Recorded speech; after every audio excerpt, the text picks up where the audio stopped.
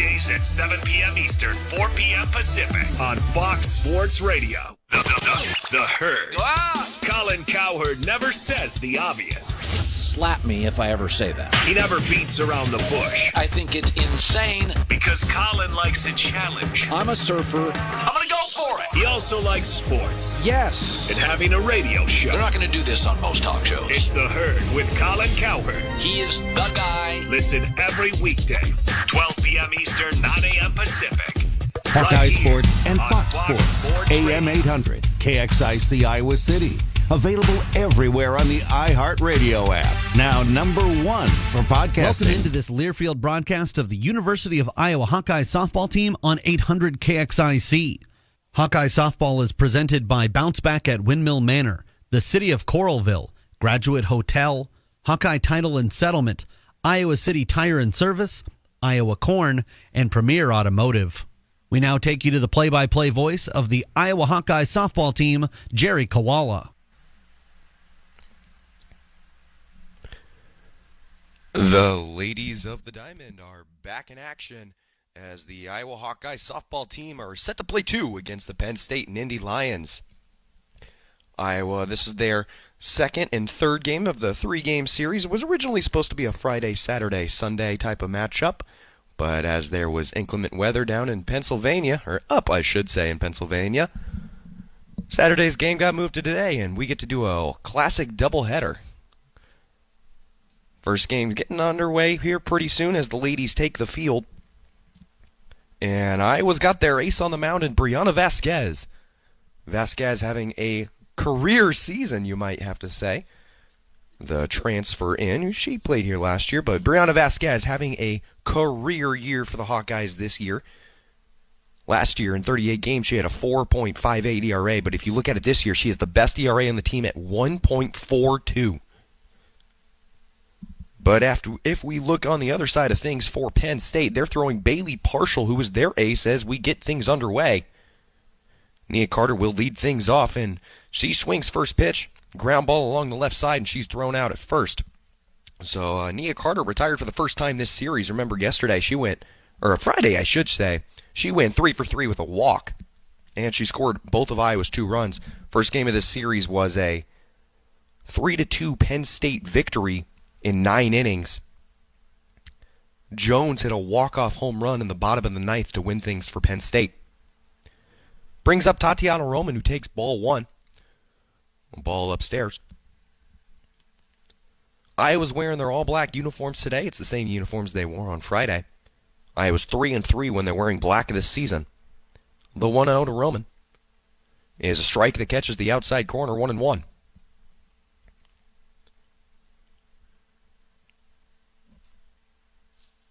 Roman had a good day at the plate on Friday as well. She went 2 for 4 with a pair of singles. The 1-1 to her, she swings and fouls the one off along the left side. Count goes to 1-2. Bailey Partial is the ace of this Penn State squad inside the circle. She got the nod as well on Friday, and if you remember, she went 5 innings, was pulled from the game, as Lingenfelter came in, pitched the next 3, and then Partial re-entered the game and pitched the final 9th inning and got the win. Roman hits a ground ball along the left side to the shortstop, and the throw over to first is in time for out number 2. So that brings up Tori Bennett, the Hawkeye shortstop. Last game she went 1 for 4 with a single, had an RBI, drove in the first run of the game. An RBI fielder's choice in the top of the 4th inning. She also had a steal, her second steal of the season.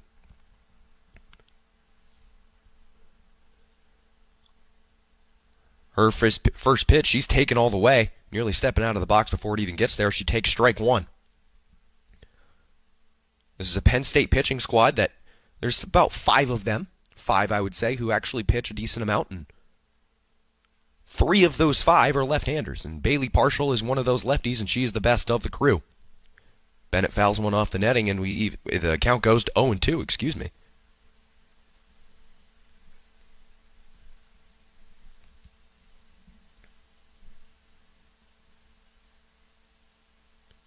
Bennett's swinging it well lately, 10 of 18 in her last 4 games, and she started every single game this season at shortstop for the Hawkeyes.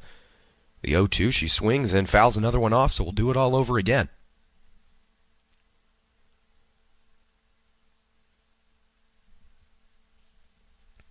It's a bright and sunny day out in Pennsylvania. Quite different from what we had on Friday. On Friday, everyone was covering themselves with blankets. You saw a couple of scarves in the bleachers as well. Today, it's more sweatshirt weather. Everyone's wearing pants, but that's out of comfort. Bennett chases upstairs and she swings and misses, so Bailey Partial gets her first strikeout of the day. After the top half of the first, the Hawks go 3 up, 3 down, and Penn State's coming up to bat. You're listening to Hawkeye Softball with Learfield. It's time for a great night out in Coralville. This is Mayor Megan Foster inviting you to join us Saturday, April 1st for the Fourth Fest Basket Auction at Brown Deer Golf Club. Starting at 4:30, view baskets brimming with gift certificates, treats, unique specialty items, and more. Stay for the bidding at 5:30 and take home your favorite basket. All proceeds go to Fourth Fest, Coralville's spectacular summer event. Let's make it bigger and better than ever at the Fourth Fest Basket Auction on April 1st. Check coralville.org for details. You're listening to University of Iowa Hawkeye Softball on 800 KXIC. It's a windy day in Pennsylvania as we head to the bottom half of the first inning. Hawks went 3 up, 3 down to start things off, and they're going to turn the ball over to their ace of the squad. Brianna Vasquez talked about her a little bit at the top. Having a career season for the Hawkeyes this year. The last time Vasquez pitched was a game at South Florida, so about 2-3 games ago. She went 6 innings, allowed 4 runs on 6 hits, had 3 strikeouts and 2 walks. As I said, she's been the best pitcher this season for the Hawkeyes. A 9-2 record, most wins on the season, doubling anyone else on the squad. A 1.42 ERA, which is the best ERA in the team, and the second best in the Big Ten. The Hawkeye pitching squad actually has 3 pitchers within the top 10 in ERA in the conference. Vasquez's first pitch is a ball upstairs to Melody Coombs. Coombs, the leadoff batter for the Nittany Lions squad. On Friday, I should say, she went 1 for 4 with a single. Gotta stop saying yesterday. Last game, folks. The second pitch is also upstairs. Count goes 2-0. Even in the last half inning, the wind's picked up quite a bit. Looking at those center field flags, everything's blowing in. So we saw Jones hit the walk-off home run yesterday. Don't expect any long balls today. You'd have to really get a hold of one. Coombs swings and misses for strike 1.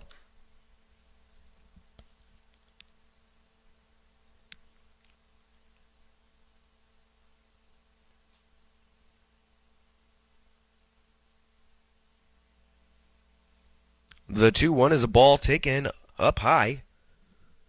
Count is 3-1. Command is not usually an issue for Vasquez. She's only walked 22 batters on the season. Compare that to 74 strikeouts. The 3-1 to the Penn State leadoff hitter is fouled off the netting. Count goes full.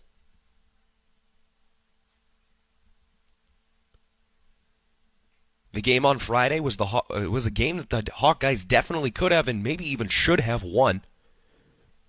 Led twice in it before allowing Penn State to tie things up. Took the lead in the top half of the 4th inning. As the full count pitch is fouled off by Coombs. And it's behind the plate. We might have a chance at a catch here, but it is dropped by Doster behind the plate. I thought that one was going to get out behind the netting. It just kind of spun a little bit and stayed in the park. Doster shaking her head a little bit. Feels like that's a play she should have made. Gives herself a fist bump. Count remains full. And this one's fouled off again by Coombs. So, been a lot of pitches in the first at-bat for Vasquez.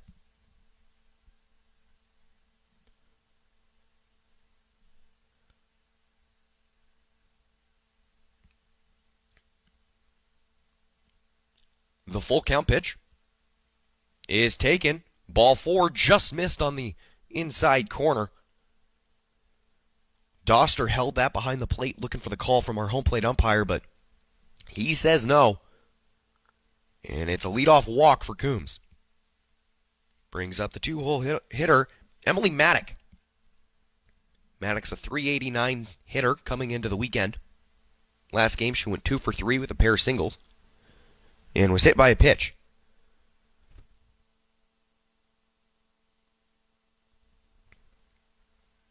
And she shows bunt, pulls back, and then puts the bunt down again.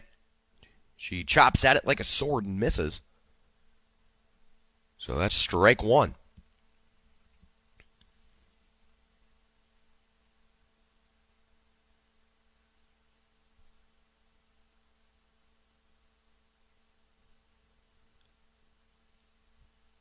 Counts 0-1 to the Penn State 2-hole. She takes, and runner's going down to second base. The throw is low and in the dirt, so that's going to be a stolen base for Melody Coombs. And that's nothing that Doster should get her put her head down about, because Coombs is a very, very, very good base stealer. She's got 15, now 16 stolen bases on the season. That's the second most steals in the Big Ten. She has the 14th best steals per game ratio in the nation in all of Division I softball. As the 0-2 is fouled off, and the count remains 0-2. Penn State's got a runner on second base, nobody out, in the bottom half of the first inning.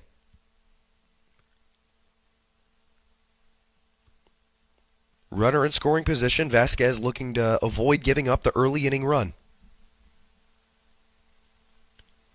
Takes the sign, goes into her squat, and the 0-2 is an off-speed, low and away, ball one.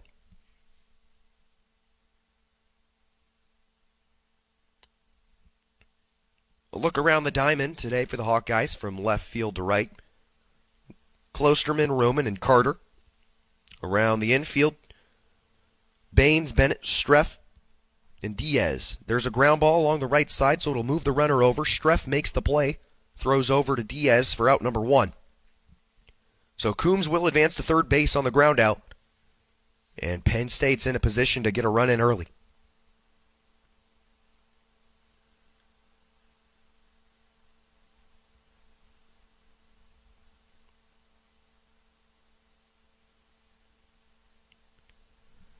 Brings up the Penn State 3-hole hitter, Caitlin Morrison, the shortstop. She takes first pitch, ball one low. Morrison has a very quality season thus far for the Nittany Lions, a .403 batting average. It's the sixth best in the conference.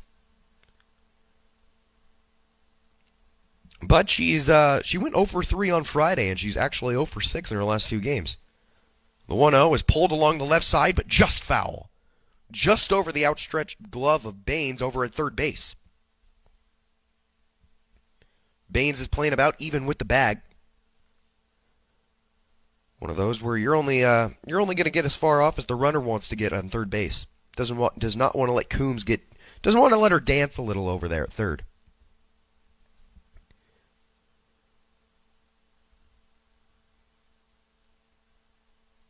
Counts 1-1 with one out. Vasquez's pitch is an off-speed that catches the lower inside corner for strike two.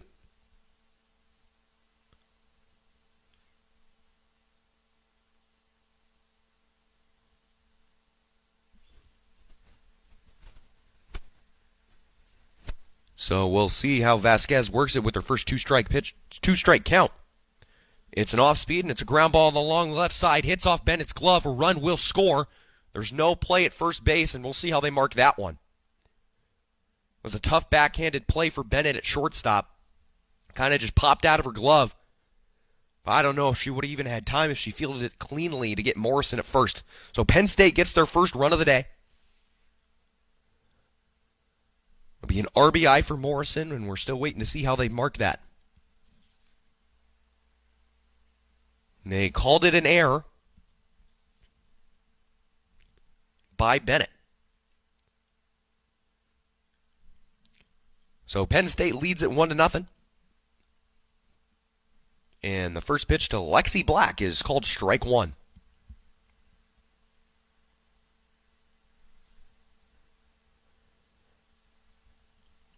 She takes again for strike two.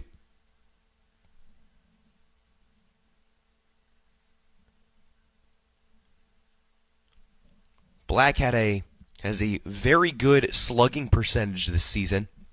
Most of her hits have gone for extra bases. The 0-2 is a ball taken upstairs. Good spot there from Vasquez. That's a 0-2 pitch where you want to put it in the batter's eye. Just get them all excited and go, yes, yes, yes, and just swing right through it. But Black was able to put the brakes on. The 1-2 from Vasquez. Off speed, and it's fouled off by Black. Count remains 1-2.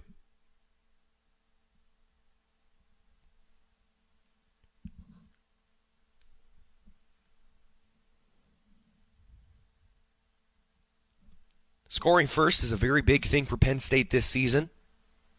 In games when they've scored first, they are 13-2. As Black swings and misses for strike 3. And that's the second out, and Vasquez has her first strikeout of the day.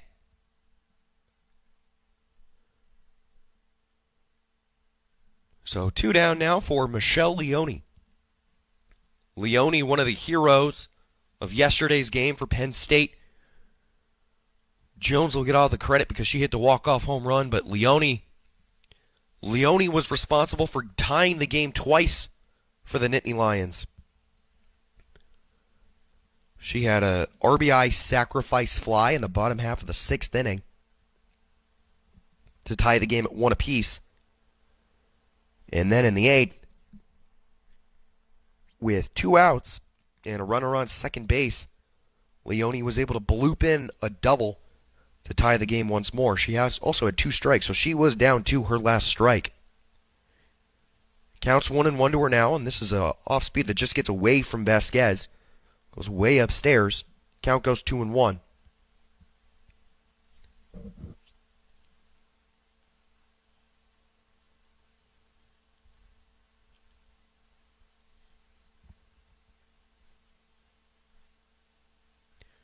And here's a fly ball in foul territory down the right field line. Ranging over is Carter, and she will camp under it and make the catch for the 3rd and final out. So Penn State gets 1 run across. And that'll do it. After 1 complete, the Penn State Nittany Lions lead the Hawkeyes 1-0. You're listening to Iowa Softball with Learfield. Get in zone, AutoZone. Welcome to AutoZone. What are you working on today? Thinking about gas mileage? You know, changing your oil with a full synthetic oil like Mobil 1 can help your engine get more miles. Right now, you can get 5 quarts with an STP extended life oil filter for only $38.99. Get started on your next job today with the parts you need when you need them at AutoZone or AutoZone.com. Get in zone, AutoZone. Restrictions apply. You're listening to University of Iowa Hawkeye Softball on 800 KXIC.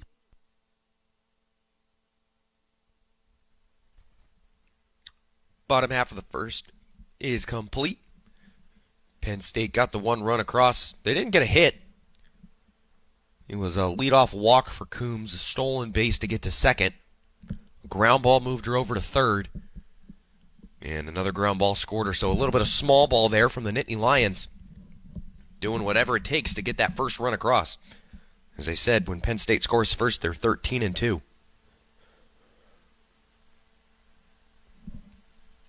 Leading off the top of the second for the Hawkeyes will be Lecker. And she fouls the first one off back to the padding. Count goes 0-1. Lecker went 0 for 3 on their game on Friday, but she did have an RBI. Had a sacrifice fly in the top of the 8th inning to give the Hawkeyes a 2-1 lead. Having a good season, leads the team in RBIs this year with 30. And she takes ball 1. She's been struggling as of late. Over her last 51 at-bats, she's only got 8 hits. That's only a 157 batting average. That 8 for 51 stretch included an 0 for 13 point. Yeah, she takes ball 2, and she's 1 for her last 10 in the last 3 games. But those 30 RBIs are a career high for her. That's second most in the Big Ten this season. The 2-1 from Partial is a curveball taken high, ball 3.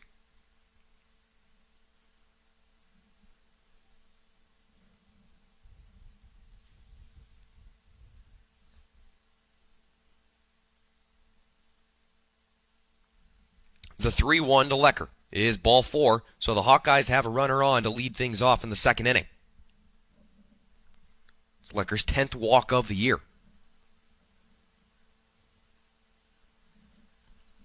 Brings up the 5-hole hitter, number 23, Grace Baines. Baines is playing third base today, a 5'7" junior from Kansas City. She leads the team in triples this year. We'll have a runner over at first base. So Coach Gillespie's getting things moving early.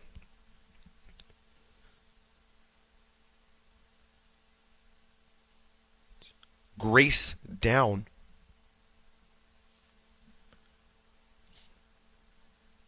Sorry, Haley down. Grace Baines is at the plate. Down is over the runner at first base, excuse me. So runner on, nobody out for the Hawkeyes.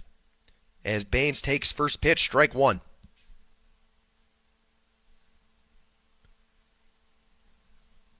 Baines a touch under 300 coming into the weekend. As I said, she leads the team in triples. It actually leads the Big Ten as well with 3 of them. She has showcased the power as well with a home run, as she takes ball 1 to even the count.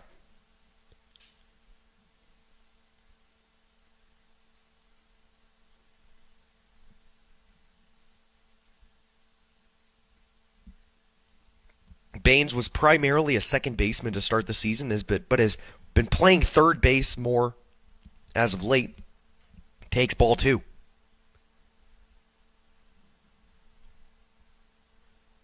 On Friday, she went 1 for 4, and one of those outs included a strikeout.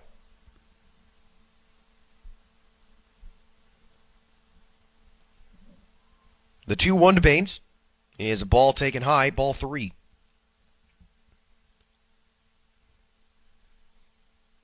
See, Partial is showing some frustration out in the circle, throwing the ball back and forth in her glove. She's a little frustrated, you could say. Counts 3-1 to Baines. She takes, and it catches the inside corner, and the count goes full. So maybe we'll see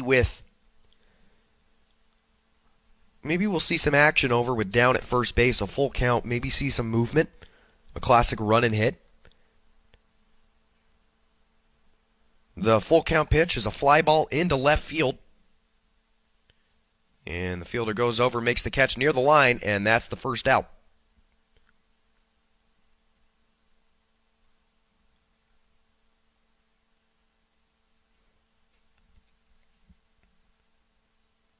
Brings up the Hawkeye left fielder, number 22, Briley Klosterman. Klosterman, .333 hitter coming into the weekend. 530. So did not have to travel far to play softball for the Hawkeyes. She takes ball 1.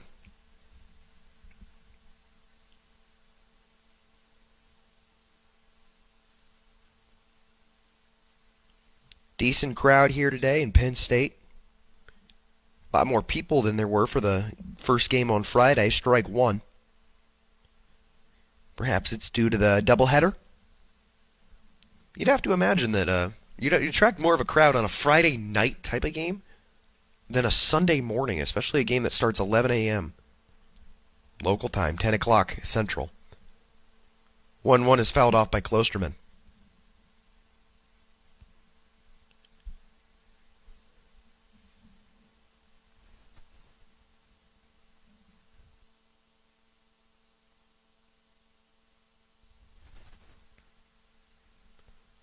So 1 out in the top half of the second inning for the Hawkeyes. Iowa trails 1-0 to Penn State in their second game of Big Ten Conference play. The 1-2 is Klosterman is fouled off. The wind has really picked up here. It's blowing almost straight in from center field. Look at they got about, maybe 24 flags out there behind the outfield wall. And all of them seem to be pointed in. 1-2 is a fastball upstairs, ball 2.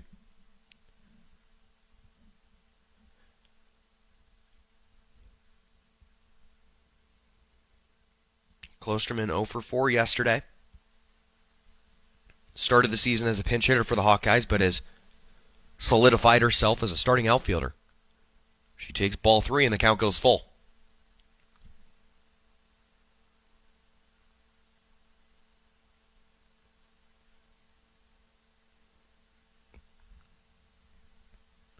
The full count pitch from Partial is ball 4. So that's 2 walks this inning from the Penn State ace, and the Hawkeyes have 2 on with 1 away.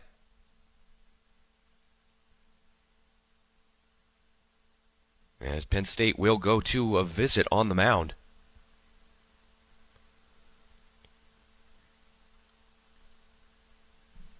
Partial pitching today after, again, she went 6 innings in the first game on Friday.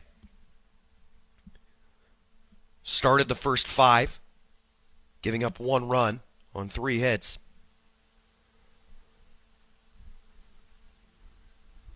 Was pulled after the 5th inning. So she sat 6, 7, and 8 and then re-entered the game to go back in the circle.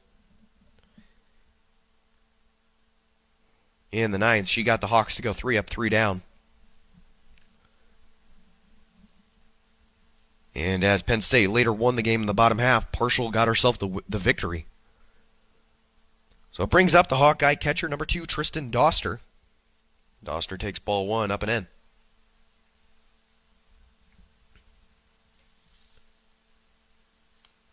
Doster, one of 2 catchers that primarily catch for the Hawkeyes.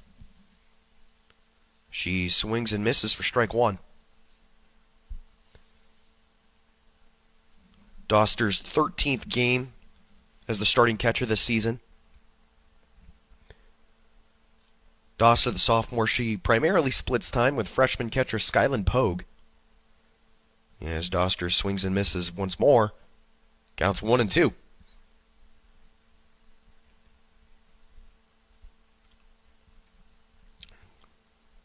Two on, 1 out, and Doster shows bunt. We know she's going to pull back and swing, though. And there's the pullback, and there's the swing. Fouled off the netting. Count stays the same.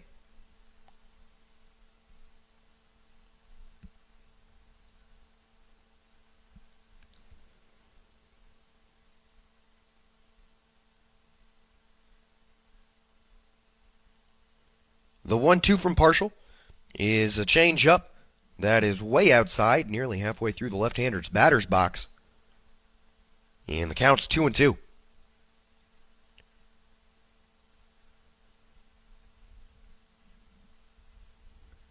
Partial takes the sign, goes into a squat, and the delivery is a foul ball. Looks like the umpire didn't even know what happened there. It looked like it could have been a swing and a miss that was just dropped by Lindmark behind the plate for Penn State, but the umpire has ruled it a foul ball.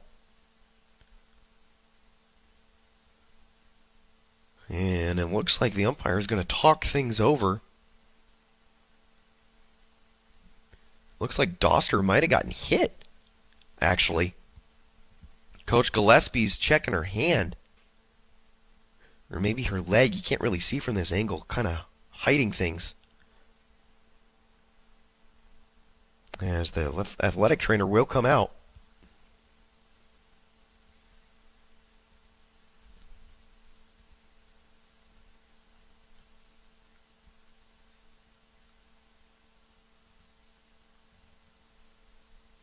Doster still getting some working. She gets a tape job done on the, appears to be around her right arm, and maybe her hand as well. But she steps back into the box, and the count's 2 and 2. Remember, 2 on, 2 outs for the Hawkeyes. Sorry, 2 on and 1 out. Scoreboard is wrong. The scoreboard thought, like I initially did, that Doster had swung and missed for the 3rd strike, but no, she fouled it off. And she fouls another one off. Count is 2 and 2 still, with 1 away.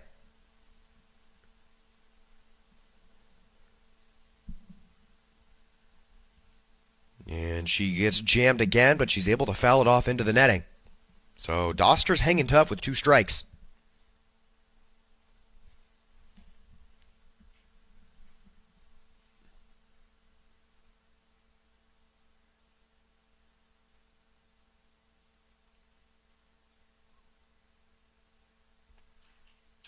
The 2-2 from Partial is a fly ball into left center field, and it's back. It's at the wall, and it is gone. See you later.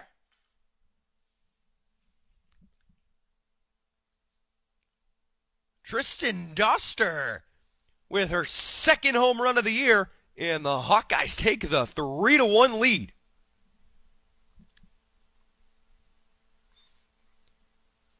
That was a laser from the Hawkeye catcher, and it just snuck over the left center field wall. I wasn't sure if it had enough to get out,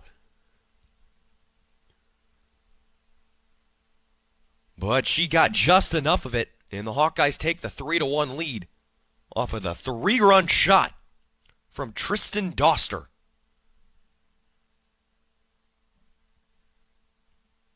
Streff steps in now for the Hawkeyes.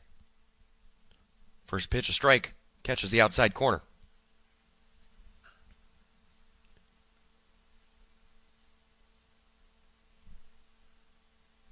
Counts 0-1, and this is a ground ball pulled foul along the third base line.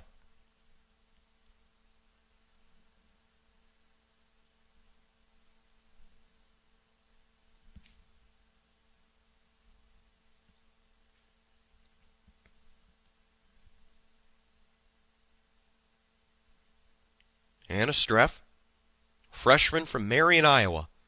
Went 0 for 3 on Friday. Looking for her first hit of the series. She just gets a piece of one and fouls it off. Hitting .240 coming into the weekend.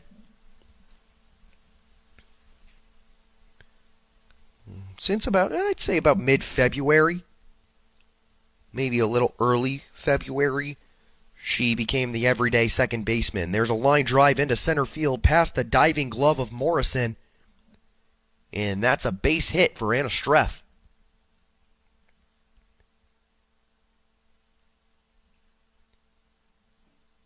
So the Hawks got another runner on. Streff reaches first base safely. It's still just one away. Brings up Sammy Diaz for the Hawkeyes. Diaz, a junior from Cypress, California. She takes ball one outside.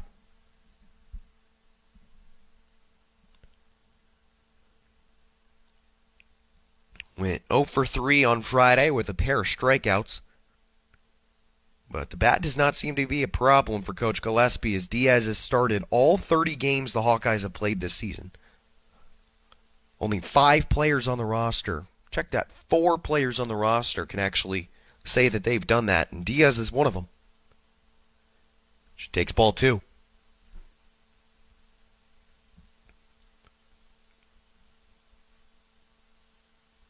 And she takes once more, and the count goes 3-0. So Partial, who has already walked a pair of Hawkeyes this inning,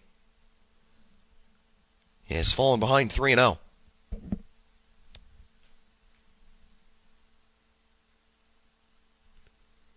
Diaz has the take sign on. Takes strike 1.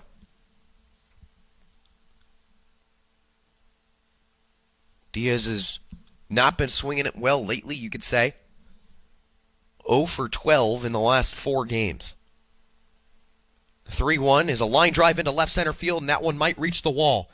Runners are going around the bases, and the Hawks are going to stop at third, and that's a stand-up double for Sammy Diaz.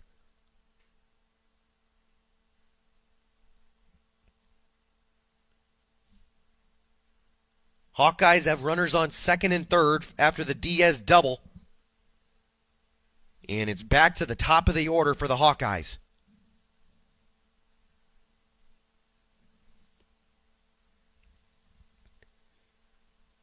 Nia Carter steps in now. Nia Carter definitely the best hitter on this Hawkeye squad.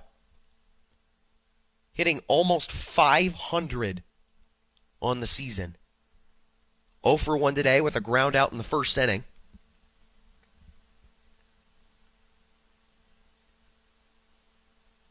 But on Friday, she went 3 for 3 with a double, 2 singles, a walk, and scored the only 2 Hawkeye runs. She hits a fly ball into center field. This should be deep enough to get the run in. Streff will cross the plate safely.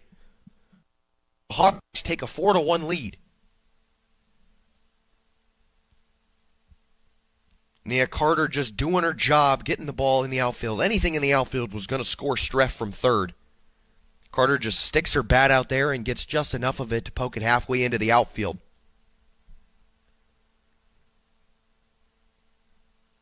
And Streff was able to tag up.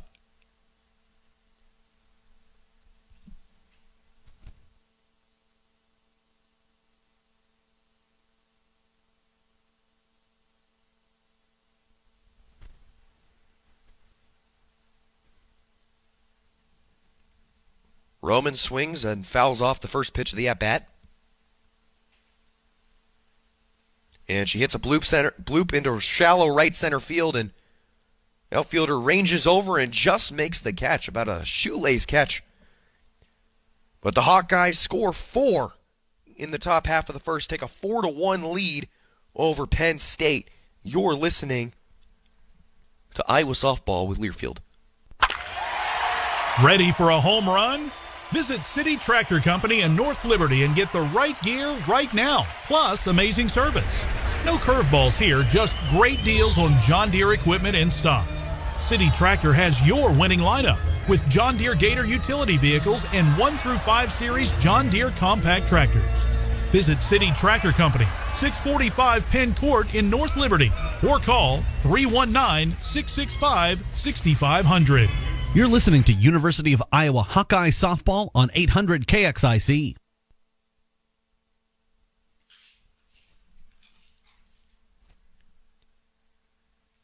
Time for the bottom half of the second inning between Penn State and the Iowa Hawkeyes. It's the first of a 2-game doubleheader. You're on a Sunday morning and about to turn afternoon. Penn State scored in the bottom half of the first inning, but a 4-run second for Iowa turned things around. They used 3 hits to score those 4 runs, and 3 of them coming off a 3-run home run from the Hawkeye catcher Tristan Doster.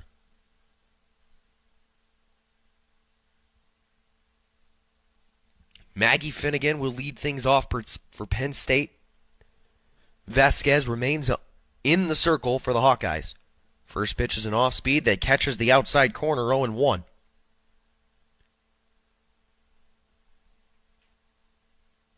As we said, Vasquez having a very good season for Iowa. A 9-2 record, 1.42 ERA, and 69 innings pitched. There's a fly ball that will stay in the infield, and Bennett barely has to move, 1 out.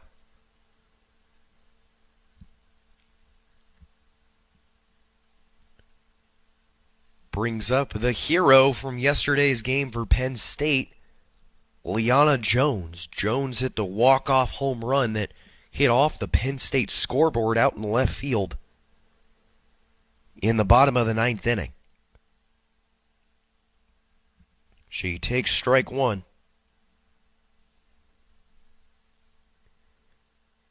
As we said, Jones yesterday had the walk-off homer. She went 2 for 4. And she's on a 3-game hitting streak. Vasquez's pitch is inside for ball 1.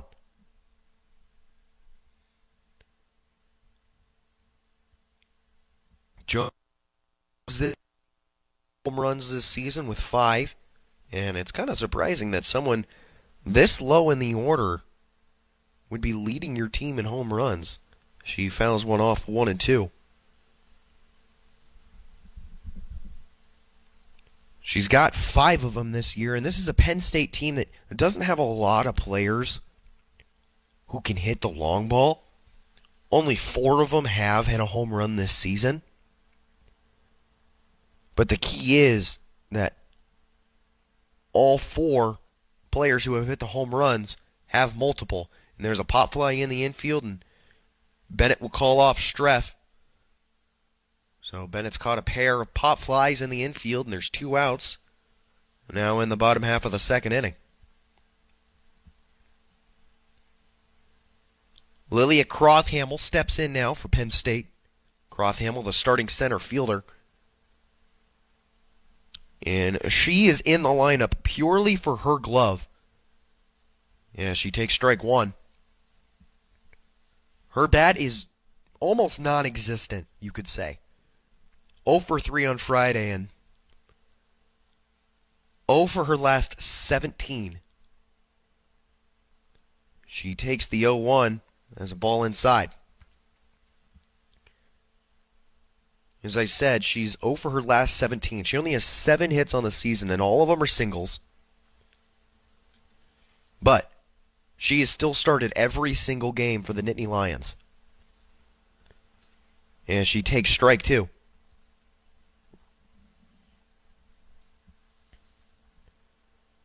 This is her 5th season playing games for Penn State, and she has not hit over 200 in any of them. She takes the 1-2 fastball upstairs. Counts 2-2.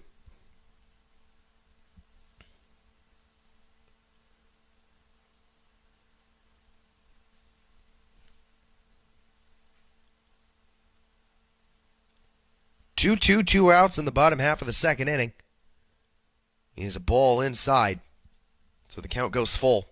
Vasquez does not want to lose her here.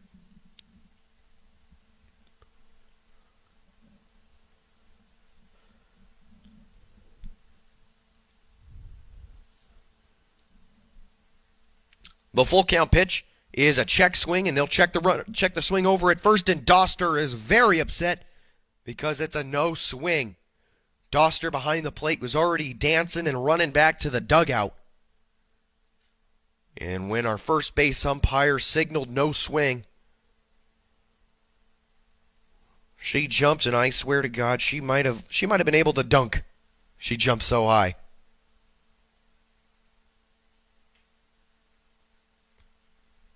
But it's a 2-out walk to the Penn State center fielder, Crothamel. And it moves things over to the 9-hole hitter for Penn State, Cassie Lindmark. Lindmark, the catcher today. It's her 8th start of the season. She's ahead 1-0. And takes strike one. She's 4 for 17 on the season.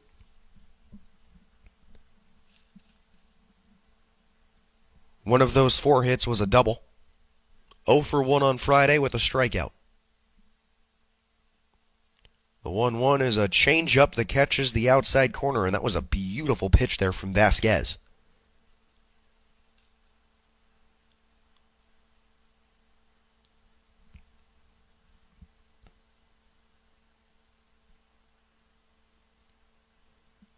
And Lindmark shows bunt, pulls back just in time for ball 2. Going with a 2-strike bunt attempt there from the Penn State 9-hole.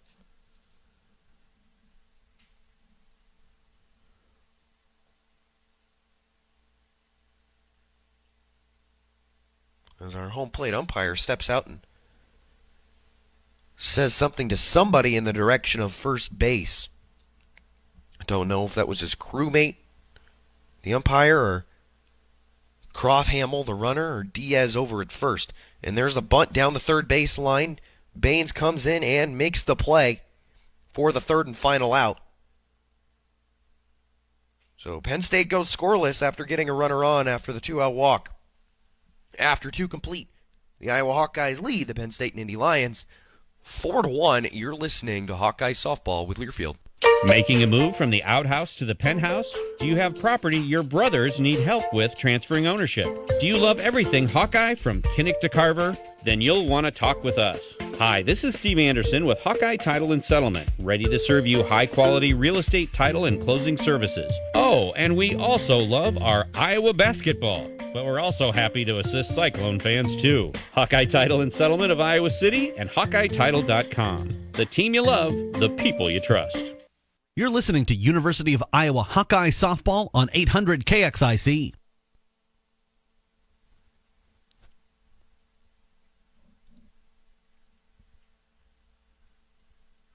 Tori Bennett will lead things off for the Hawkeyes in the top half of the third. Bennett, the starting shortstop today, has started every single game for Iowa this season. Bennett's 0 for 1 today with a strikeout in the first.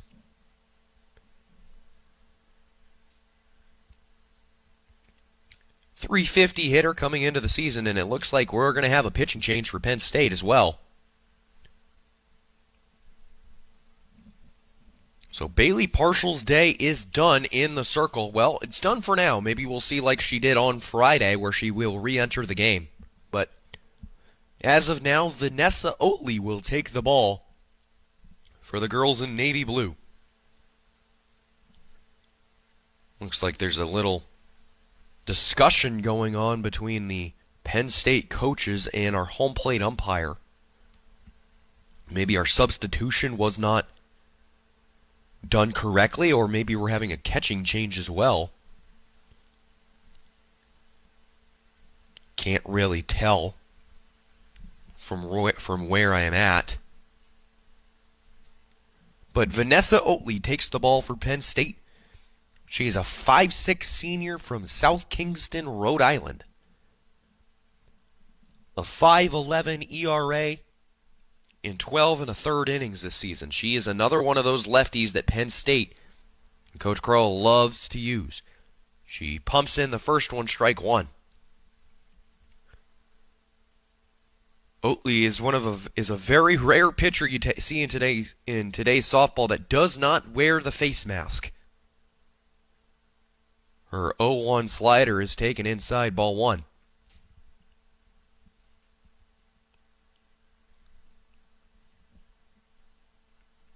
Oatley, she's done okay in her last two appearances leading up to this one. In a game against Cornell, she pitched 2 innings and allowed 1 run. And in her appearance before that was against Florida Gulf Coast, and she pitched 3 innings, allowing another 1 run on 2 hits, but she struck out 5. Falls behind 2-1.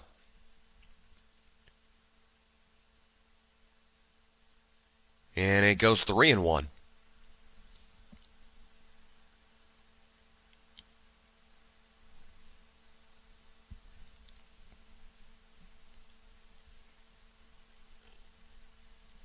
Oatley has a bit of a tick in her motion, you could say. In their strike two that catches the outside corner. Bennett thought it was ball 4, was halfway done throwing her bat back to the dugout and running to first base, but she's beckoned back into the batter's box as the count goes full. And she fouls one off, so we'll do it all over again.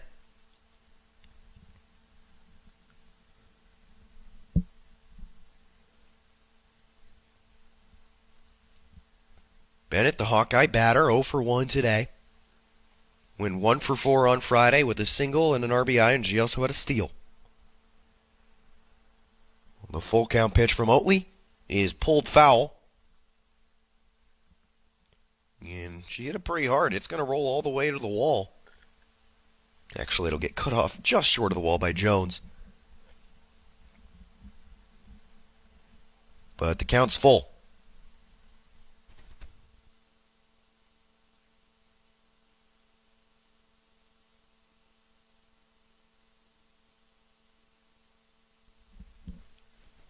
And the full count pitch is a ground ball towards the left side. Botched a little bit by Morrison, but the throw was strong and in time to retire Bennett for the first out of the third.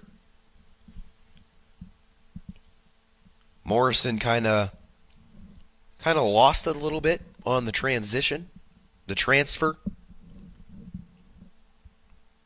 But she was able to hang on and make the strong throw over to first base to retire Bennett. Brings up Lecker for the Hawkeyes. And Lecker's only plate appearance today. She walked in the second inning. She was ran for by Down, who eventually came around and scored the first run for Iowa.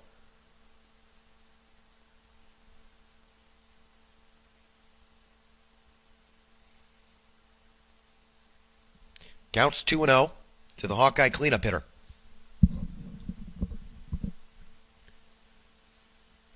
And she takes up and away, ball 3.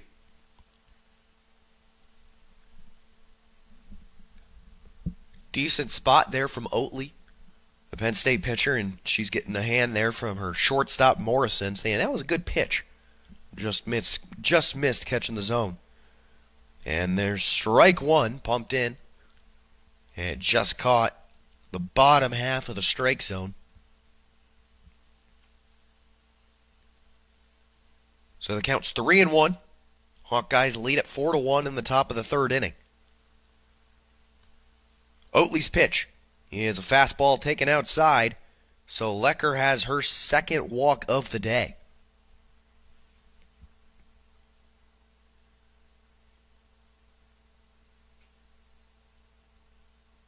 Lecker's 11th walk of the season. And let's see if I can do some math here. That will tie her for the 3rd most on the team. Brings up the Hawkeye 3rd baseman, Grace Baines. Baines 0 for 1 today.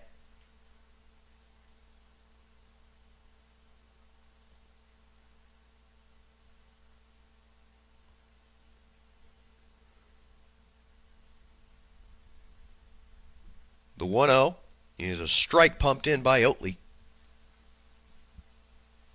And the count's 1-1.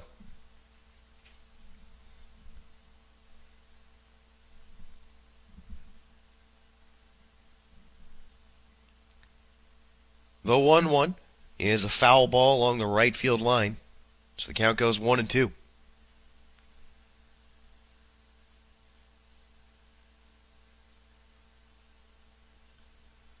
Iowa looking to avenge their 3-2 loss yesterday. Or on Friday, I should say, to Penn State. As Baines hits a line drive down the right field line, and that's going to drop in for a base hit. And Lecker goes over to 3rd, and she'll beat the throw. And now Baines is caught in a rundown between 1st and 2nd. Lecker remains at 3rd. Baines is just trying to beckon her over to score. Lecker will score, so Baines will get the run in via the rundown, but she is tagged out for the 2nd out. But the most important part, the Hawkeyes get their 5th run of the ball game. So Baines hit the single down the right field line. Lecker went from 1st to 3rd. And then on the throw over to 3rd base, Baines tried to advance to 2nd. And then she got caught in a rundown. And then while the rundown was happening between 1st and 2nd base, Lecker was able to advance home and score. So Iowa now leads things 5-1. Now with Briley Klosterman, who takes strike 1. And she takes a fastball outside.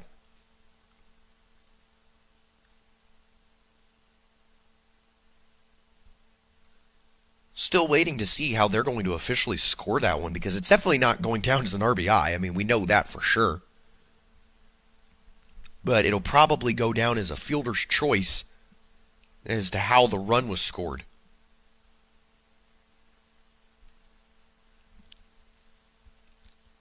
As Klosterman takes ball 2.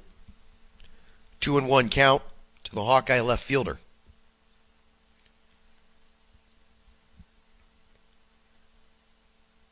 And she takes ball 3 outside. So the count goes 3-1. 2 outs in the top half of the 3rd inning. The Hawkeyes lead 5-1.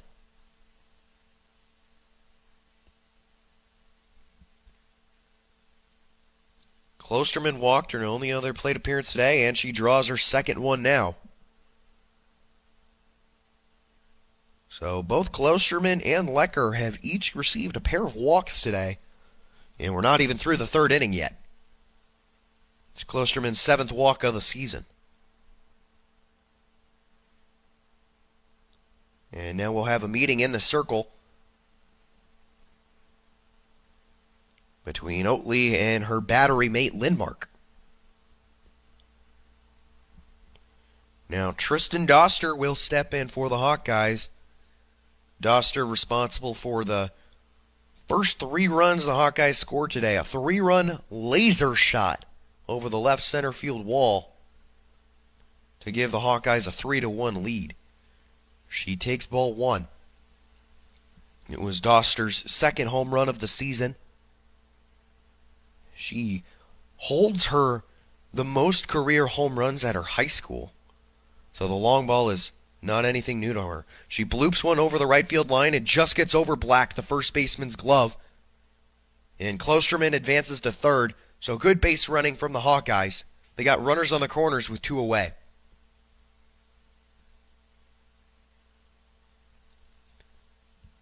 That was I'm not even going to say a Derek Jeter-esque inside-out swing. That was one where Doster just was so jammed and so late on it, she just got enough of it and blooped it over Black's, the first baseman's glove, and wasn't played very well by her either. Instead of trying to turn and run for it, she just kind of backpedaled while standing straight up and holding her glove up in the air the entire time. Well, it brings up Streff, the second baseman, to try and drive in the 6th run of the day for the Hawkeyes. She fists one down the first baseline that rolls foul.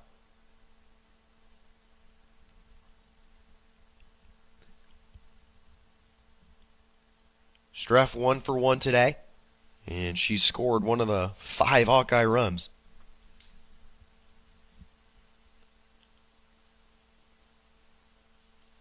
She fouls one off of her shin here. Looks like the Hawkeyes might have had some action over there. With Doster, it looks like she might have been trying to swipe second. We saw the Hawkeyes get creative on the base paths yesterday with runners on the corners. Had Bennett steal second to try and get the throw down, so the runner on third could score. And here's a line drive in the left field, and it will go through for a base hit, and the Hawkeyes will score again. And the score is 6-1 in the top of the 3rd inning.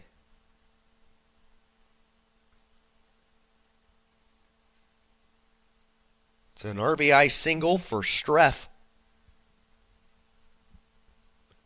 who has a pair of hits now today. So, a bit of a rough outing for Vanessa Oatley, who is appearing in her first inning of the day. And here's a hard ground ball up the middle and into center field. Runner will round third, but put the brakes on. Here's Doster. Croft-Hamill, the Penn State center fielder, was charging hard, and she got the ball just a couple of feet behind the lip, so it would have been a really, really simple and easy throw. So Doster's forced to stop at third, and the bases are loaded. Yes, Croft-Hamill, getting a look at the replay now. Croft-Hamill had the ball before Doster had even reached third base. So getting sent home would have just meant, would not have been ideal.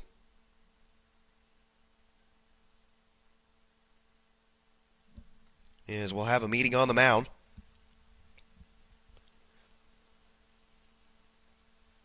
Bases are loaded for the Hawkeyes with 2 away.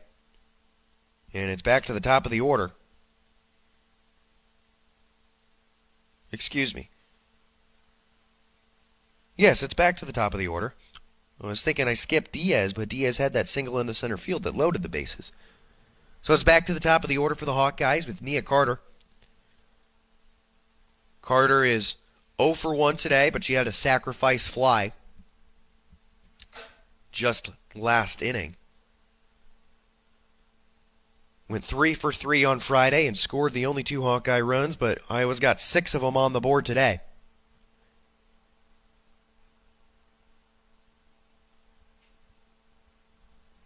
Carter takes the first pitch, an off speed that catches the outside corner, and it's 0-1.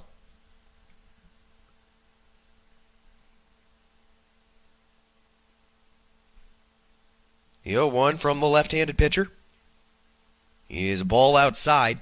Maybe it was a little low as well. And the count evens at 1 apiece.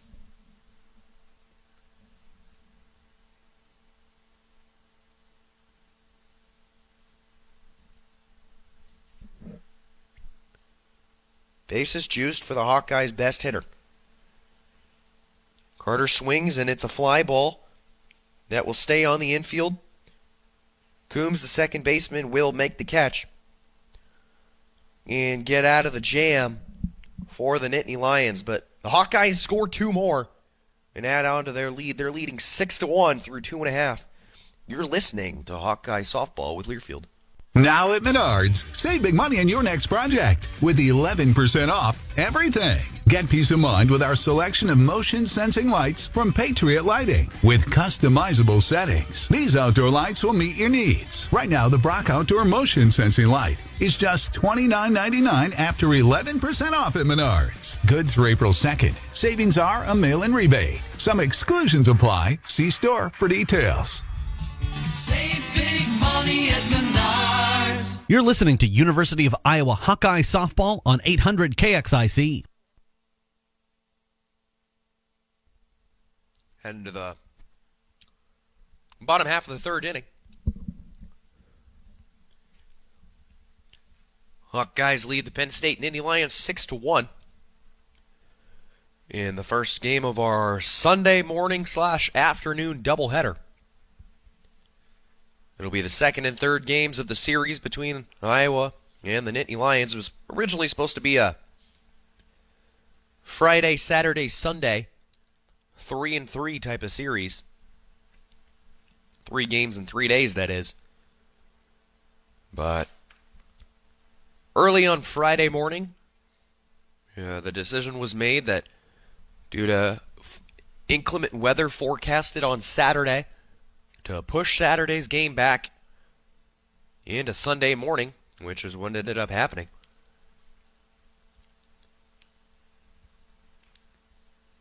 So our first game today at 10 a.m., 11 a.m. Pennsylvania time, 10 a.m. Iowa time. And to lead things off in the top of the fourth for Penn State is the leadoff batter, Melody Coombs.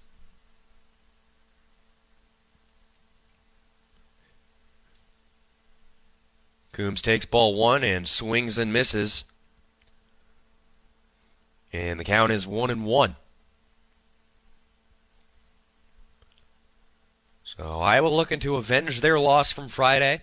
They lost via the walk-off home run from Liana Jones in the bottom of the 9th inning. Ball 2 upstairs.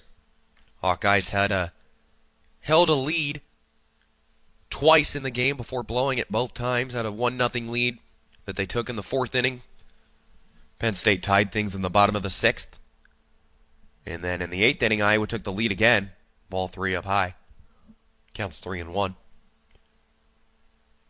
Iowa took the lead in the top of the 8th. And got the first 2 outs of the 8th inning before a 2-out hit.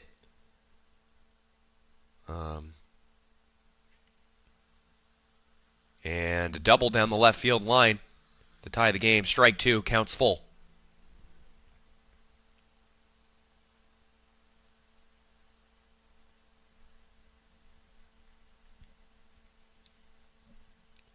The full count pitch from the Iowa ace, Vasquez, is a fly ball in foul territory. Baines will go over, camp underneath it, and makes the catch in foul territory for the first out of the 4th. Excuse me, the 3rd. Our scoreboard graphic seems to be wrong. It's trying to display that it's the top of the 4th. As soon as I said it, I was like, that sounds a little wrong. It's the bottom half of the 3rd, folks. It's the bottom of the 3rd. Iowa leads 6-1 with 1 away. Brings up Emily Maddock, the Penn State 2-hole hitter.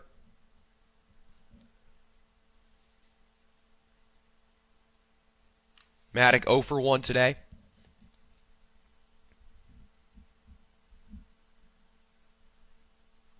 And she lasers one down the right field line, and it will stay fair. It reaches the wall on 1 hop. The throw into second base is not in time, and Maddox slides in safely for a 1-out double. That one was hit very sharply from the Penn State DP. Just ripped it down the line and somehow was able to keep it about maybe a foot and a half inside the foul line. It was a laser. That maybe got 15 feet off the ground. if that. But Penn State has a runner on second with one away. And Caitlin Morrison, their 3-hole hitter, at the plate. She takes ball 1.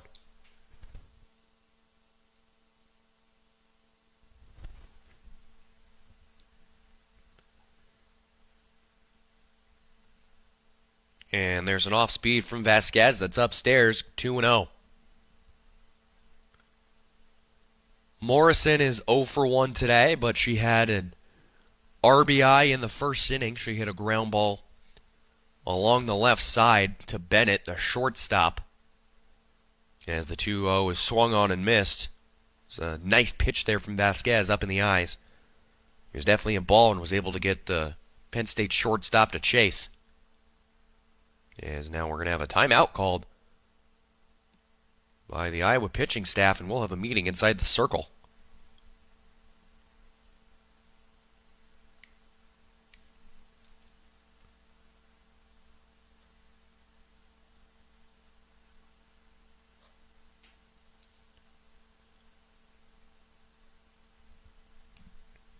One away in the bottom of the third inning.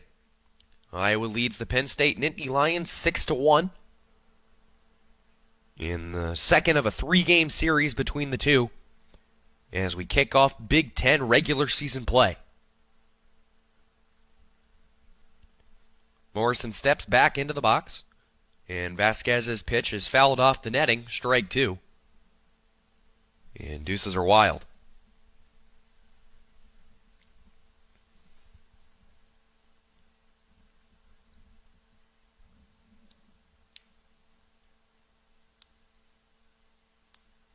Two-two count to the Penn State 3-hole hitter, and she fouls one off over the press box's heads. So the count remains at 2 apiece.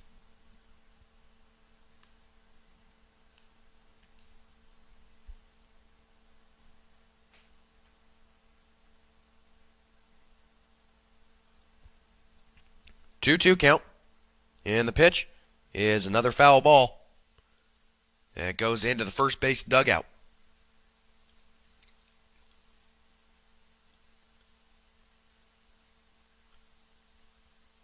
Iowa looking for their first win of the series, and you know when else Iowans win? When corn grows Iowa.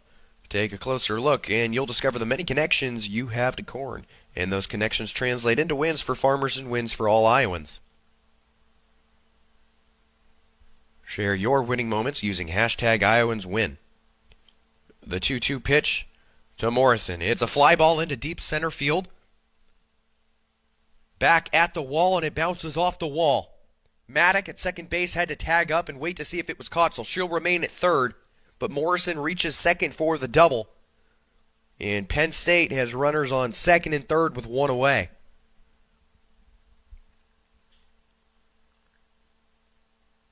It was a ball that just ranged over the outstretched glove of Roman. It short-hopped the center field wall, definitely the deepest part of the park. And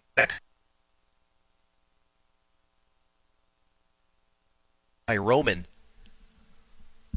was waiting to maybe tag up if it was, so she was not able to advance and score. She only got to third.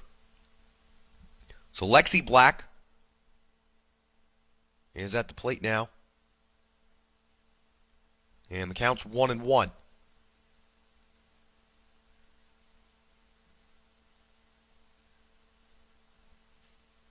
Black is 0 for 1 today.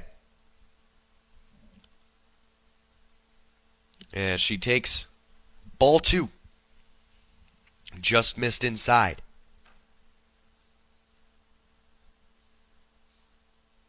Black has 19 RBIs on the season, looking to add at least 2 more. Went 1 for 4 yesterday with a triple. She takes strike 2. She has 25 hits on the season, and 15 of them are for extra bases. She's got 10 doubles, a pair of triples, 3 home runs. And she takes ball 3, and the count's full. Black leads the team in doubles, triples, and walks. She has the 6th best slugging percentage in the Big Ten coming into the weekend. A full count is yanked foul along the left field line.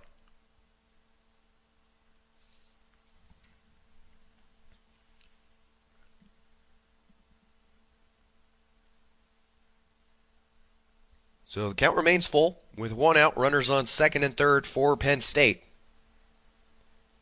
Vasquez's pitch is an off-speed, cut on and missed.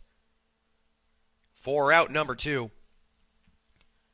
And Vasquez has her second strikeout of the afternoon.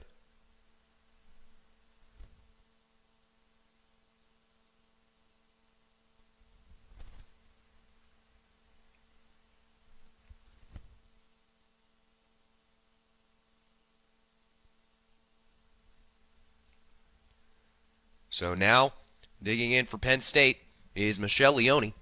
She hits a ground ball along the left side, fielded by Bennett, and the throw over to first is in time for the third and final out. So Vasquez pitches around, runners on second and third with 1 out, and is able to hold Penn State scoreless. After 3 complete, the Hawkeyes lead at 6-1. You're listening to Iowa Softball with Learfield. The podcast Let's Start a Coup wonders, what if a secret cabal of the nation's most powerful people tried to overthrow the president?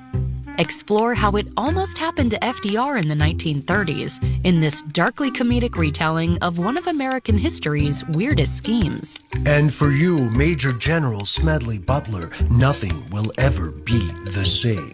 Why? Is it something bad? Listen to Let's Start a Coup on the iHeartRadio app or wherever you get your podcasts. You're listening to University of Iowa Hawkeye Softball on 800 KXIC.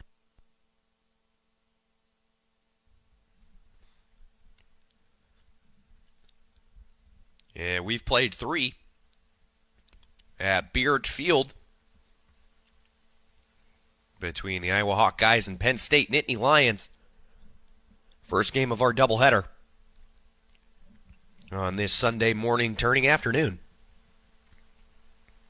Hawkeyes 6 runs on 7 hits, and they have an error. Penn State 1 run on 2 hits.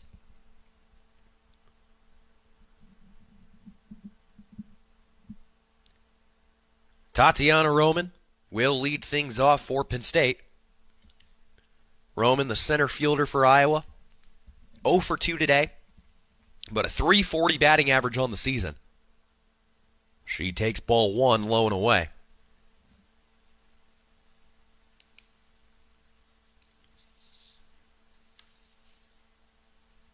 Roman, a sophomore from Garden Grove, California.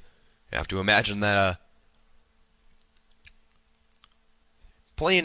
coming from California, and now you're playing all the way out in Pennsylvania, playing college ball. Just living the dream. Count evens at 1-1.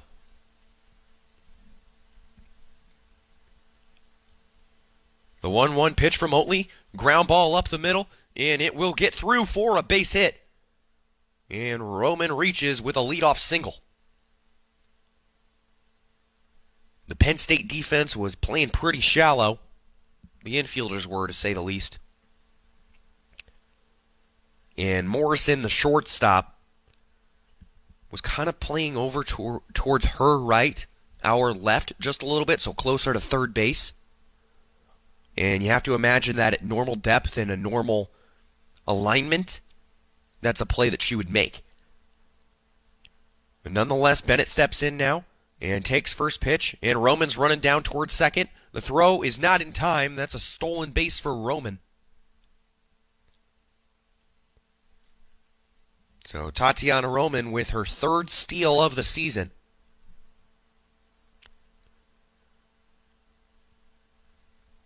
Great pitch to do it on. Oatley threw it looked like a changeup. Definitely an off-speed of some sorts, and it was pretty low. And the Penn State catcher, who they have changed out, it's no longer Cassie Lindmark, who was the starter.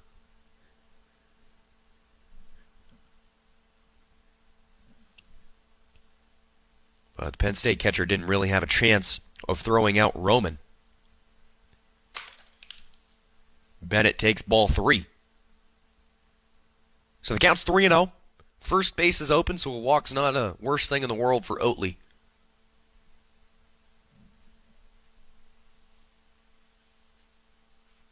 As Oatley pumps in, strike 1, counts 3-1. Have to wonder that maybe we'll see how many different pitchers we're going to see today from Penn State. I mean, it's a doubleheader. As Bennett chases low, swings and misses, and the count's full. Again, have to imagine how many different pitchers we're going to see today from Penn State. It's a doubleheader, and they've already pitched Bailey Partial, who is their ace. I mean, she only threw 2 innings, but she threw six on Friday, as Bennett takes ball 4 and will reach safely. So the Hawkeyes have runners on first and second with nobody out. Umpires checked the swing pretty late, but it was decided that she did not go around. Brings up Lecker, who's got a pair of walks. But as I was saying, Penn State has already used, this is their second pitcher of the day, and they've only really used 5 pitchers all season. As Lecker takes ball 1. We saw Kylie Lingenfelter get the ball on Friday. She came in for 3 innings in relief.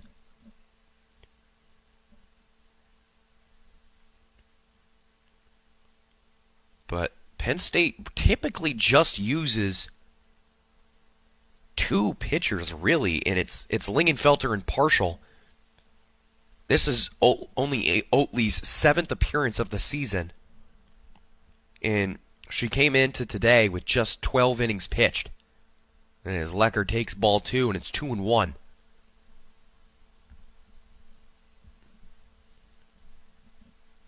Penn State has used 5 pitchers this season, and one of them is sophomore Lydia Spalding, and she's only pitched for 1 1/3 innings all year in 1 appearance. As the 2-1 pitch gets away from the catcher behind the plate, so the Hawkeyes will advance. Roman and Bennett, that is. So the runners now reach second and third, and there's still nobody out in the top half of the 4th for the Hawkeyes. They're threatening once more, and they already hold the 6-1 lead. Lecker, who is the second most RBIs in the Big Ten coming into the weekend. And the 3-1 pitch is an off-speed low for ball 4, so Lecker now draws her 3rd walk of the day. And it looks like we're going to have a meeting on the mound. Maybe even a pitching change. As they take a talk, we'll take a break. You're listening to Iowa Softball with Learfield. Get in zone, AutoZone. Welcome to AutoZone. What are you working on today? Thinking about gas mileage? You know, changing your oil with a full synthetic oil like Mobil 1 can help your engine get more miles. Right now, you can get 5 quarts with an STP Extended Life oil filter for only $38.99. Get started on your next job today with the parts you need when you need them at AutoZone or AutoZone.com. Get in zone, AutoZone. Restrictions apply. You're listening to University of Iowa Hawkeye Softball on 800 KXIC.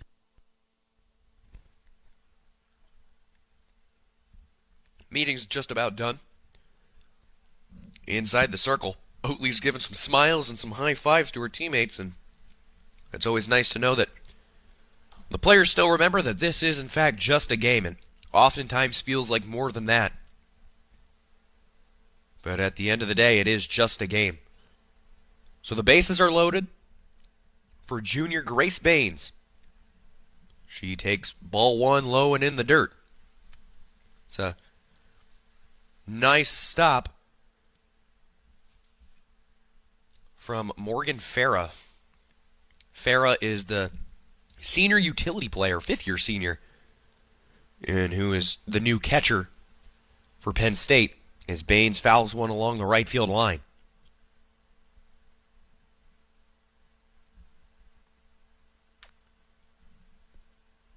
We know Morgan Farah, who, as I said, is the new Penn State catcher, is very energetic, you could say. We remember in their game on Friday, she was kind of leading the dugout in all of their cheers. As Baines fouls one off, count goes 1-2.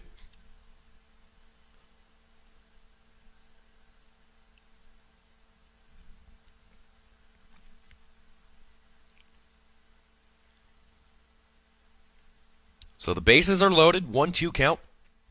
Nobody out. Oatley into the squat and into her delivery. He's an off-speed low. And 2 balls and 2 strikes.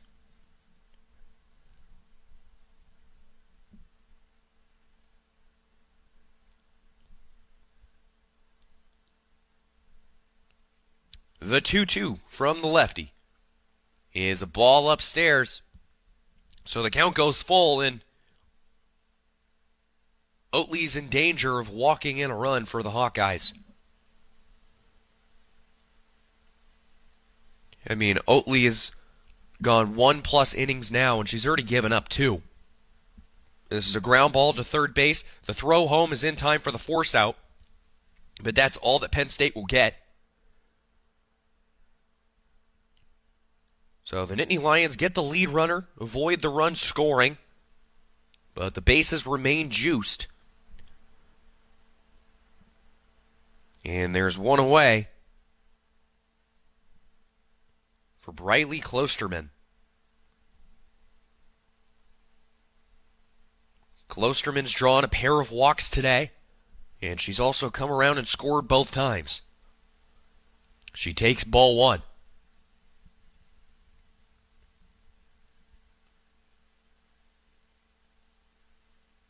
Klosterman started the season as a pinch hitter, but as of late she has solidified herself as an everyday outfielder.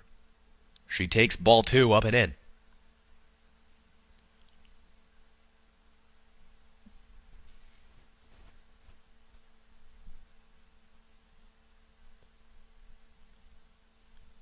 Bases still loaded with 1 away. Oatley takes the sign, goes into her motion, and cut on and missed from Klosterman.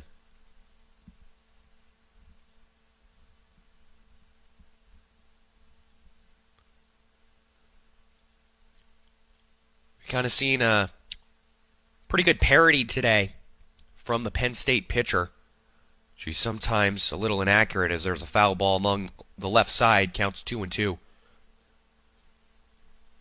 can pretty much see that Oatley's trying to work the same spots with every single one of her pitches. It's either a changeup that's low and just skimming the dirt, or it's some kind of slider that's moving horizontally in and out of the zone on the outside part to lefties, inside part to righties. As there's a check swing and our base umpire says no, so the count is full again, and the bases are still loaded. Klosterman's threatening for her 3rd walk of the day. The full count pitch from Oatley is strike 3 called. It's a nice off speed from the Penn State lefty. Froze Klosterman at the plate. And the home plate umpire signaled strike 3. So there's 2 away now. And it brings up the Hawkeye catcher, Tristan Doster. Remember, Doster is 1 for 2 today, but that one hit was a big 3-run home run in the 2nd inning to give the Hawkeyes the 3-1 lead. She takes ball 1.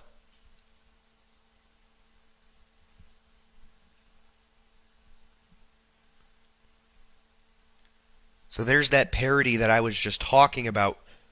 Oatley starting with that off speed, and she's putting it away from these hitters. She's not letting them get their hands around the ball. There's strike 1 pumped in. And that pitch that she just threw there was a fastball on the inner half. So you see that she's working it. Hard stuff is going inside, and the softer stuff is staying out. And most importantly, she's keeping nearly everything low. She's letting some stuff get away from her. As it's fouled off by Doster, counts 1-2.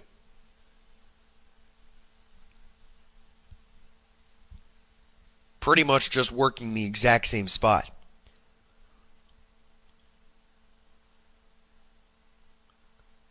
The Hawkeyes loaded the bases and had nobody out. But now Penn State's threatening to avoid the jam. As the count's 1-2 to the Hawkeye catcher. And she pokes one behind the bleachers. So the count is still 1-2 strikes.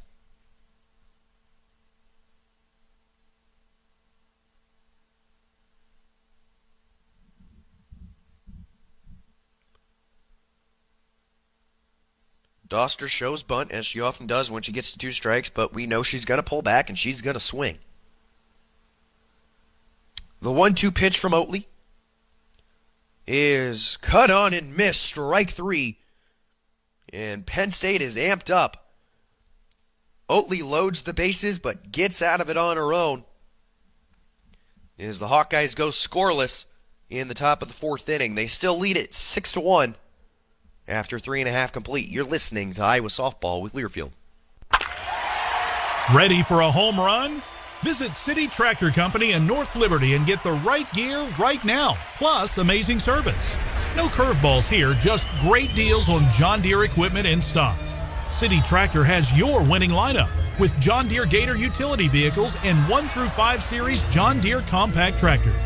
Visit City Tractor Company, 645 Penn Court in North Liberty, or call 319-665-6500.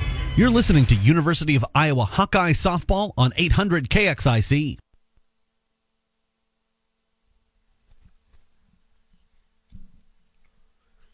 Headed to the bottom of the 4th.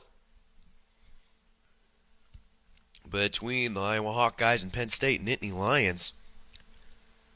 Our first game of our Sunday afternoon doubleheader between the two in their first series of Big Ten play. Hawkeyes lead it 6-1 after 3.5. Penn State started their ace on the bump, Bailey Parshall. Parshall has over 700 strikeouts in her career. 707 coming into today. The second most ever by a Penn State pitcher. But the Hawkeyes were able to jump on her in the 2nd inning, pushing 4 runs across.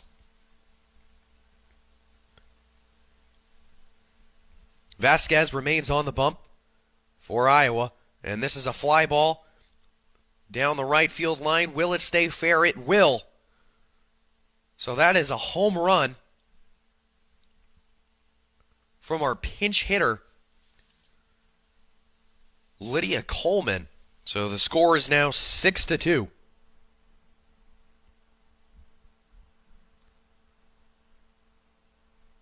Coleman pinch hit for Finnegan, Maggie Finnegan, to lead things off in the 4th, and she just pulls one down the right field line. And is just able to stay to the left of that pesky foul pole.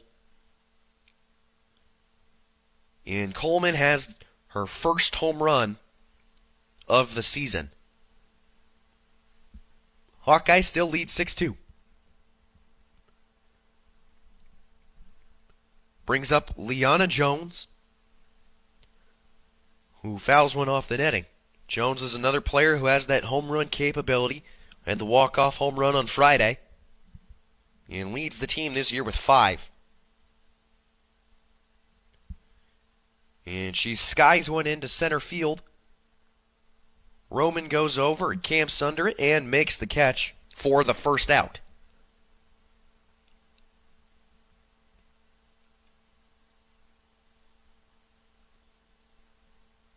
As we'll see another pinch hitter here for Penn State, so Coach Crowell is getting into her bench pretty early in a 4-run deficit. Also have to imagine, since it's a doubleheader, you got to get more players in the game to keep everyone's energy and stamina up. This pinch hitter will be Lauren Marcotte. Marcotte pinch ran on Friday. Yeah, but she's getting her first plate appearance of the weekend right now. She swings and fouls one off, and the first pitch that she sees.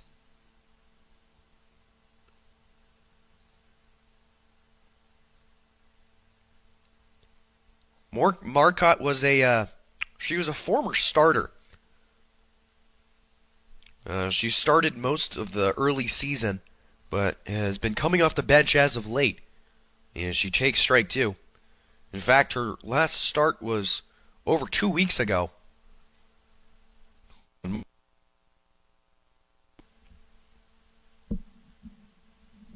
You have to imagine that her reason for coming off the bench now is due to her batting average below 200. And she hits a ground ball up the middle. Bennett goes over, makes the catch, throw on the run, is in time. 4 out, number 2.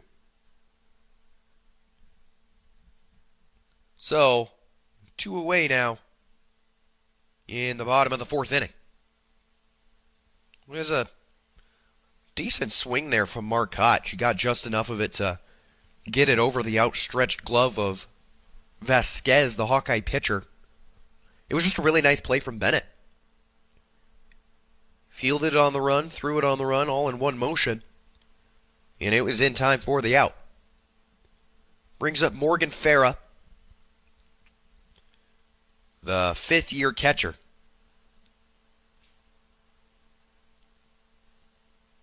She takes ball 1 and does a bit of a check swing on the second pitch. It hit her, and we're doing a check swing here. We're checking the swing because she went halfway around, and the ball hits her in the shoulder, and she's smiling now. The umpires are talking it over to say if she, in fact, swung. Because if it was not a swing, then she'll reach first base safely. If you ask me, I think she swung. And I mean, you could say I have a little bit of bias in me. But I do think that she went around. We'll see. Take a look at the replay now. Oh, maybe not. I might have been wrong. I don't think that the barrel of the bat ever crossed her body. I don't think she ever made a legitimate attempt on the ball. Now, of course, this isn't anything that's reviewable or anything. You can't review a check swing. The umpires are just going to talk it over. And now they're talking things over with Crowell, the Penn State coach.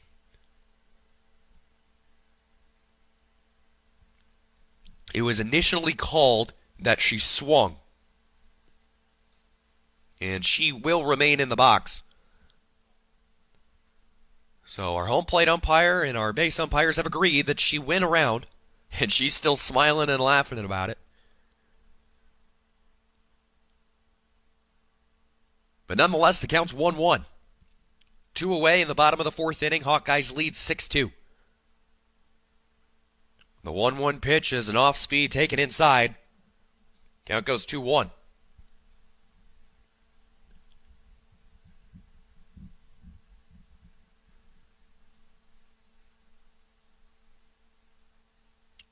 The 2-1 pitch from Vasquez is fisted off the netting. Counts 2-2. So deuces are wild. 2-2 count, 2 outs. Hawkeyes lead 6-2 in the bottom of the 4th. First game of our Sunday afternoon doubleheader. The 2-2 is taken inside, so the count is now full.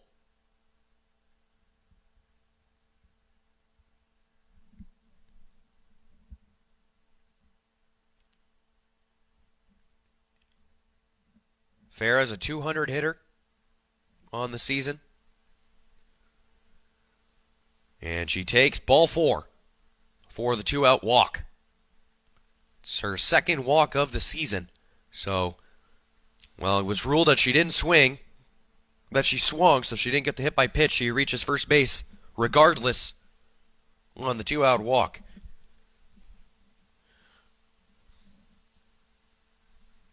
It'll turn the lineup over for Penn State, and Melody Coombs steps back in now. Coombs is 0 for 1 today with a walk and a run scored. Scored the first run of the game today in the bottom of the 1st inning, takes ball 1. She drew the leadoff walk in the first. Stole second. Advanced to third on a ground ball and was later driven in by Caitlin Morrison to give Penn State the 1-0 lead. Another check swing, checked by the umpire. And no swing is the ruling, so the count is 2-0.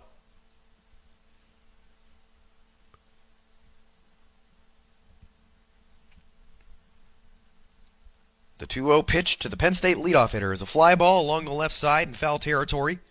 And it will go over the netting and bounce off the roof of the dugout. So the count is 2-1.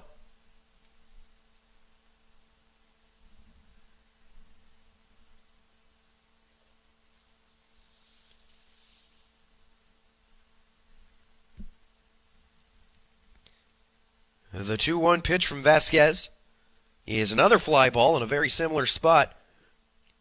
Players are giving chase. Nobody calls it. Oh, that's just miscommunication and frustration right there for the Hawkeyes. Baines, the third baseman, and Doster, the catcher, both had a play on it. Doster gave way to Baines, who was coming in on the ball, so it should have been hers. But it appears that Baines thought Doster was going to take it, and it landed, but in foul territory, so the count remains 2-2. Here's another fly ball towards the left field wall. Back goes Klosterman, and she makes the catch at the wall. Whew, that one was close. But Klosterman catches it on the warning track for the third and final out of the fourth inning. After 4 complete, Iowa leads at 6-2. You're listening to Iowa Softball with Learfield.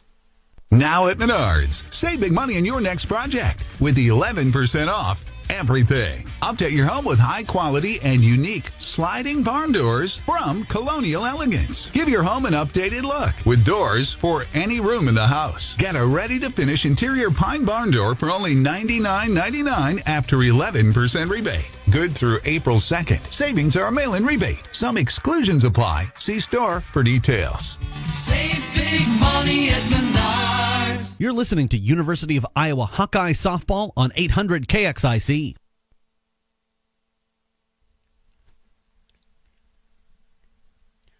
We've played 4 between Iowa and Penn State. Iowa leads at 6-2 as we head to the top of the 5th. University of Iowa Healthcare has a game plan for your same-day healthcare needs.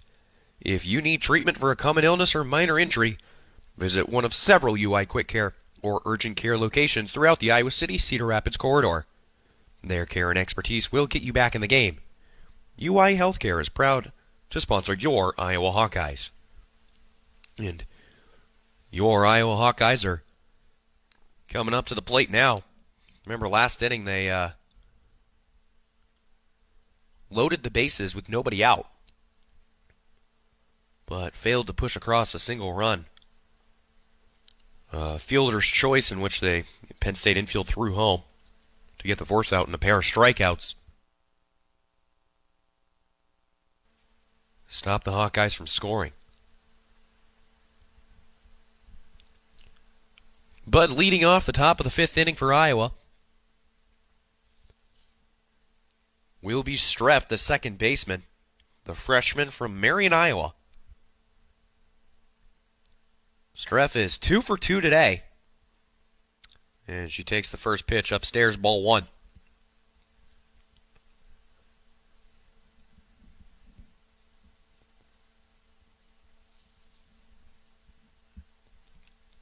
Streff's got a pair of singles today.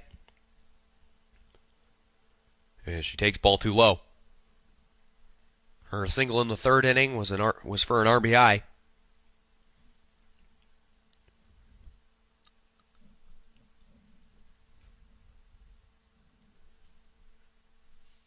And she's ahead 2-0. And she takes strike 1 on the outer half.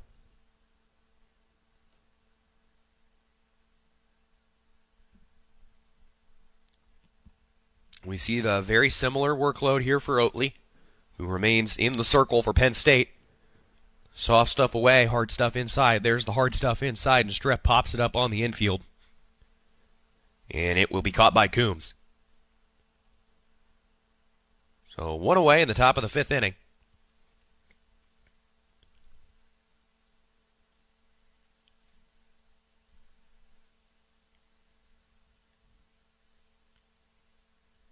Sammy Diaz steps back into the plate. Into the box, that is.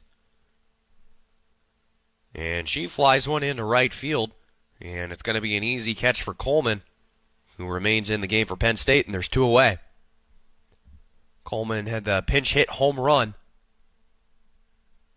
just a half inning ago to lead off the 4th. And it brings up Nia Carter. So back to the top of the order for the Hawkeyes.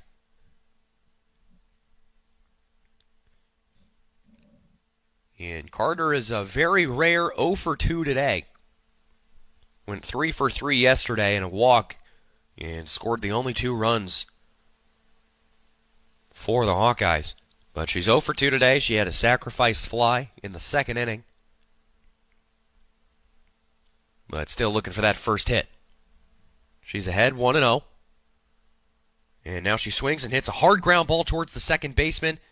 And Coombs sticks her glove out, grabs it, and throws over to first for the 3rd and final out. So that's a quick half inning for the Hawkeyes.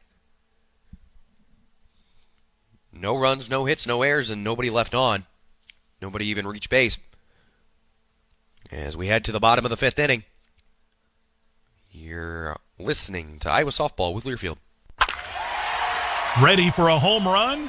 Visit City Tractor Company in North Liberty and get the right gear right now, plus amazing service. No curveballs here, just great deals on John Deere equipment in stock. City Tractor has your winning lineup with John Deere Gator utility vehicles and 1 through 5 series John Deere compact tractors. Visit City Tractor Company, 645 Penn Court in North Liberty, or call 319-665-6500. You're listening to University of Iowa Hawkeye Softball on 800 KXIC.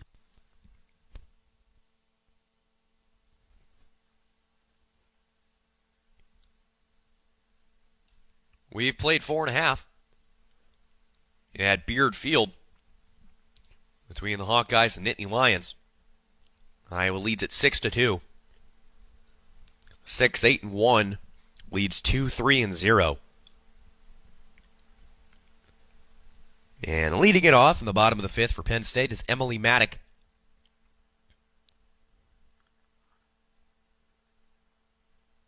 Maddock is 1 for 2 today.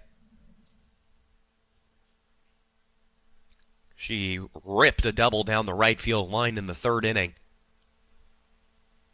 For one of Penn State's 3 hits today, she takes strike 1, then catches the outside corner. Nice pitch there from Vasquez. So let's see if how she's gonna pair that. That was a very hard fastball, maybe even something that's a screwball type of thing where it moved away. Yeah, she does a similar thing here, but she lost it just a little bit and it goes upstairs. 1-1.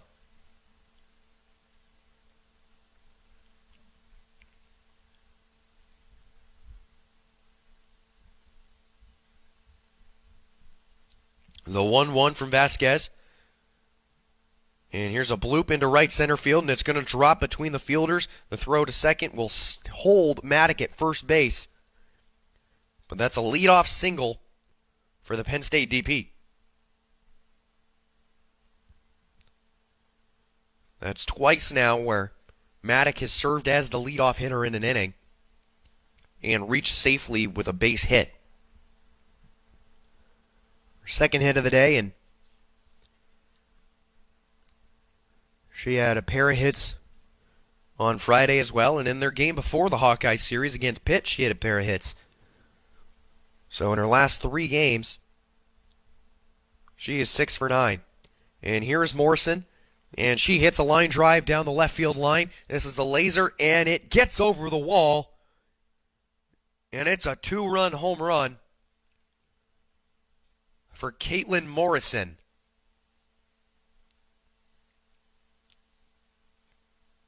Penn State cuts the Hawkeye lead to 6-4. That was a first pitch swing in there from the Penn State shortstop, and she just jumped all over this ball and ripped it down the left field line. We talked about the wind, how it was blowing in, and it's done almost an entire 180. As it is blowing straight out now. But that ball was getting out without the help of the wind, as the Hawkeyes will go to a pitching change. So Brianna Vasquez's day is done in the circle, or at least for now. She'll exit the game on 4 runs and 4 hits. 4 runs, 5 hits. Let's see if we can read off her official stat line here. Here we go. 4 innings, 4 runs on 5 hits, 2 strikeouts, and 3 walks.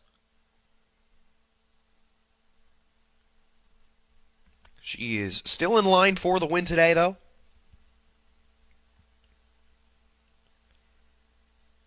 But her day is done, or at least for now. And in to pitch now for the Hawkeyes is Denali Lecker, making her first pitching appearance of Big Ten play. Lecker's got a 1-0 record on the season, and she's used almost exclusively as a relief pitcher. She's 1-0 on the year, a 1.69 ERA, and 29 innings pitched. This will be her 12th appearance of the season. 24 strikeouts to 12 walks. And she's going to deal with Lexi Black, the Penn State cleanup hitter. And her first pitch is a sinker that drops just a little bit too low. Counts 1-0.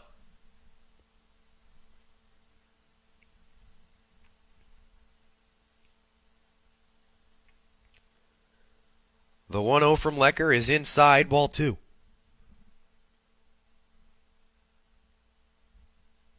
Black is 0 for 2 today, but remember yesterday she went and hit a triple off the right field wall, an inside-out swing. And here's a fastball with some cutting action that cuts outside, 3-0, and Lecker's struggling to find the zone. Hawkeyes hold a 2-run lead in the bottom of the 5th inning. The 3-0 from Lecker bounces short of the plate. So that's going to be ball 4. Gets away from Doster behind the plate. She couldn't find it. But Black does not advance to second base. So a 4-pitch walk for Lecker to start things off in her pitching campaign. So the tying run is now at the plate for Penn State in Michelle Leone. And we know Leone has the ability to, she can come up big in those big moments. Yesterday with 2 outs and her back against the wall. And she takes ball 1 low. Her team's back's against the wall yesterday, a 2-out double to tie the game in the bottom of the 8th inning.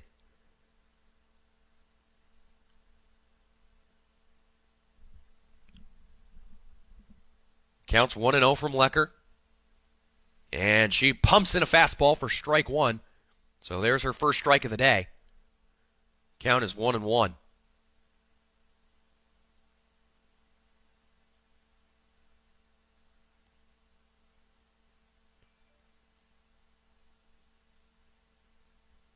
The 1-1 from Lecker is a fastball that catches the outside corner and counts 1-2. To Leone.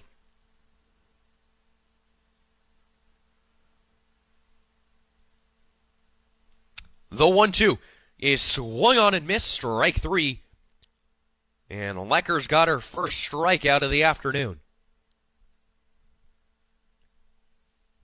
So after walking Black on 4 straight pitches,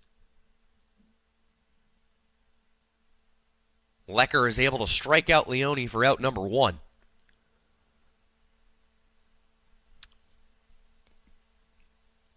Brings up Lydia Coleman for Penn State. And remember, she had that solo shot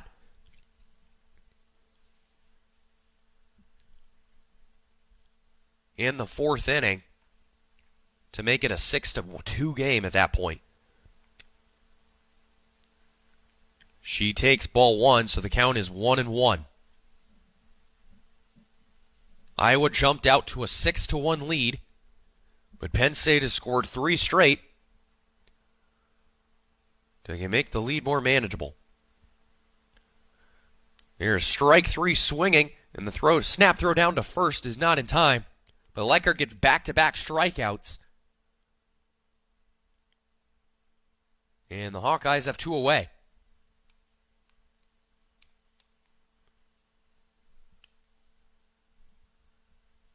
So 2 down now. Runner on first base for Penn State. And another home run hitter will dig in now for the Nittany Lions. Liana Jones check swings and misses, strike 1. Jones is 0 for 2 today, riding a 3-game hit streak. Had a walk-off home run yesterday off the scoreboard in the bottom of the 9th inning. She takes here an off-speed that catches the outer half of the plate and falls behind 0-2.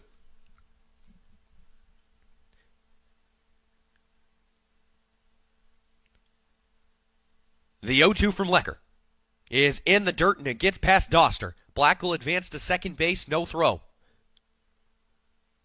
So a runner now in scoring position for the Nittany Lions with 2 away. That'll go down as a wild pitch.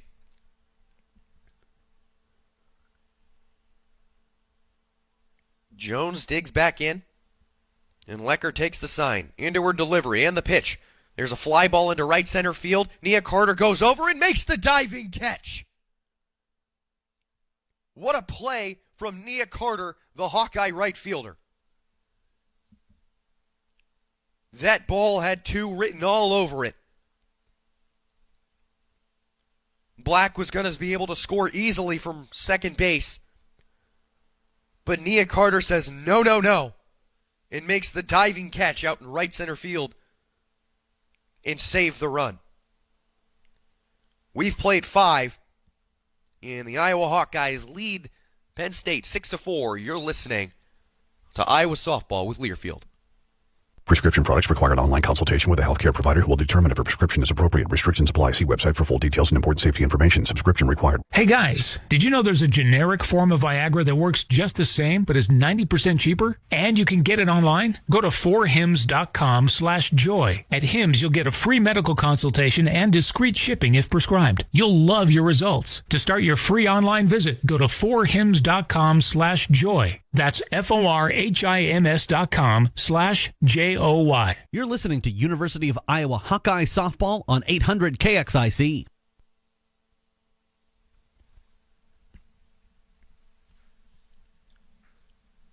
We head to the 6th inning between Penn State and the Iowa Hawkeyes. Hawkeyes lead at 6-4. And leading things off for Iowa will be the center fielder, Tatiana Roman. Roman 1 for 3 today. She takes ball 1 inside. You can see the Penn State center fielder, Crothamel, did not like that ball call there. You can see her just a little bit throwing her hands up into the air. And you saw her signal that should have been a strike. And there's ball 2 outside. Roman 1 for 3 today.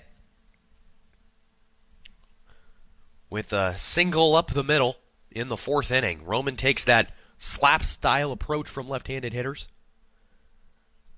She's ahead 2-0 and takes strike 1. It was on the lower inside corner.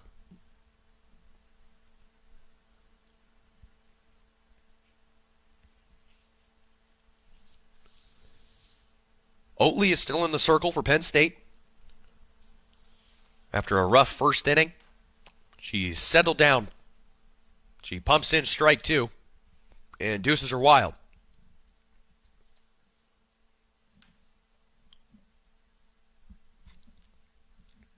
Oatley, after allowing 2 runs in her first inning of work and then loading the bases in her second, as she throws ball 3. She loaded the bases in her second inning without getting a single out. and then was able to strike out 2 Hawkeyes and get a force out along the way, and has held the Hawkeyes scoreless since. The full count pitch is a fly ball into deep center field. This one bounces and it short hops the wall. Roman heads to second base and still stay there. And Tatiana Roman with a leadoff stand-up double.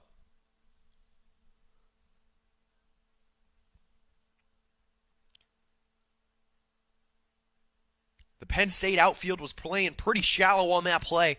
They were shifting her over. Again, Roman's a left-handed batter, but they're shifting her towards the left side of the field, so towards left center. And they were a little shallow because of the type of hitter that Roman is, but she got just enough of that one that she's able to hit it over the center fielder Crothamill's head. So the Hawkeyes have a runner in scoring position to start off the 6th inning. Brings up Tori Bennett, the Hawkeye shortstop. She takes ball 1 outside. Bennett is 0 for 2 today with a strikeout. She's also drawn a walk. She has an error defensively in the field as well, but I disagree with the official scores there. She swings and misses, strike 1. Disagree with the official scorebook on that error. I don't think even if it was a play where I don't think even if she fielded it cleanly, she would have had a chance of throwing the runner out at first base.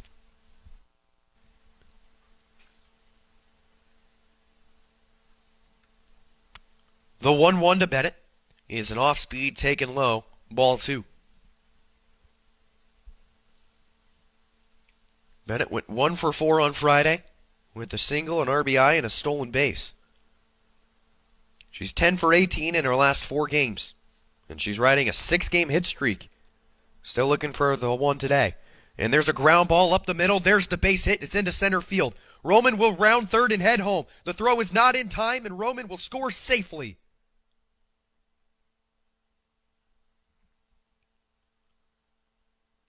Tori Bennett with the RBI single, and the Hawkeyes' lead is 7-4. She advanced to second base on the throw home from Crothamill. So she essentially just swaps places with Roman, and the Hawkeyes are up 3.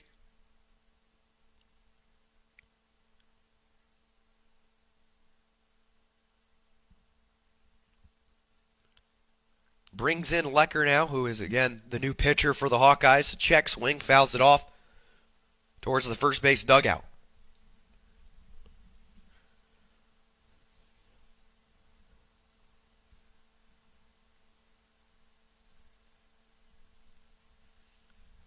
Nobody out in the top half of the 6th inning.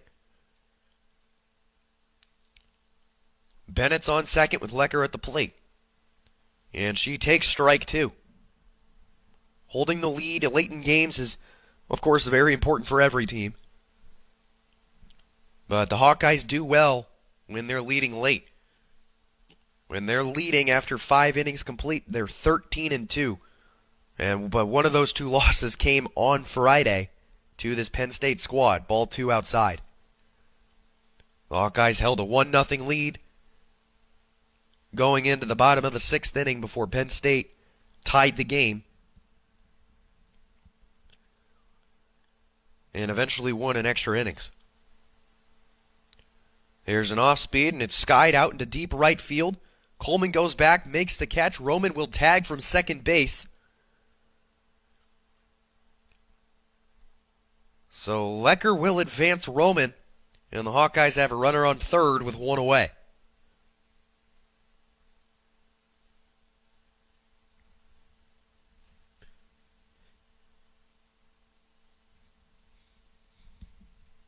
Brings up Grace Baines, the Hawkeye third baseman.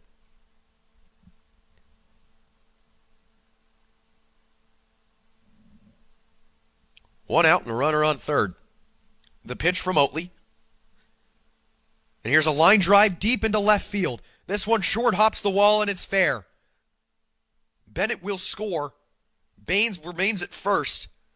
But that's an RBI single, and the Hawkeyes' lead is 8-4.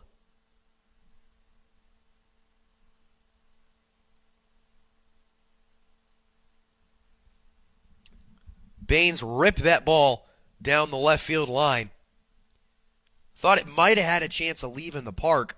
It just short hopped the wall.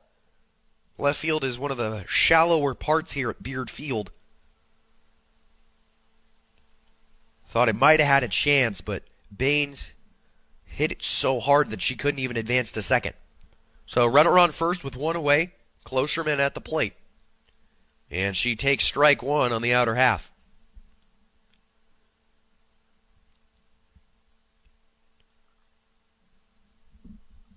Klosterman's 0 for 1 today, but she's got a pair of walks and has scored twice.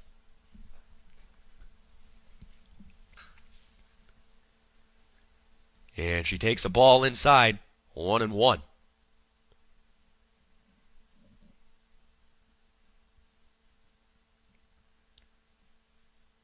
Seeing the bats just jump to life today for the Hawkeyes. 11 hits.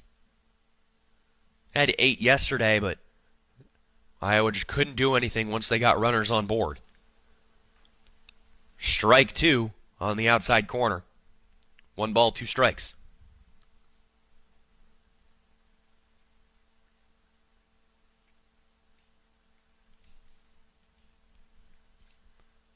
So after Oatley, the Penn State pitcher did so well in her last inning, forcing the Hawks to go 3 up, 3 down in about 2 minutes, as there's ball 2 outside. In her 4th inning of work, she's given up 2 more runs.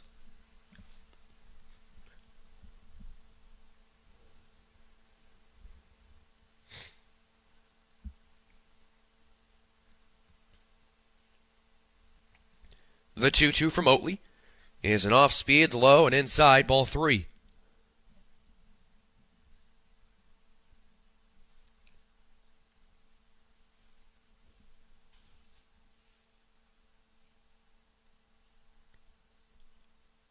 So the count's full. And Oatley into the motion and the delivery. There's a ground ball up the middle. Morrison and Coombs, miscommunication. And Baines will slide in safely on the fielder's choice. Morrison fielded the ground ball. Morrison, the shortstop, fielded the ground ball pretty close to second. Definitely could have just stepped on the bag on her own. Initially made the motion to do so. Saw Coombs was waiting there and threw it to Coombs underhand. But Coombs saw that Morrison was on her way towards second, so she backed up. And they dropped the ball. And Baines slides in safely on the fielder's choice. They officially call that an error from Morrison, the shortstop. As there's ball 1 to Tristan Doster. So the Hawks have runners on first and second with 1 away. And have already scored 2 this inning to take a 4-run lead. And there's a pop fly that'll stay on the infield. The infield fly is called. Morrison makes the catch anyway, and there's 2 down.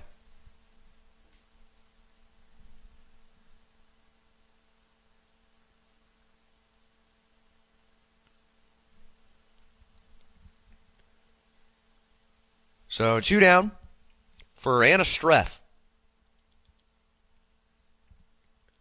Streff is 2 for 3 today. Check that. She's got a run and an RBI. And she hits a pop fly in shallow right field. Coombs goes back, the second baseman, and makes the catch for the 3rd and final out. But not before the Hawkeyes push 2 more across and take a 4-run lead into the bottom of the 6th inning. You're listening to Iowa Softball with Learfield. Hey, it's Jonas Knox. Our partner, TireRack.com. You know, fast, free shipping, free road hazard protection, tire decision guide, mobile installation. They test tires. They've got their own test track where they push tires to the limit. Want a quiet tire with great traction and a comfortable ride? Use their results to make an informed choice. They sell only the best, like the full line of Kumho tires. Go to TireRack.com/sports to see for yourself. TireRack.com, the way tire buying should be.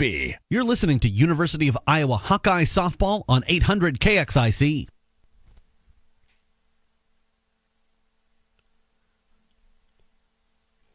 We are in the middle of the 6th inning of our first game of our doubleheader action between the Iowa Hawkeyes and Penn State and Indy Lions. Hawkeyes 8-11-1 leads Penn State's 4-5-1. Iowa on the brink of getting their first win of Big Ten Conference play. Lost the series opener on Friday.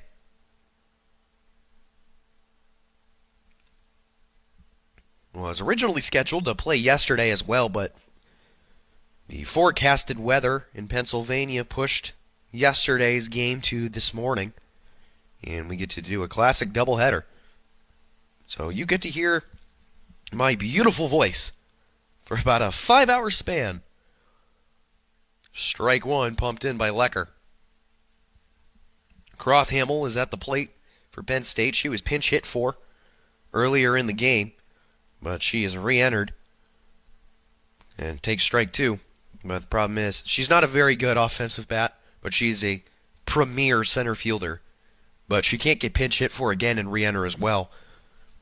So Coach Crow is saying, yeah, we need to keep your glove out there. So elects not to hit for her now. Have to imagine maybe if it was a one-run game, maybe you hit four because you need to get that run across. But in a 4-run game at this point, one at-bat's not going to change everything. She takes ball one, low and outside. Count is 1-2, and she takes strike three called. And Lecker gets her third K of the afternoon.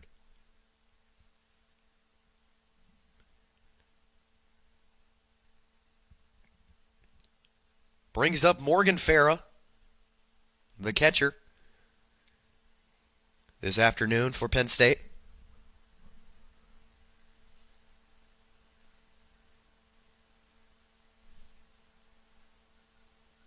And she takes ball one. When corn grows fuel, Iowans win. Ethanol is a renewable fuel that's better for our environment, our health, and our wallets. Share your winning moments using hashtag IowansWin. Plus, you'll be eligible for some fun and corny giveaways. There's ball two low. Count is 2-0. And the delivery from Lecker is an off-speed strike one on the inner half.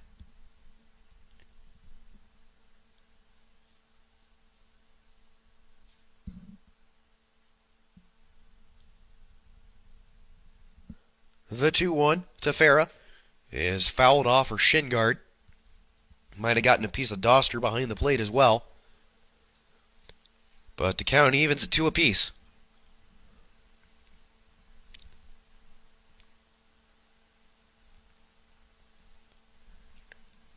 Penn State sits atop the standings in the Big Ten.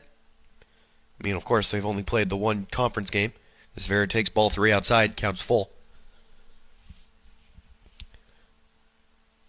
Penn State's just 1-0 in conference play, but they have the best overall record, so that's puts them atop of the Big Ten standings. They sit at 19-4 coming into today. Here's a ground ball for baseline.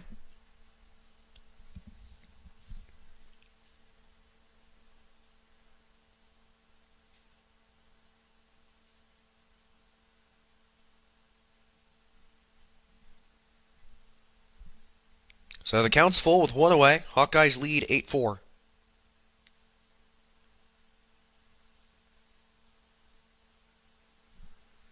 And here's another ground ball pulled foul.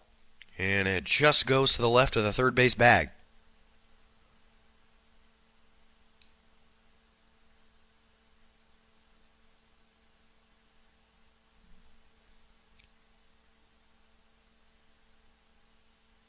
Hawkeyes 18-12 on the season, 3-3 on the road. Penn State 19-4, 4-1 at home. The full count pitch to Farah is a ground ball to third base. Baines knocks it down. The throw over is in time for out number 2. Baines had trouble with that one. She had to field it really close to the bag and bobbled it. Merely bounced off her chest, but Farah is not the fastest runner on the team. So Baines was able to pick it up and throw over to first for the out.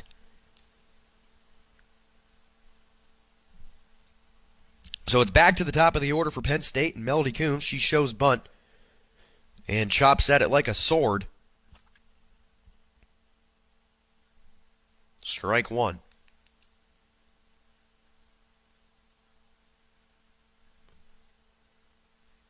And she takes strike two on the inside corner.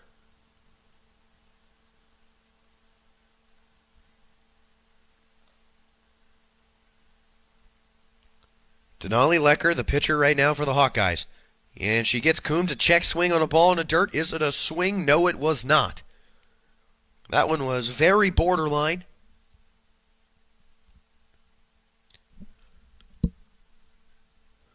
But the base umpire said no swing, and the count's 1-2.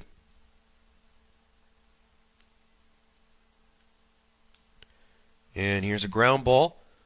And it rolls foul in front of the third base dugout. So we've seen a lot of stuff from Lecker that's the soft stuff away. That one there was an off speed that was right on the outside corner, and Coombs was a little out in front of it. And just kind of stuck her bat out at it and was able to get a piece of it and pull it foul. Here's a hard stuff up, and there's a ground ball along the left side, and it will go through for a base hit. So Coombs reaches safely on a single through the left side.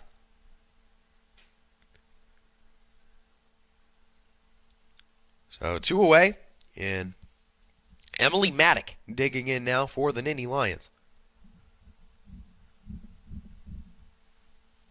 Maddock is 2 for 3 today, 2 for 3 on Friday, 2 for 3 in the game before that. Starting to see a trend. She's going to have her 4th plate appearance of the day, and here's a bloop into shallow right field. It'll drop in front of Carter. Carter bobbles it a little bit on the short hop, but Coombs remains at second base, but that's a 3rd hit of the day for Emily Maddock. And Penn State has 2 on with 2 out. A pair of 2-out hits has put a Penn State runner in scoring position.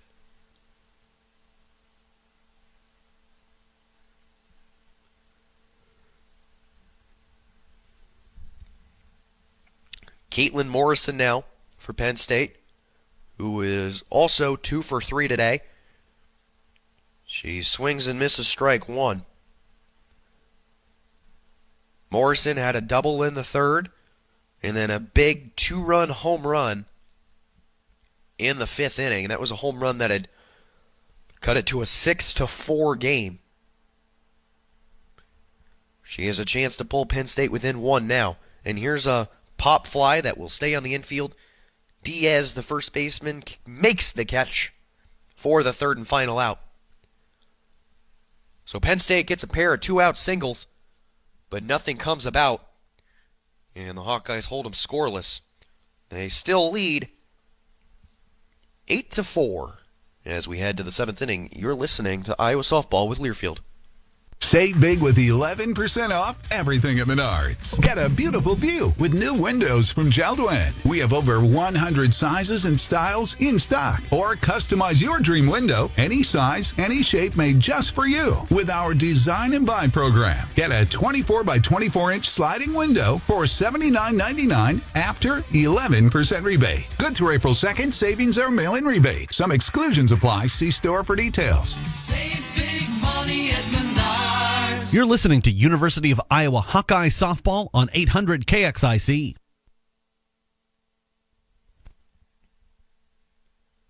We'll get a pitching change for Penn State here in the top of the 7th inning. Paige Maynard will step into the circle now and end the day for Vanessa Oatley.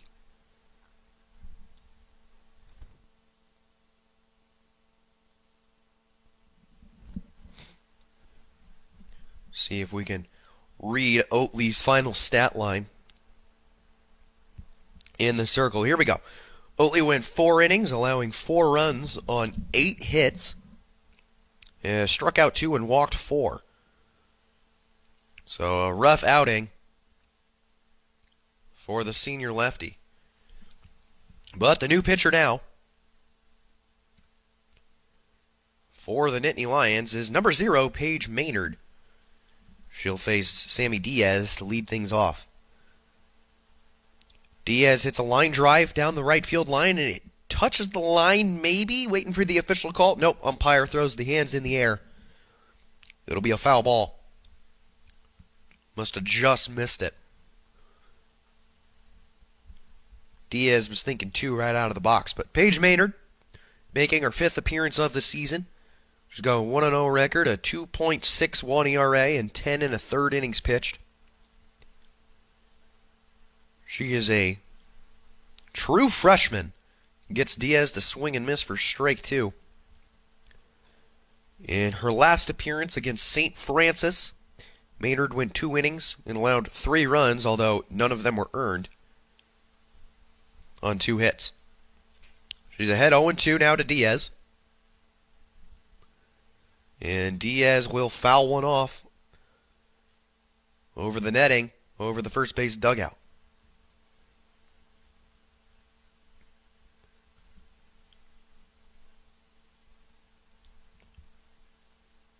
Hawkeyes lead 8-4 in the top of the 7th inning against Penn State.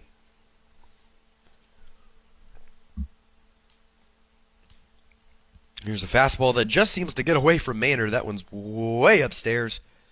Even gets behind Farrow behind the plate. Count is 1-2.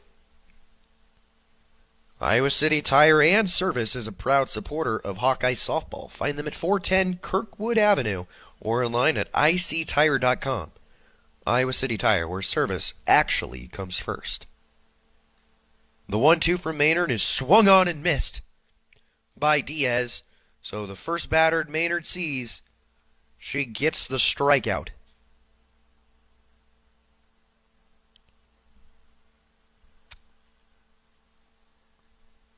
Back to the top of the order for the Hawkeyes. And Nia Carter. Nia Carter's still looking for that hit. And she gets hit. Ooh, right on the outside of the knee, and she's limping. Oh, that one does not look good for Carter. She's walking on her own power. She's making her way over to first base. But she is clearly in some pain. Shaking it off. It hit her back leg. Or at least that's the one she appears to be shaking out.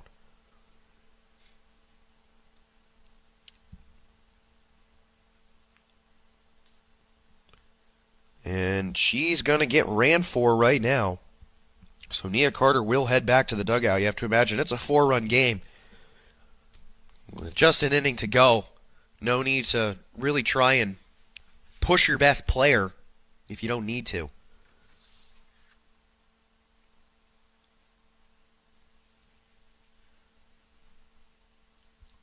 Riley Moss will be the one running for Carter over at first base. So 1 out and a runner on first for the Hawkeyes. And Roman is up. She hits a ground ball along the left side, and it's foul.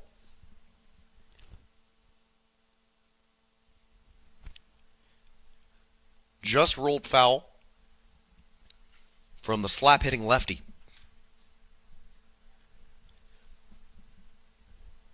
Tatiana Roman.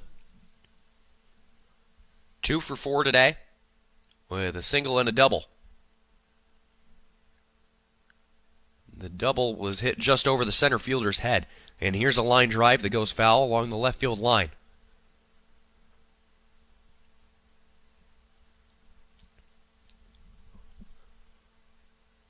Now, one thing I will say about softball games that is much better than baseball is just the pace of play. You know, you see the MLB issuing the pitch clock today, and in softball, you don't even need it. The girls are just ready to go. Get the ball, get in the circle, and throw the pitch. Here's a chopping ground ball that bounces sky high, and it goes so high, Roman's able to beat out the throw from Maynard. So Roman will have an infield single. Let's see if we can see a replay on that one, because she hit it, and it bounced immediately in front of the plate. But it just bounced so high, Maynard, the pitcher, had to wait for it to come back down. And by the time she eventually got it, there was just no time for her to make the throw over to first base. So runners on first and second with one away for Tori Bennett.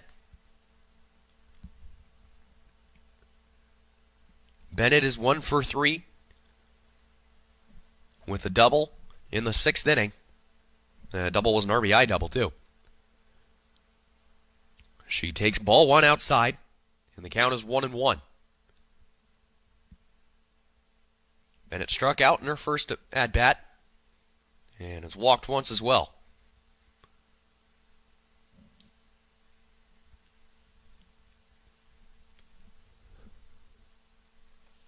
The 1-1 from Maynard is a fastball taken outside, ball 2. It's definitely the fastest pitch that we've seen from Double Zero yet today.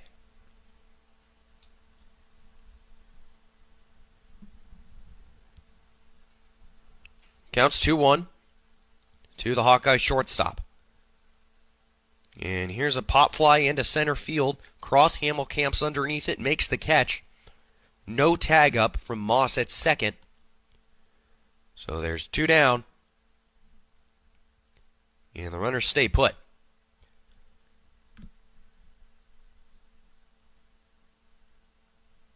Lecker comes up to the plate now. Remember, Lecker started the game as the DP, is entered now to pitch.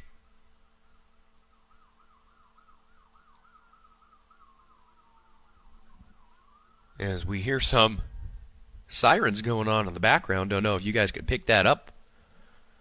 If my microphone was picking that up.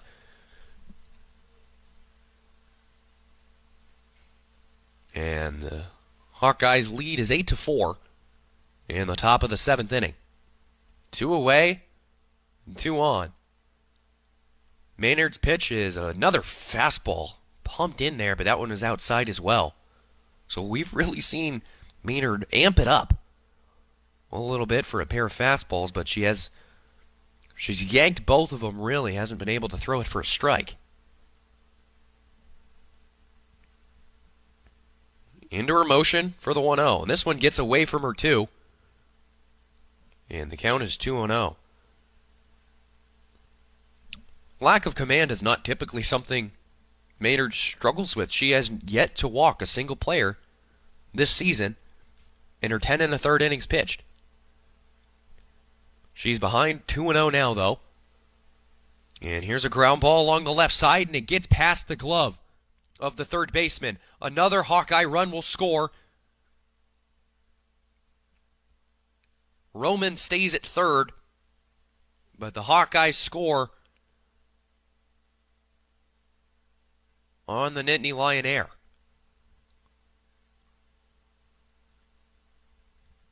Both runners advance another base, so the Hawkeyes have runners on second and third now, while enjoying a 5-run lead. Here's Baines, who takes ball 1 low. That one will definitely go down as an error. Still waiting to see what the official call is, but that one should go down as an error on the Penn State third baseman. Counts 1-0.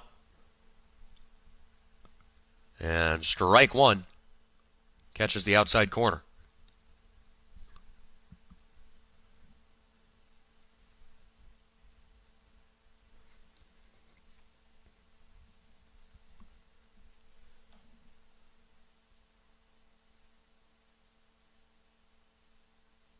And here's a ground ball towards third base. Another chance at it. Fields it cleanly. The throw is a little low, but in time for the final out. Hawkeyes scrape one more and take a 5-run lead. We're headed to the bottom of the 7th, as Penn State will try and score 5 to tie the game. You're listening to Iowa Softball with Learfield. Ready for a home run? Visit City Tractor Company in North Liberty and get the right gear right now, plus amazing service. No curveballs here, just great deals on John Deere equipment in stock. City Tractor has your winning lineup with John Deere Gator utility vehicles and 1 through 5 series John Deere compact tractors. Visit City Tractor Company, 645 Penn Court in North Liberty, or call 319-665-6500. You're listening to University of Iowa Hawkeye Softball on 800 KXIC.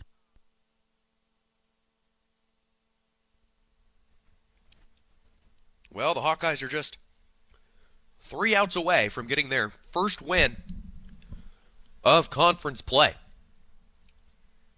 They lead it 9-4. With 4, 5, 6 coming up for the Penn State lineup. The Iowa Corn Cy-Hawk Series is about celebrating our student athletes as well as our state's corn farmers. Just like the Cyclones and Hawkeyes work hard all year to get ready for the season ahead, so do Iowa's corn farmers, growing a crop used in over 4,000 products. That's a win for all Iowans.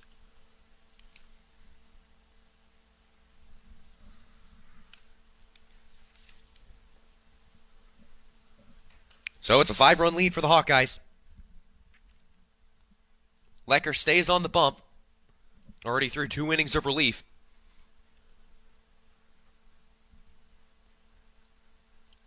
And she pumps in strike 1. Lecker came in relief with Brianna Vasquez, who went the first 4 innings and has been responsible for all 4 Penn State runs, as there's ball 1 upstairs. Lecker has come in and been perfect in relief. Walked the first batter she saw, but has been nearly perfect since then. The 1-1 is a check swing and a miss for strike 2. And Lecker is ahead 1-2.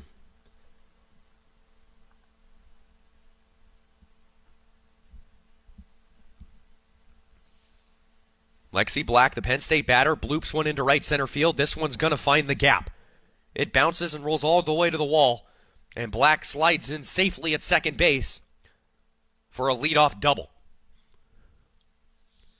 Extra base hits are nothing out of the ordinary for Lexi Black. That is now her 26th hit of the season, and 16 of them have gone for extra bases. That's her 11th double on the season, more than doubling the next closest. And we'll have a pinch hitter for Penn State. Mack digs in now.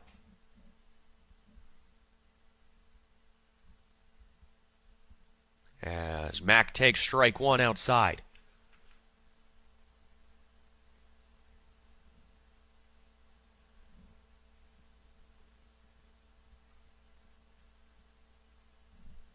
Counts 0-1. The delivery from Lecker.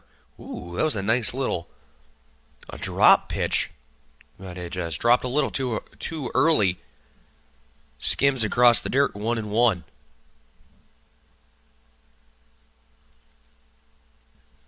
Amanda Mack, the junior from Roseland, New Jersey. She swings and misses for strike 2. This is only Mack's 2nd plate appearance of the season.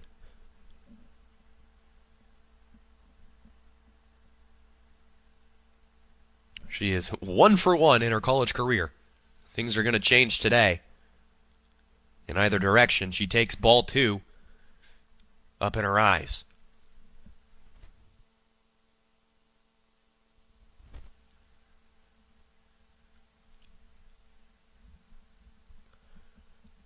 So the count's 2-2, nobody out. Runner on second for Penn State.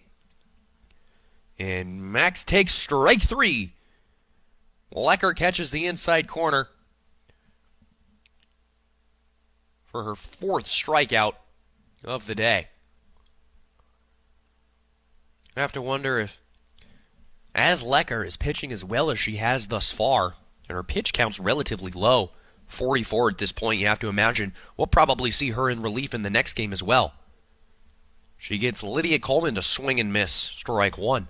Remember, Coleman had the pinch hit home run earlier this game in the 4th inning. That started what was a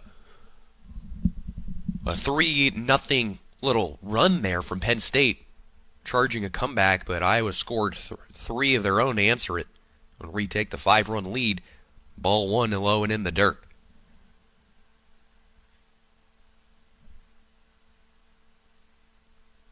That was a hit that Coleman desperately needed because she has 1 for her last 12 before that.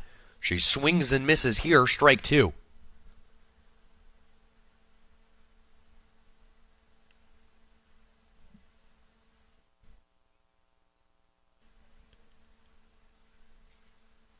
She's behind 1-2. 1 out, runner on second. Lecker's pitch is a swung on and missed, strike 3. Lecker's got back-to-back strikeouts and 5 now on the day. So the Hawkeyes are just 1 out away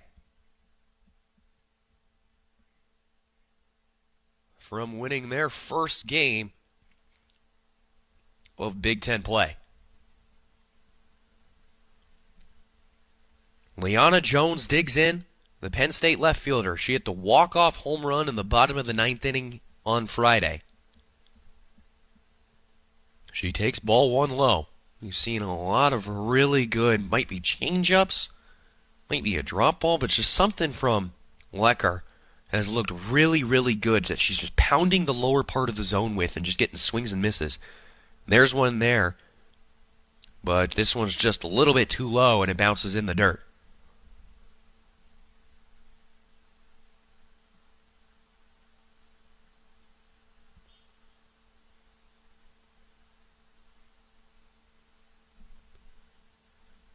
So the 2-0 from Lecker. He bounces in the dirt as well.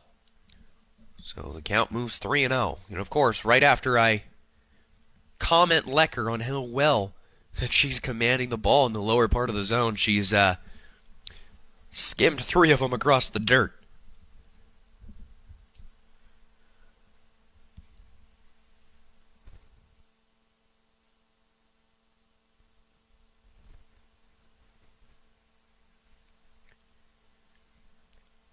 Quick meeting on the mound with her battery mate, and now we're back in action. 3-0 pitch is another one that's low, so a 4-pitch walk for Jones. And Penn State's got 2 on with 2 away. Hawkeye still just 1 out from taking game 2 and the first game of our Sunday afternoon doubleheader.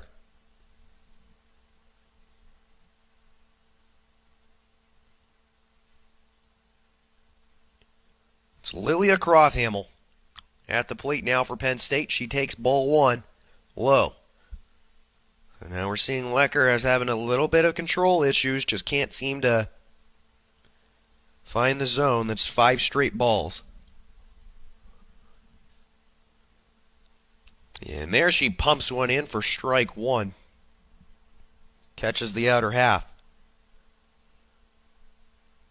Crothamel is 0 for 1 today. And 0 for her last 18, including today.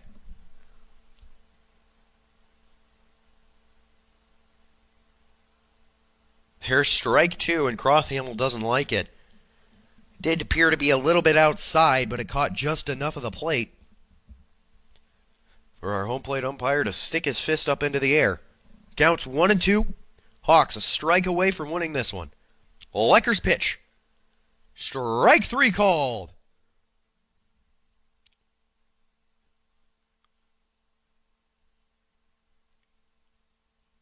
Lecker gets her 5th and 6th strikeout, sixth strikeout of the afternoon. Strikes out all 3 in the 7th inning. And the Hawkeyes win. Your final score, Iowa 9, Penn State 4. Iowa trailed early 1-0.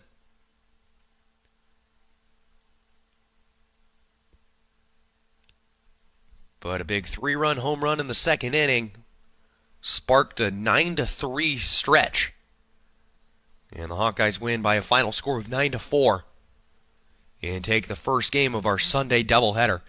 We'll take a quick break, and we'll be back to recap what just happened in the first game.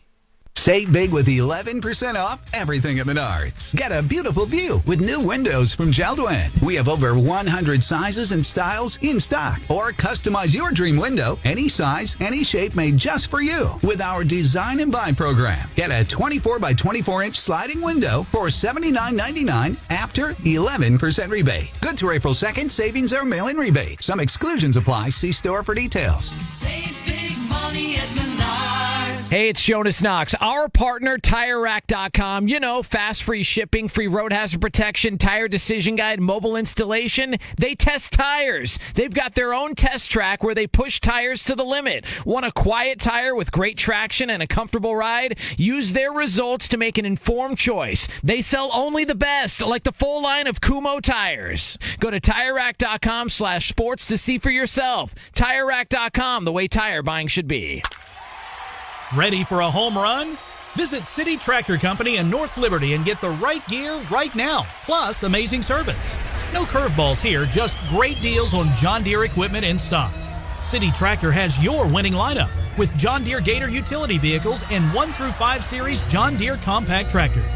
Visit City Tractor Company, 645 Penn Court in North Liberty, or call 319-665-6500. The podcast Let's Start a Coup wonders, what if a secret cabal of the nation's most powerful people tried to overthrow the president?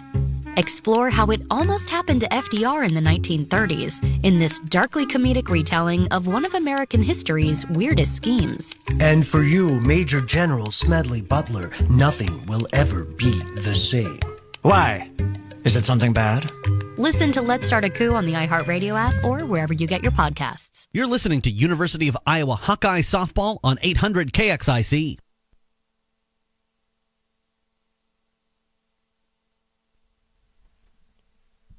Well, the Hawkeyes win Game 1 of our doubleheader and take Game 2 of the series after Penn State won on Friday. Final score in our first game today, Iowa 9, Penn State 4. Brianna Vasquez takes the win for the Hawkeyes. Vasquez finished with 4 innings. She allowed 4 runs on 5 hits, struck out 2 and walked 3. But she allowed 2 home runs, which is where all the damage came from. And bumped her ERA all the way up to 1.73. That's just atrocious, don't you think? An ERA almost at 2? It's terrible. It's terrible. But anyway, Vasquez gets the win, and Lecker came in relief and was perfect, essentially, on the bump. She went 3 innings, didn't allow a run, gave up 3 hits, walked 2, then she struck out 6. Bumped her ERA down to 1.53. That ERA getting bumped down so low actually puts her as the top ERA on the squad this season. It was originally Vasquez at 1.42, but allowing those 4 runs today, allowing those 4 runs today in 4 innings, allowed Lecker to pass her.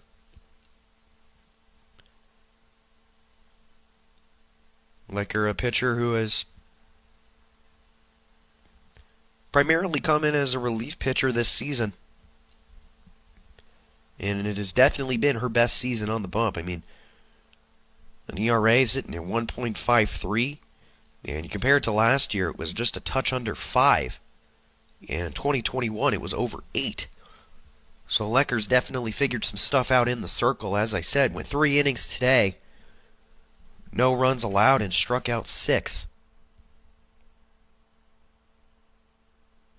She was definitely a steady hand on the bump. After walking the first batter she saw in 4 straight pitches, Lecker was nearly perfect after that, allowing the 3 hits and walking 2. If we look at Penn State's side of the pitching side, Penn State's side of pitching, They pitched their best in Bailey Partial. And Partial, who entered today with an ERA of 1.26,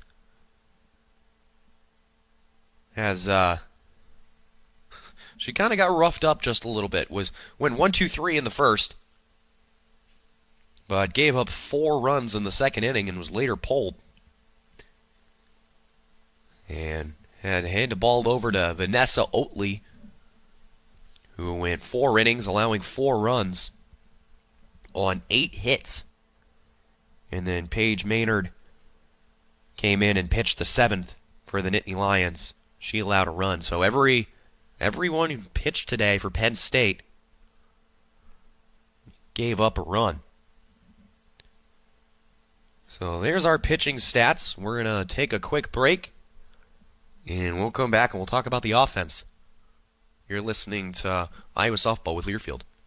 Hey, it's Jonas Knox. Our partner, TireRack.com. You know, fast, free shipping, free road hazard protection, tire decision guide, mobile installation. They test tires. They've got their own test track where they push tires to the limit. Want a quiet tire with great traction and a comfortable ride? Use their results to make an informed choice. They sell only the best, like the full line of Kumho tires. Go to TireRack.com/sports to see for yourself. TireRack.com, the way tire buying should be. How has Coralville changed and what has stayed the same? Find out Sunday, March 26th at the Coralville Public Library. From noon to 5, enjoy the Life and Times event as part of the City of Coralville's 150th anniversary celebration. See fascinating exhibits about Coralville's past. Learn how Coralville has grown since 1873 from local historians Rex Brandstatter and Keith Jones. Visit Coralville.org for details about this and other events celebrating our hometown's rich history and bright future. Save big with 11% off everything at Menards. Get a beautiful view with new windows from Jeld-Wen. We have over 100 sizes and styles in stock. Or customize your dream window, any size, any shape, made just for you with our Design and Buy program. Get a 24 by 24 inch sliding window for $79.99 after 11% rebate. Good through April 2nd. Savings are mail-in rebate. Some exclusions apply. See store for details. Save big money at Menards. Progressive presents Adjusting to the Suburbs.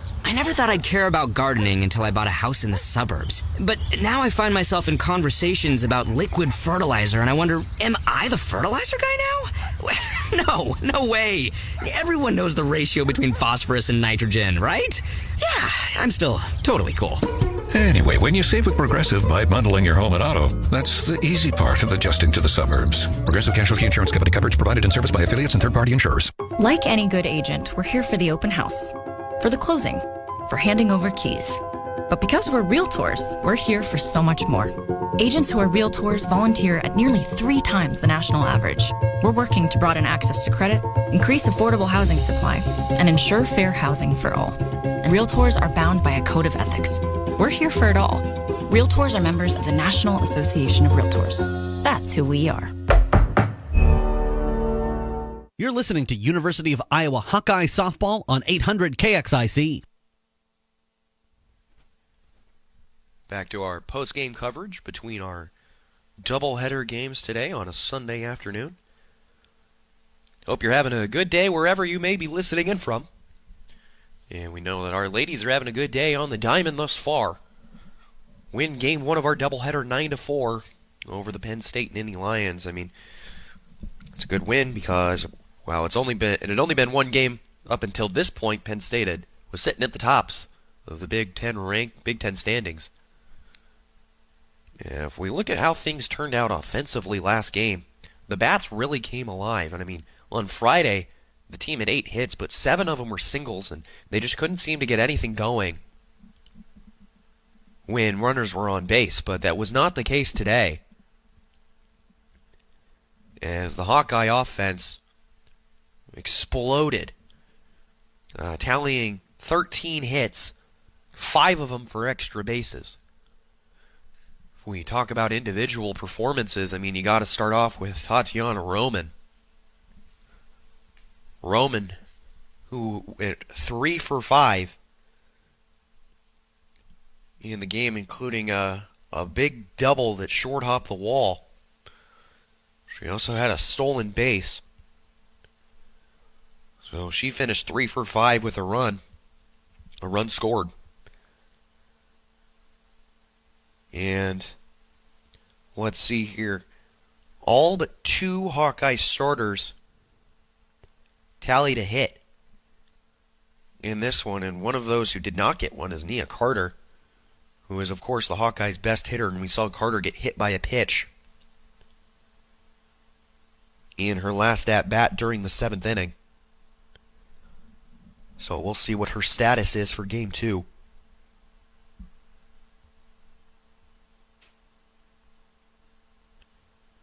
The bottom of the lineup really picked things up for the Hawkeyes. You look at the last 3, 7, 8, 9. Doster, Streff, and Diaz. The 3 of them each went 2 for 4.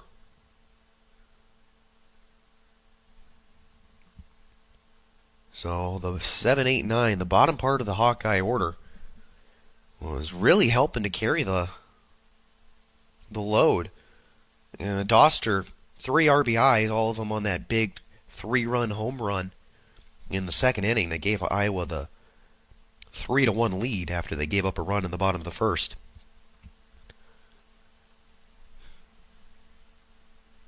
It's Iowa's 4th come-from-behind win this season.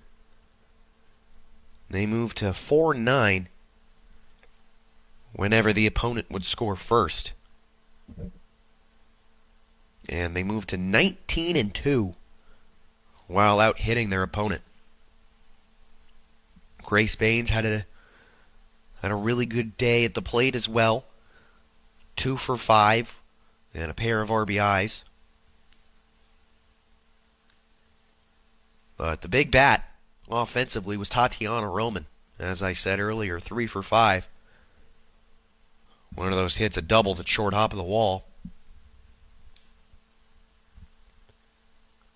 And a run scored. If you look at the Penn State side of things,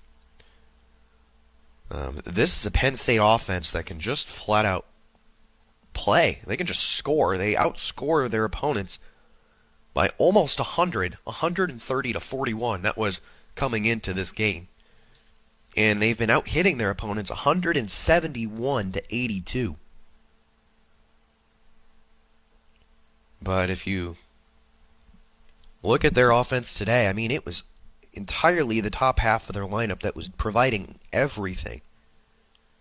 I mean, Coleman got a pinch hit single when she entered the game in the 6 hole, but nobody outside of her in that one moment in 5 through 9 in the order tallied a hit.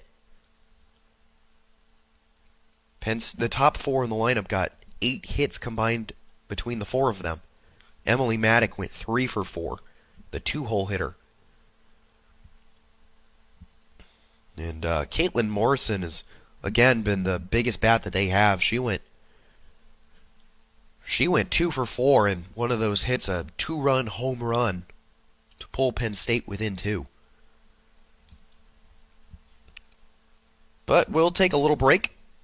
Head back to commercial, and then we'll continue with our post-game coverage. You're listening to Iowa Softball with Learfield. How has Coralville changed and what has stayed the same? Find out Sunday, March 26th at the Coralville Public Library. From noon to 5, enjoy the Life and Times event as part of the City of Coralville's 150th anniversary celebration. See fascinating exhibits about Coralville's past. Learn how Coralville has grown since 1873 from local historians Rex Brandstetter and Keith Jones. Visit Coralville.org for details about this and other events celebrating our hometown's rich history and bright future. Texting enrolls you into recurring automated text messages. Consent not required to purchase. Message and data rates may apply. Hey, Dan, how you doing? Haven't seen you around the gym for a while. Yeah, I've really fallen off. Since I turned 40, I just don't get the results I used to get. Could be lower testosterone. Lower T? Yeah, I went through it a while back. Once you hit 40, your body has less free testosterone. I got Nugenix Total T, and it's made a huge difference for me. I've seen that ad on TV. Is it for real? Oh, yeah. The patented key ingredient is something called Testofen, which helps boost free and total testosterone levels to help you trim up and stay lean. And it's made a difference for you? Man, I feel feel like I'm in my 20s again. At work, in the gym, and in the bedroom. Are they still giving out complimentary bottles for people to try it for themselves? Yeah, you just need to send them a text. Text SAVVY to 42424 right now for your complimentary bottle of Nugenix Total T, the #1 selling testosterone booster at GNC. Plus, text now and we'll include a bottle of Nugenix Thermo, our most powerful fat incinerator ever, to help you get back into shape fast. Absolutely free. Text SAVVY to 42424. That's SAVVY to 42424. Making a move from the outhouse to the penthouse? Do you have property your brothers need help with transferring ownership? Do you love everything Hawkeye from Kinnick to Carver? Then you'll want to talk with us. Hi, this is Steve Anderson with Hawkeye Title and Settlement, ready to serve you high-quality real estate title and closing services. Oh, and we also love our Iowa basketball, but we're also happy to assist Cyclone fans too. Hawkeye Title and Settlement of Iowa City and HawkeyeTitle.com. The team you love, the people you trust. Progressive presents Adjusting to the Suburbs. I never thought I'd care about gardening until I bought a house in the suburbs. But now I find myself in conversations about liquid fertilizer, and I wonder, am I the fertilizer guy now? No way. Everyone knows the ratio between phosphorus and nitrogen, right? Yeah, I'm still totally cool. Anyway, when you save with Progressive by bundling your home and auto, that's the easy part of adjusting to the suburbs. Progressive Casualty Insurance Company coverage provided in service by affiliates and third-party insurers. Like any good agent, we're here for the open house, for the closing, for handing over keys. But because we're realtors, we're here for so much more. Agents who are realtors volunteer at nearly 3 times the national average. We're working to broaden access to credit, increase affordable housing supply, and ensure fair housing for all. And realtors are bound by a code of ethics. We're here for it all. Realtors are members of the National Association of Realtors. That's who we are. You're listening to University of Iowa Hawkeye Softball on 800 KXIC. Continuing with our post-game coverage of the Iowa softball game in which they defeated the Penn State Nittany Lions in game 1 of our doubleheader, 9-4.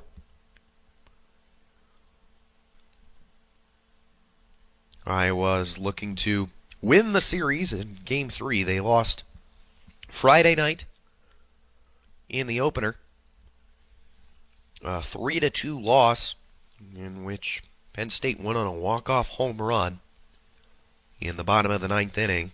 Friday's game was a game where the Hawkeyes held the lead twice. Held the lead twice before blowing it each time. Took the lead in the top of the 4th inning. Sorry, I was looking at my game notes here. Took the lead in the top of the 4th. Took it all the way into the bottom of the 6th inning before Penn State was able to tie things up on a sacrifice fly. And then in extra innings, Iowa took the 2-1 lead in the 8th. But Penn State was able to tie things up again before eventually winning the game in the bottom of the 9th. Penn State held the lead in this one. Jumped out to a 1-0 lead. They scored in the bottom of the 1st inning on a Caitlin Morrison ground ball to Tori Bennett at shortstop. And Melody Coombs was able to score, give Penn State the 1-0 lead. But then in the top of the 2nd, Tristan Doster turned on a ball and hit a 3-run home run into left center field to give the Hawkeyes a 3-run lead. They extended their lead later in that inning via the Nia Carter sacrifice fly in center field to score Streff to make the score 4-1. And then in the top of the 3rd, the Hawks scored again on a Bain single. And remember, that was a play where she singled into right field, and Lecker was on first and went first to 3rd. And the right fielder's throw over to 3rd base allowed Baines to advance just a little bit. She tried to advance to second on the throw, but she got caught in a rundown between first and second, and during the rundown, Lecker was able to advance safely. And then later again in the third inning, Streff singled into left field, which scored Klosterman. So that made it a 6-1 game, and it looked like things were getting out of hand until Lydia Coleman hit a pinch hit solo shot down the right field line. And then the next inning, Caitlin Morrison got 2 more RBIs on a laser of a home run into left field. A ball that got maybe 20 feet off the ground. So Penn State pulled within 2, and all the momentum was on their side, and it looked like we could have had a repeat of what happened Friday, where the Hawks just blow their lead. But in the top of the 6th inning, Tori Bennett doubled into left center field, scoring Tatiana Roman. Baines got another RBI single into left field, scoring Bennett. And Lecker doubled down the line to give Iowa their 8th and 9th run of the game. And Iowa ended up winning by a final score of 9-4.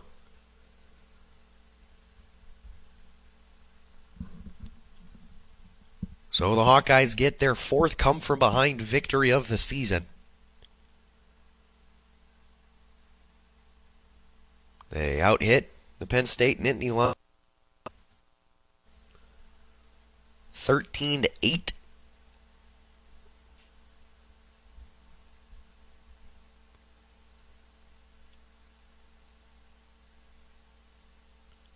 And the Hawkeyes really just played a much better game, much more complete game than Penn State did. They bounced on the Penn State ace early, Bailey Partial. This 2 days after the team hit below 200 against her as a squad. Today they chase her early in the 2nd inning. After going 1, 2, 3 in the first, they jump on her for 4. And get one of the best pitchers in the country out of the game early, and they just roughed up Vanessa Oatley, who came in the game in relief. As our time between games is slowly dwindling down, we'll take one more break, one final timeout during our postgame and soon to turn pregame coverage between our Sunday afternoon doubleheader, games 2 and 3 of the series. Game 2 is coming up soon. You have to imagine you're listening to Iowa Softball with Learfield. How has Coralville changed and what has stayed the same? Find out Sunday, March 26th at the Coralville Public Library. From noon to 5, enjoy the Life and Times event as part of the City of Coralville's 150th anniversary celebration. See fascinating exhibits about Coralville's past. Learn how Coralville has grown since 1873 from local historians Rex Brandstetter and Keith Jones. Visit Coralville.org for details about this and other events celebrating our hometown's rich history and bright future. Texting enrolls you into recurring automated text messages. Consent not required to purchase. Message and data rates may apply. Hey, Dan, how you doing? Haven't seen you around the gym for a while. Yeah, I've really fallen off. Since I turned 40, I just don't get the results I used to get. Could be lower testosterone. Lower T? Yeah, I went through it a while back. Once you hit 40, your body has less free testosterone. I got Nugenix Total T, and it's made a huge difference for me. I've seen that ad on TV. Is it for real? Oh, yeah. The patented key ingredient is something called Testofen, which helps boost free and total testosterone levels to help you trim up and stay lean. And it's made a difference for you? Man, I feel like I'm in my 20s again. At work, in the gym, and in the bedroom. Are they still giving out complimentary bottles for people to try it for themselves? Yeah, you just need to send them a text. Text SAVVY to 42424 right now for your complimentary bottle of Nugenix Total T, the #1 selling testosterone booster at GNC. Plus, text now and we'll include a bottle of Nugenix Thermo, our most powerful fat incinerator ever, to help you get back into shape fast. Absolutely free. Text SAVVY to 42424. That's SAVVY to 42424. Making a move from the outhouse to the penthouse? Do you have property your brothers need help with transferring ownership?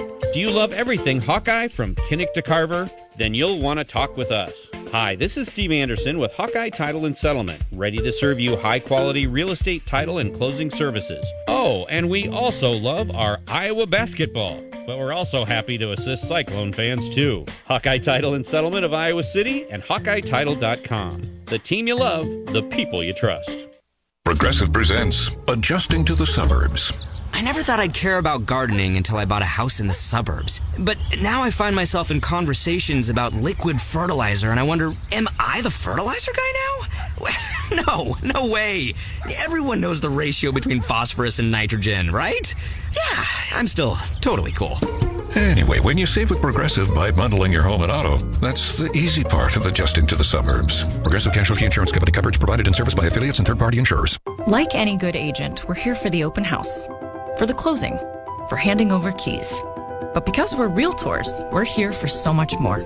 Agents who are realtors volunteer at nearly 3 times the national average.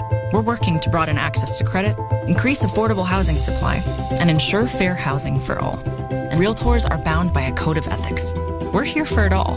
Realtors are members of the National Association of Realtors. That's who we are.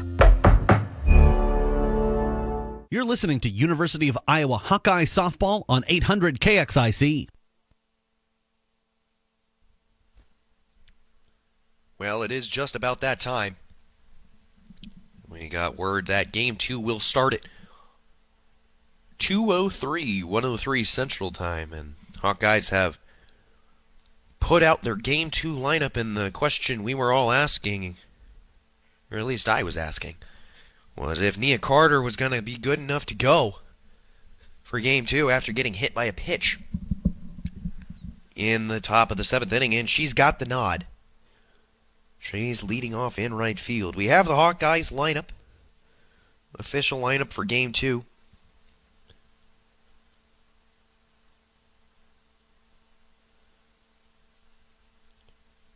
As we're still waiting for this second game to get underway, we'll read you the lineup. So, as I said, Nia Carter is leading off in right field. She's okay after getting hit in the leg in the 7th inning. Batting second is Tatiana Roman, who's out in center just like always.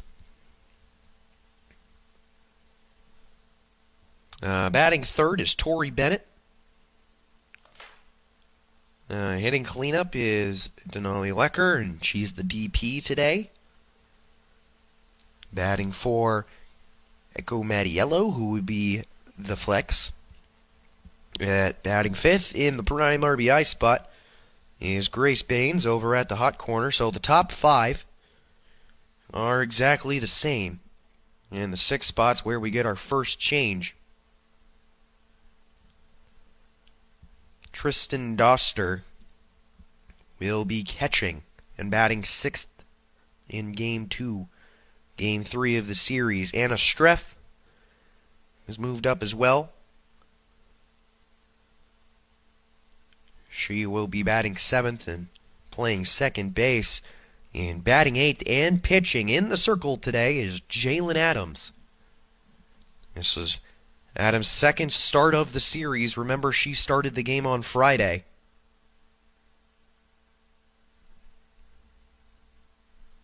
She started Friday's game and took the loss. In that game, Adams went 8+ innings. She was very, very good to start out. She went 8 innings, allowed 3 runs on 8 hits, struck out 2, and didn't walk anyone.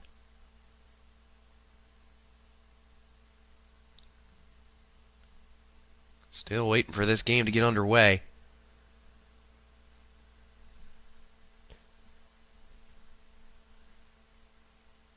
And then rounding out the lineup, as always, and over at first base is Sammy Diaz. So the Hawkeyes look to continue the hot bats that they had in Game 1.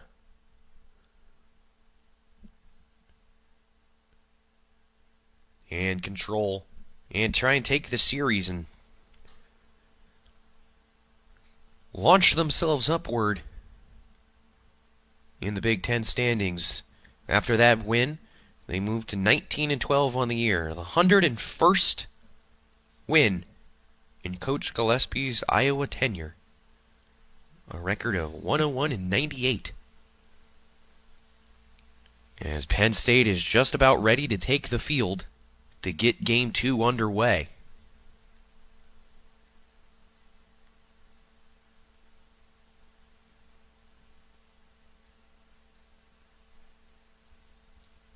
The wind has pretty much died down. There's still a bit of a breeze going on out in right field. But there's not a cloud in the sky. It's a beautiful day here at Beard Field, home of Penn State softball.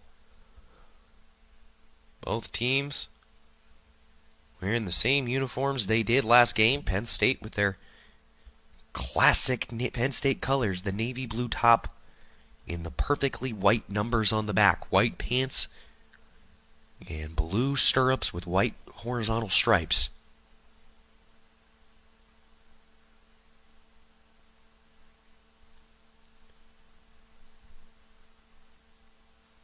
Penn State has officially taken the field and started warming up.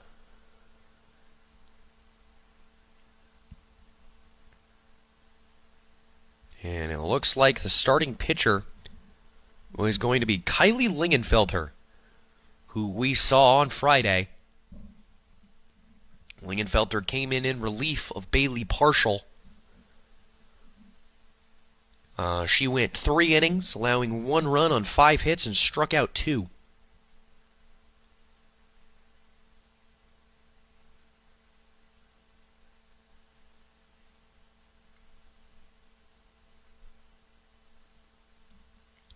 The Hawkeyes are wearing their all-gray uniforms, same ones they wore last game.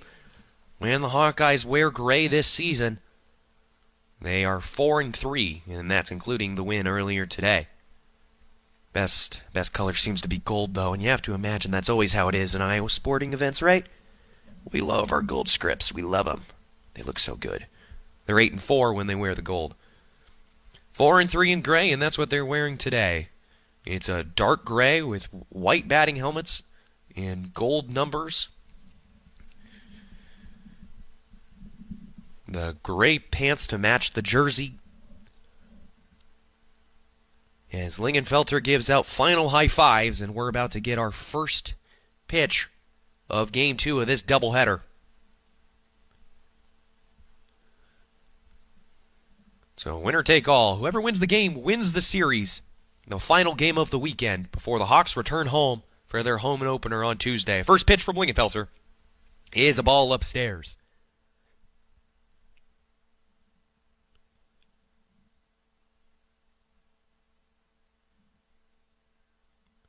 So Carter digs back in for the 1-0. She takes outside, ball 2, excuse me. Waiting for our Penn State's live stats to upload.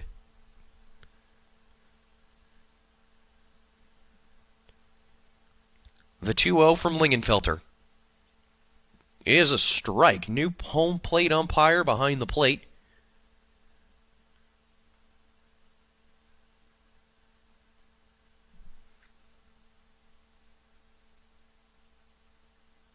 He's got a bit of a delayed strike call. Can't really hear him either, so we're going to be a little late. Carter hits a ground ball up the middle, and it reaches through and finds its way into the outfield. So Nia Carter with the leadoff single. Got to feel like that's a good hit for her to get after going 0 for 3 in the game before.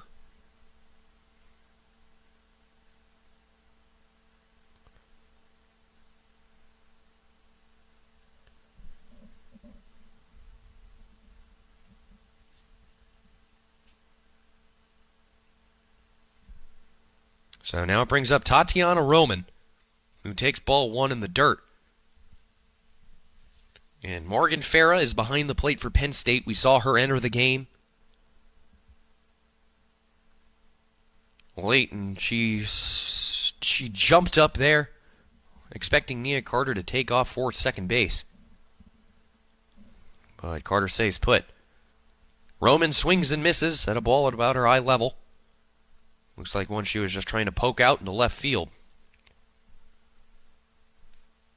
Count is 1-1.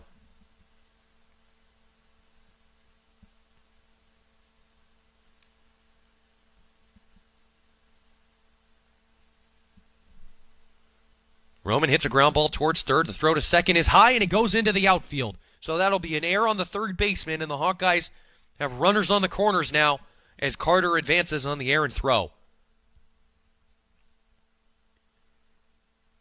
They were looking for the double play there, or at least the fielder's choice, but the throw from Leone over at third base was high, and over Coombs, the second baseman who was covering, over her head.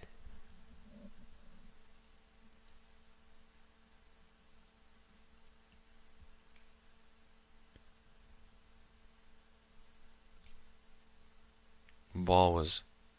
I might have even had trouble catching that one, and I stand at 6'3", so... Hawkeyes have runners on the corner now for Bennett at the plate. And Bennett sends a fly ball deep into left field. This one is at the wall, and it's off the wall. Gillespie's waving people around. Carter will score. And Bennett's got an RBI stand-up double. Hawks take the 1-0 lead. I swear, I thought that one was gone. I had the home run call ready to go. And Penn State's already going to go into a meeting on the mound. Bennett got her hands extended on that one, hit it out in front of the plate. And she hit it deep into left field. And it hit off the wall just about 3 feet shy from going out. Well, so Tori Bennett with the RBI double give Hawks the 1-0 lead in the first, and they're threatening for more. Whenever Iowa scores in the first, they do pretty good. At this point in the season, they're 7-0 when they score in the first inning, and when they score first, they are 15-3. But don't forget, one of those 3 losses came at the hands of Penn State on Friday.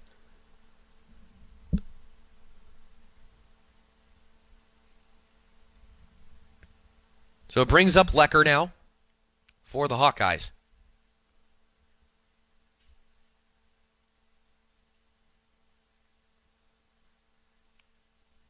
Lecker will dig in. Runners on second and third with nobody out. Hawkeyes threatening to score. They've already got one. And first pitch is a ball outside.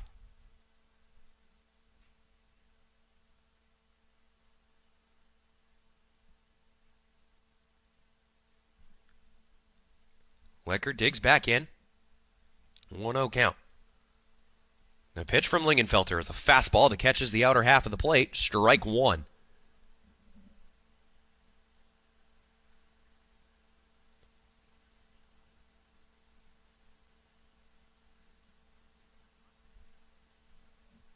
Counts 1-1 to the Iowa cleanup hitter. Runners on second and third with nobody out. Lingenfelter's pitch is way upstairs. Lecker gives a look at it, but checks her swing. Counts 2-1.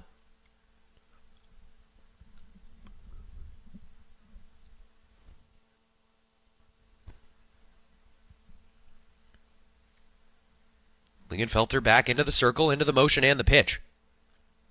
He has a fastball that pumps into the zone, and we're even at 2-2.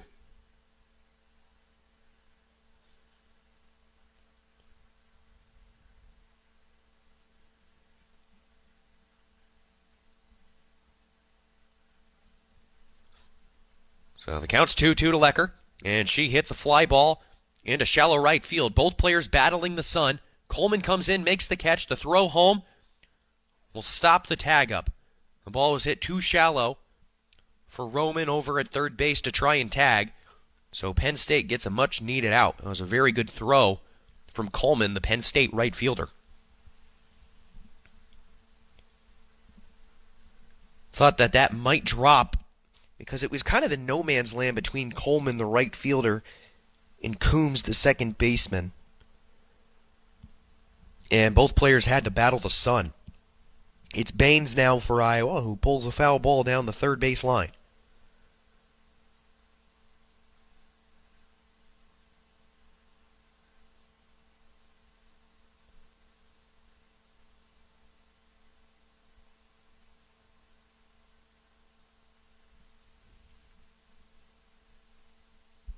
So Baines is behind 0-1, and there's a ball that's practically bowled down to the plate. It was a nice stop there by Morgan Farah to chase it down, but Lingenfelter's pitch probably bounced about halfway there. It's kind of, like I said, kind of just looked like she was going bowling. Hawkeyes still runners on second and third with one away. Grace Baines is at the plate, is behind 0-1, and is now behind 0-2. Takes a fastball that's perfectly placed on the black from Lingenfelter.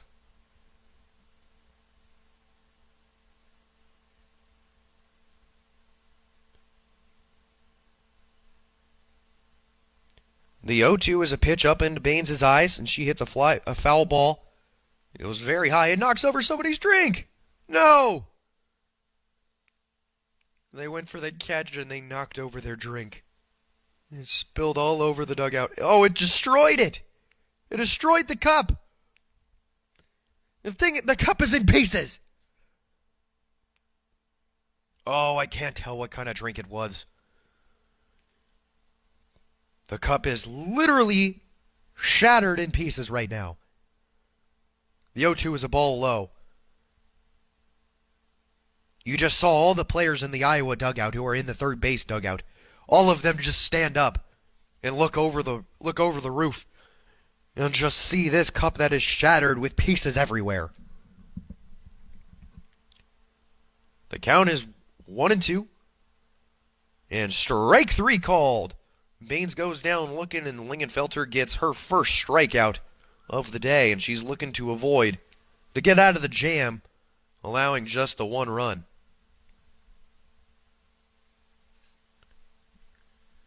So now Tristan Doster will step in for the Hawkeyes. Doster, remember, had the big 3-run home run. Last game, they gave Iowa a 3-1 lead. In the top of the second inning, she takes strike one.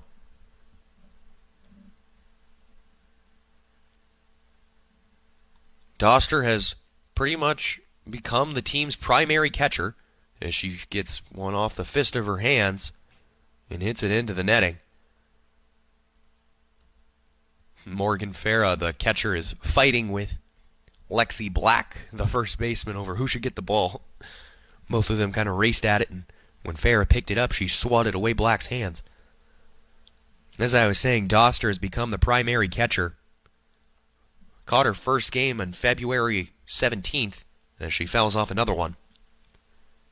And this will be the 14th game that she has caught since then. So over the last month and a week, you could say, in the 5-week span, she's caught 14 games and has been the starting catcher in all 3 this weekend. She's behind 0-2 and hits a ground ball back to Lingenfelter up the mound, who gloves it and throws a rocket over to first base for the third out. And that will do it for the Hawks in the top half of the first. They get one run and take the 1-0 lead. Penn State's coming up to bat, and you're listening to Iowa Softball with Learfield.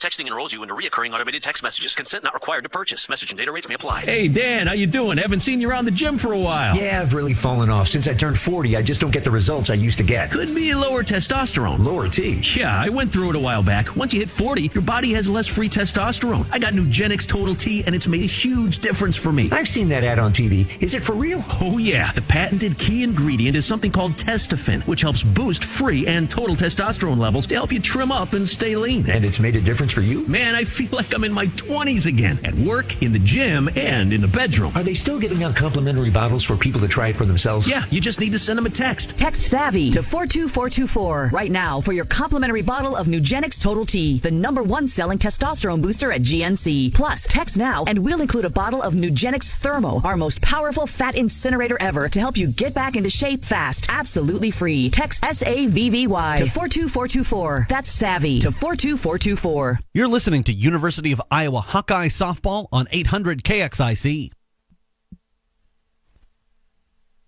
Hawkeyes with a 1-0 lead after their first times at the plate in Game 2 of our doubleheader. They lead 1-0 over Penn State. Iowa won Game 1, earlier today, Game 2 of the series. They won by a final score of 9-4. Winner of this game wins the series after Penn State won the series opener Friday night, 3-2, off of the walk-off home run in the bottom of the ninth. Iowa got their revenge earlier today, like I said. Leading things off for Penn State will be the second baseman, Melody Coombs. She will be facing the Iowa pitcher, Jalen Adams. And we talked about Adams. This is her second start of the series, started the game on Friday. Adams has had a terrific freshman campaign, a 1.63 ERA, over 64 and a third innings. This is her 13th appearance of the season and her 9th start. She's ahead 0-2. As I said, Adams pitched that game on Friday. She was the only Hawkeye to pitch in the game, so she went 8+ innings. Gave up 3 runs on 8 hits, struck out a pair, and didn't walk anybody. She's ahead 0-2, and the pitch is fouled off by Coombs.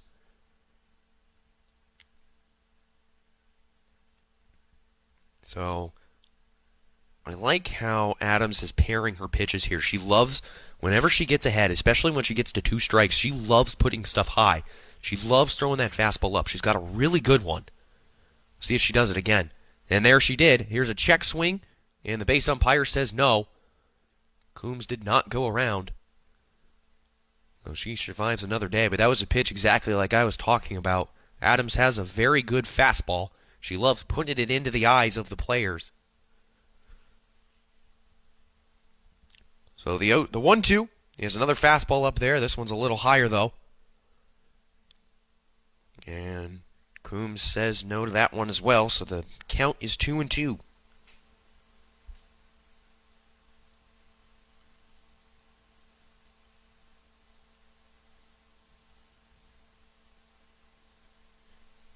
The 2-2 is a off speed that is golfed out into left field, back at the wall, and it short hops the wall.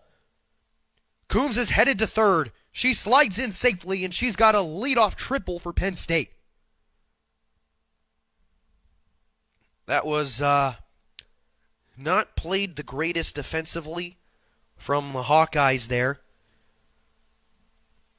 I'm not saying it was on the catch. That was definitely not something that was catchable. I'm saying they got the throw in pretty lazily and threw to the cutoff. They threw to Bennett, who was cutting off second base. But Coombs, who was a very fast runner, was thinking 3 all the way. I mean, Iowa got it in fairly quickly. It's just the relay was set up to the wrong bag. So now it's Emily Maddock, who has been swinging a very, very hot bat for Penn State.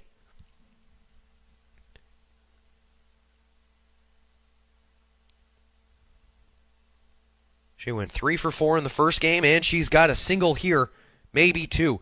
The run will score for Penn State. The throw into second keeps Maddock at first, but it's an RBI single, and this game is tied.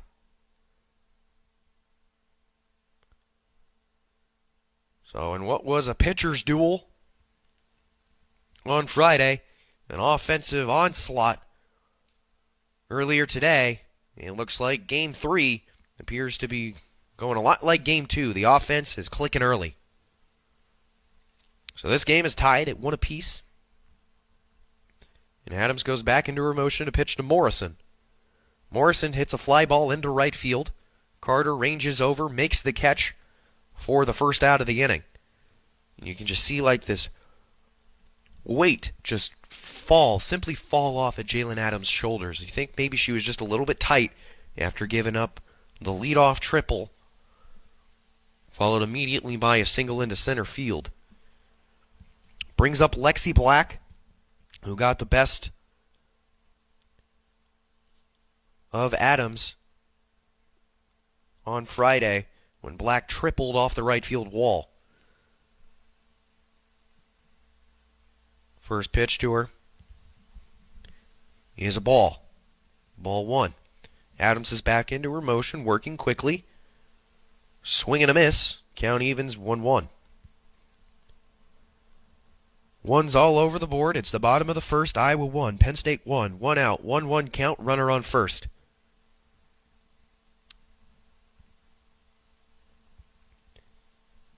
Adams pitch. Here's a line drive into left center field. Roman's giving chase, but it's going to bounce off the wall.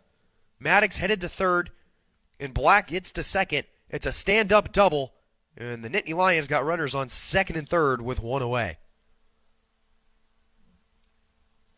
I thought Roman might have had a chance at catching that one, but that was just hit too hard from Black. But the Hawkeyes did well there on the relay to get it in quickly and stop the run from scoring.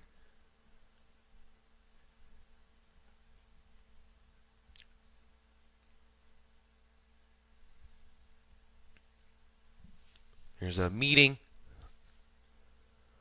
on the mound between all the players. Nah, the coach has not gone out there. Waiting to see what's going on here. Now our coaches have gone and started to chat. It's a bright and sunny day in Pennsylvania at Beard Field, home of Penn State softball.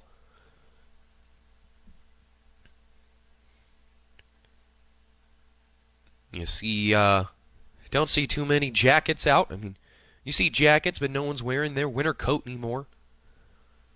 You know, in Iowa City, that is. It snowed. Not last night, but the night before.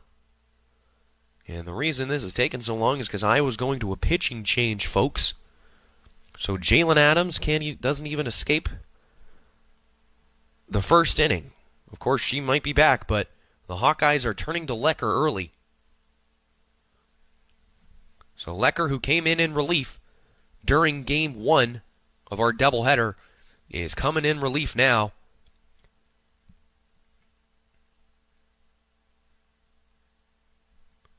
And Adams will move to the DP. Lecker was originally the DP. But Jalen Adams will do what Adams was hitting for herself. You see, a lot of teams use their pitcher as their flex or as their designated fielder. And that was the case that Iowa did on Friday. But that's not what they did today. They were going to let Adams hit for herself, but she's done pitching, at least for now. So Denali Lecker is back on the bump, a 1.69 ERA. She now is the lowest one on the team. She gets to face Michelle Leone. And first pitch is a ball low and in the dirt. Remember, in the first game, we did see that Command leaves Lecker at some points. She had a pair of walks, and both of them were 4-pitch walks. And there's ball 2, low, very similar spot. She loves throwing that, I don't know what she would call it. If it's a sinker, a drop ball, or maybe even just a changeup, but it's an off-speed of some kind. She loves putting it low. And sometimes it just stays a little bit too low and dips out of the zone. Another one there. So it's a 3-0 count. Very similar to how she started her relief appearance in Game 1 with a 4-pitch walk. She's got 3 straight to start out Leone right now. The 3-0 is a strike called. Leone didn't like it. She was running and halfway down to first base before the umpire called it a strike and beckoned her back.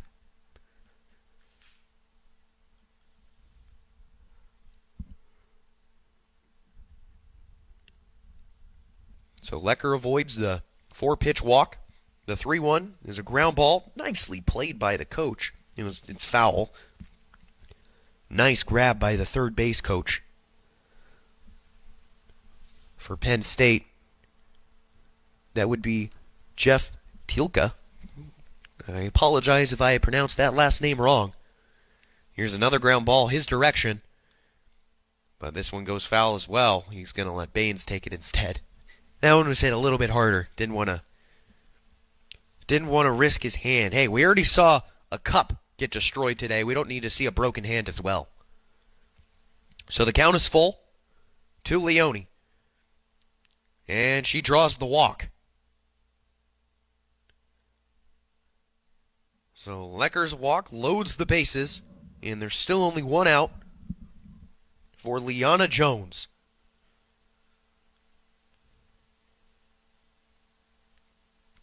Jones leads the team in home runs this year, so this is a great spot to be in with the bases loaded. Bases juiced with one out, and Jones at the plate. Lecker's first pitch, a jam shot. It's a pop fly, fading towards the right field line. Streff makes the catch just on the lip between the dirt and the outfield, and it was hit so shallow that Maddock was not able to tag up from third base. So Lecker might be able to escape the jam. She's got 2 outs now, and Lydia Coleman step into the play. Remember, Coleman hit her first home run of the season in Game 1 today. She takes ball 1 low.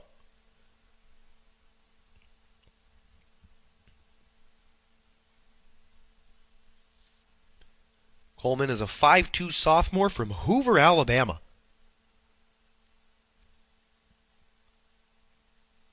Takes ball 2, and Doster behind the plate catches it cleanly, and as she goes to makes the transfer and grab the ball out of her glove, she kind of lost it, and it almost went back to the wall. Luckily, Maddock was not.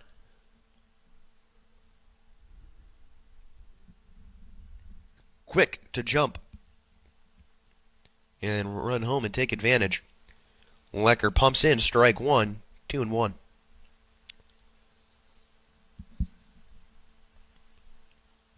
Game's tied, 1 apiece. Bottom of the first, 2 away. Lecker's pitch is a ball that just misses the outside corner. You see Doster's turning around to ask the umpire where that one was. Maybe it was a little bit outside, but nonetheless, the count goes 3-1 to Coleman.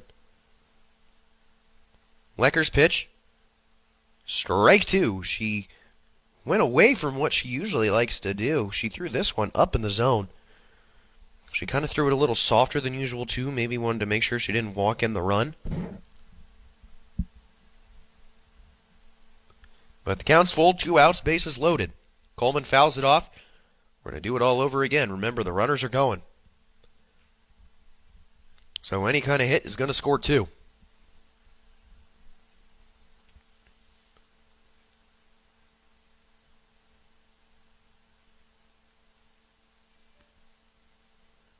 Bases loaded, 2 outs.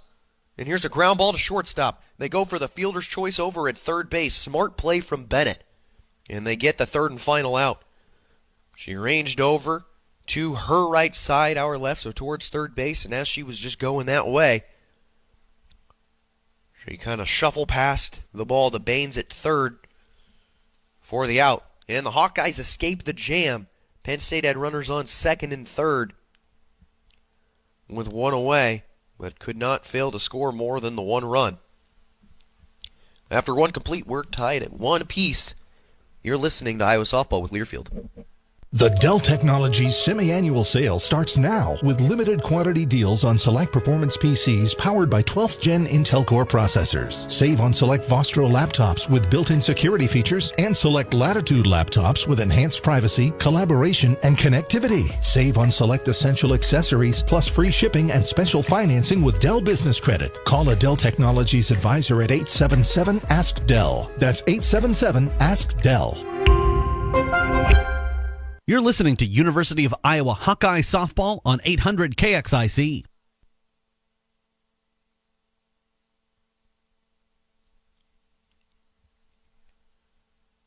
We're back for the top of the second inning.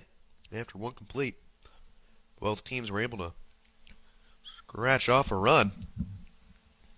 Iowa got 1 run on 2 hits, and Penn State got 1 on 3. Iowa also utilized a Penn State error. So it's the top of the second inning, and Streff will lead things off for the Hawks.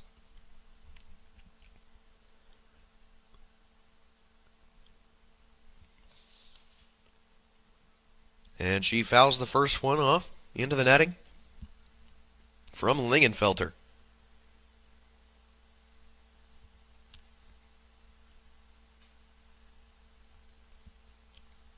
Streff went 2 for 4 in the first game earlier today with an RBI. And she swings, hits a line drive into right field. Coleman goes over and will make the catch for out number 1. It was a nice play from the Nittany Lion right fielder. Kind of just ran like a gazelle. And not Mike Gazelle from the old basketball team, like the Animal Guys. Nice play from the right fielder.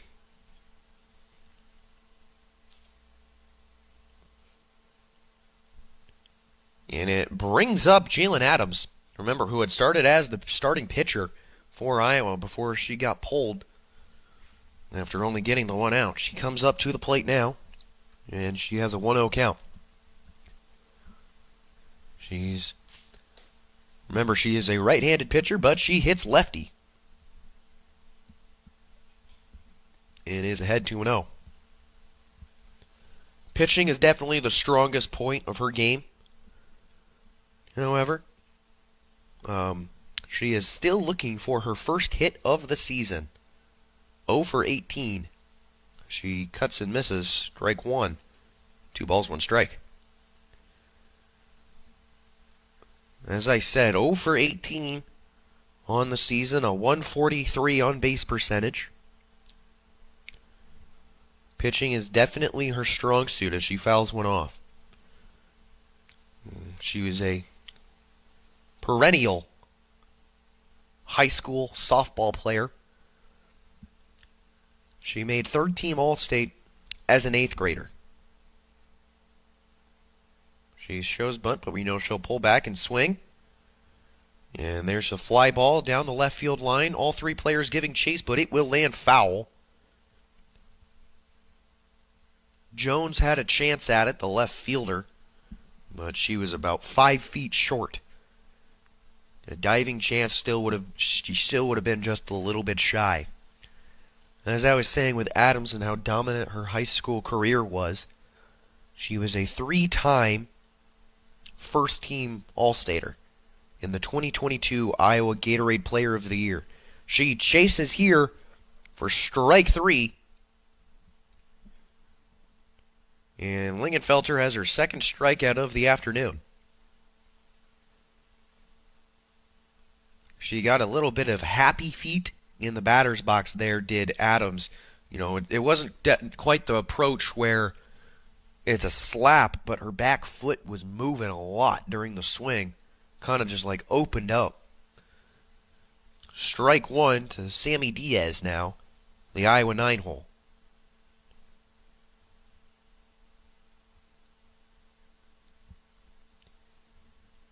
And she hits a rocket into deep left field. It's back. It's at the wall. It is gone. See you later.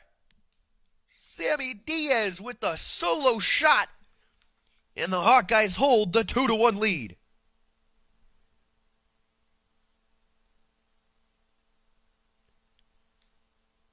Sammy Diaz, her second home run of the season. She got a hold of that one, just snuck out over the wall.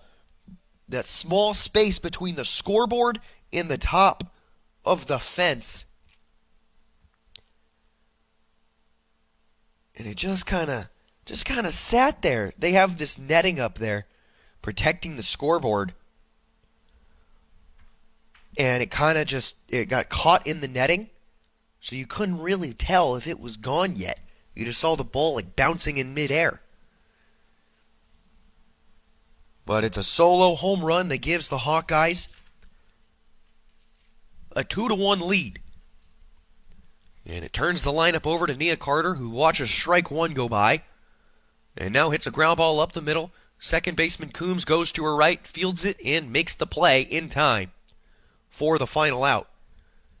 So the Hawkeyes get one more on the Sammy Diaz solo shot, and they take a 2-1 lead. You're listening to Iowa Softball with Learfield. This is Coralville Mayor Megan Foster. The city of Coralville was founded in 1873. Help us celebrate 150 years of building our community. Join the sesquicentennial celebration through October 2023. The city of Coralville will mark this milestone with activities, festivals, and events to celebrate our hometown's rich history, traditions, and diversity. Visit coralville.org/Coralville150 for more information about our rich history and bright future. You're listening to University of Iowa Hawkeye Softball on 800 KXIC.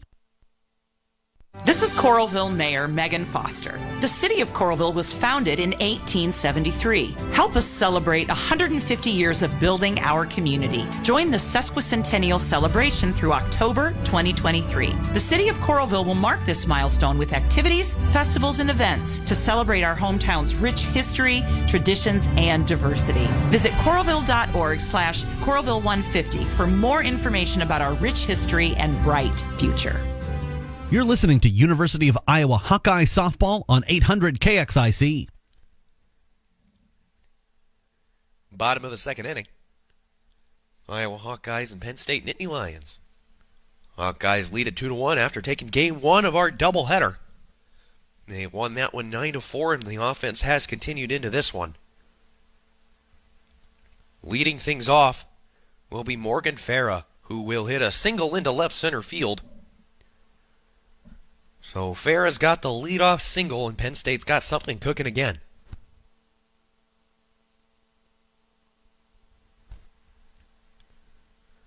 Farah is one of those players that is always energetic, and you can clearly see that when she gets a base hit.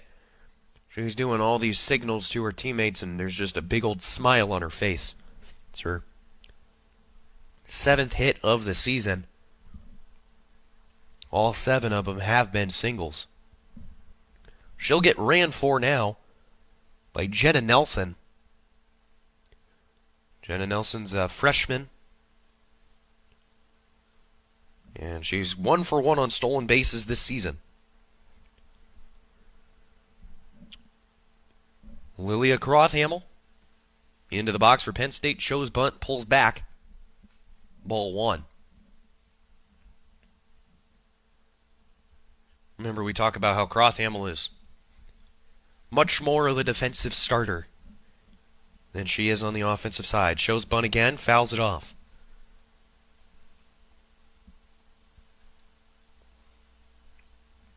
During game 1, Crothamel went 0 for 2. Went 0 for on Friday as well. And including the game bats earlier today, she is 0 for her last 19. And as I say it, there is the base hit. A single through the left side of the infield. So the good old announcer's jinx gets Lilia Crothamel a single through the left side.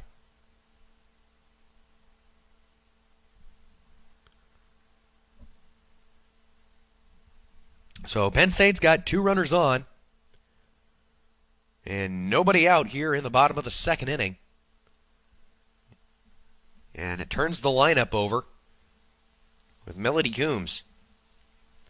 Remember, Coombs tripled off the left field wall to lead things off and has scored the only run today for Penn State. Or today, the only run this game. They had 4 in the first. Leckers ahead 0-1. Takes the sign into the motion and the pitch. Coombs shows bunt, pulls back. Ball 1. You saw Nelson out there at second base getting pretty aggressive See how Doster will try and keep her close.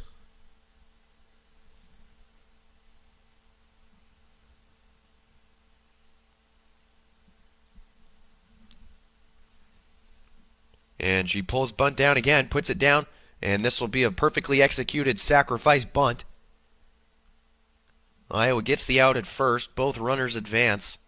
So Penn State has runners on second and third with one out. The runners on first and second, nobody out. That's pretty much no matter who is up, you're squaring and you're bunting. You're getting that ball down. Even somebody who had a triple off the wall in their last at-bat. So we see how Coach Crowell does her action.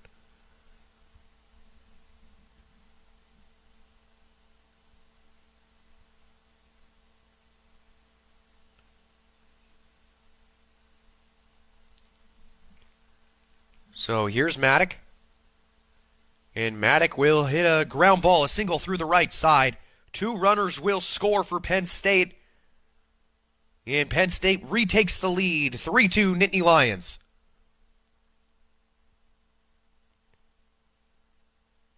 Emily Maddock going up and swinging first pitch. Hits a single through the right side. Both runs score. And what has been an offensive day for both teams continues for Penn State. Nice pitch from Lecker here to get Morrison swinging.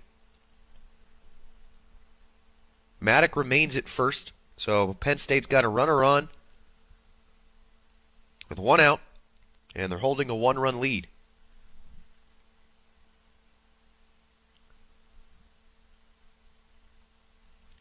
And Lecker throws this one outside. 1 ball, 1 strike.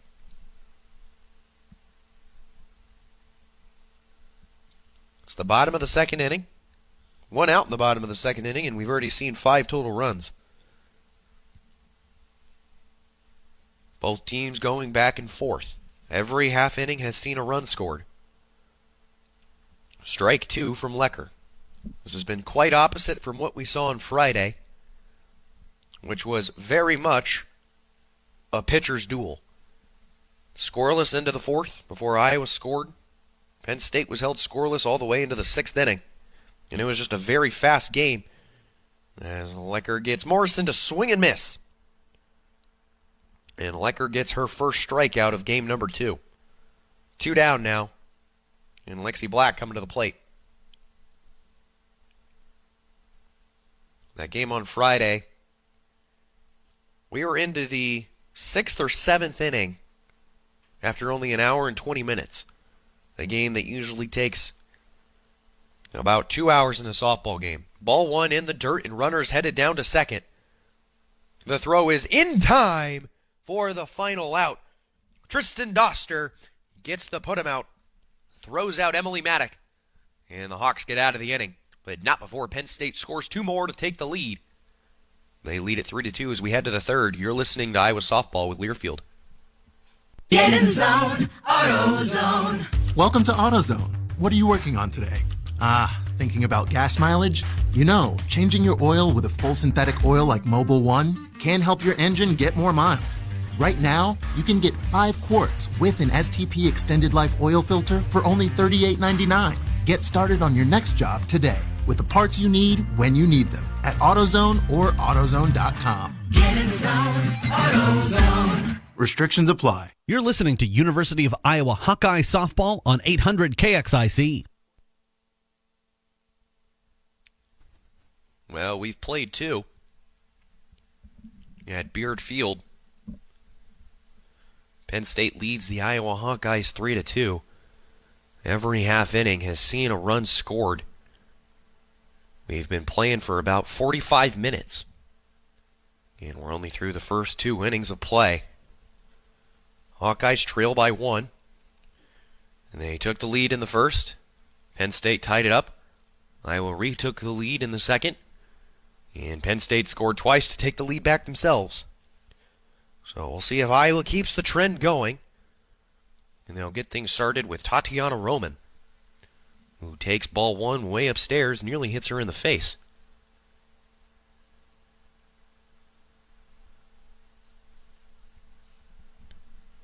Roman had a very good day at the plate during game 1. Went 3 for 5, including a double off the wall. Swings and misses at this one, though, 1-1. As I said, Roman's been swinging a very hot bat. Coming into today, she was 10 of her last 24. That's a .417 batting average over a 7-game span. She takes ball 2 upstairs. And we'll see if we can test our math skills just a little bit. 10 for 24, and she went 3 for 5 last game. So what is that? 13 for 29, right? 13 for 29. See, Mrs. Hatch, I can still do my math. Thank you to my second grade math teacher. Count is 2-1. Ground ball towards the shortstop. Morrison fires one over to first base. And the out is made. Morrison really let that one go. Fielded it cleanly, and she just wanted to showcase the arm there. Out number 1. And it brings up Bennett. Tori Bennett, the Hawkeye shortstop. 1 for 1 today. Had that double off the wall as she takes strike 1. In the first inning, she had the double off the wall that I think that was about 3 feet from going out. I thought it was out off the bat. I was ready to unleash the home run call. She takes ball 1 low and in the dirt.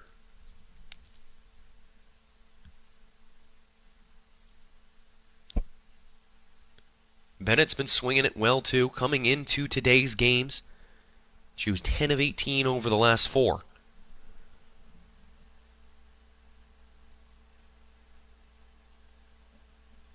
She went 1 for 4 in their last game earlier today, and 1 for 4 in the game on Friday. She skies one into foul territory along the left field line, and it's just over the glove of Michelle Leone. That would have been a tough catch. But so including today's game earlier and the one we're currently playing now, Bennett is on an 8-game hitting streak. 8 games in a row tallying at least 1 hit. That's how you get your .356 batting average there, folks. She's got a 2-2 right now, and she does not chase. Ball 3. Sun has really come out now. Here in Pennsylvania. Counts full. You just see a bunch of sunglasses on everybody in the stands now. Quite different from what we saw on Friday. Still see some blankets scattered here and there, especially as people start to get into the shade at the setting sun. As Bennett fouls one back. I guess it's not setting time yet. It's 3 o'clock Pennsylvania time. It's just fading behind the press box. So the count is still full.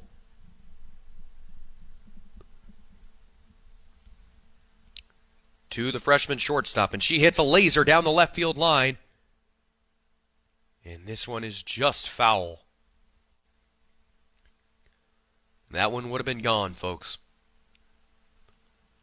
Couldn't really see this angle. How far foul the ball went. But the umpire said it was foul. This one's in the dirt. Bennett checks the swing. Base umpire says no. So it's a 1-out walk for Tori Bennett. She reaches safely for the second time today.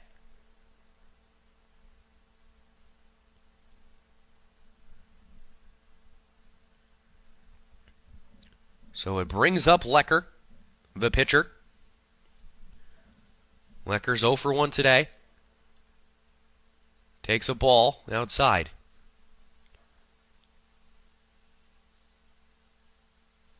Lecker's been struggling just a little bit as of late, as Penn State will go to a visit on the mound. Went 1 for 2 earlier today, so getting back into the hitting column. But in the 15 games previous to today, she was 8 of her last 51. It's a 157 batting average.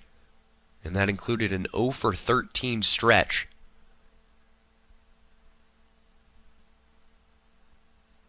But she's still driving the ball in well. 30 RBIs. Make it 31 because she had one in the first game. As we're back in action, the 1-0 is taken inside, 2-0. But as I said, Lecker's still driving in runs. 31 RBIs, which is already a career high for her. It's the second most in the conference. But getting back on the... hitting the ball well is something that we know she can do. As she takes strike one right down the gut. I say we know she can hit well because she led the team in batting average her freshman year, hitting .322. She was Big Ten second team when she was a freshman. She takes strike two to even the count. So 2 balls, 2 strikes, 1 out. Runner on first for the Hawkeyes as they trail Penn State 2-3.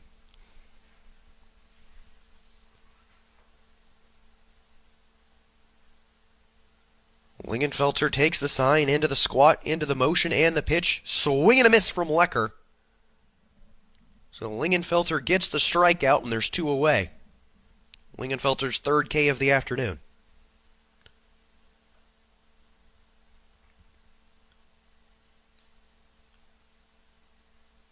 Brings up Grace Baines, the Hawkeye third baseman.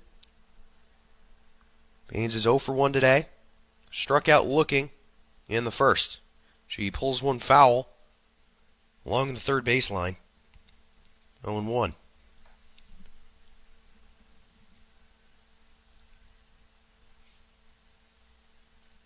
Had a good first game, though.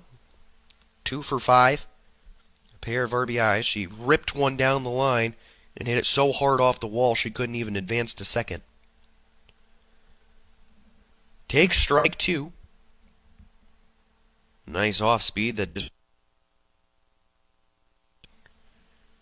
And Lingenfelter is ahead 0-2.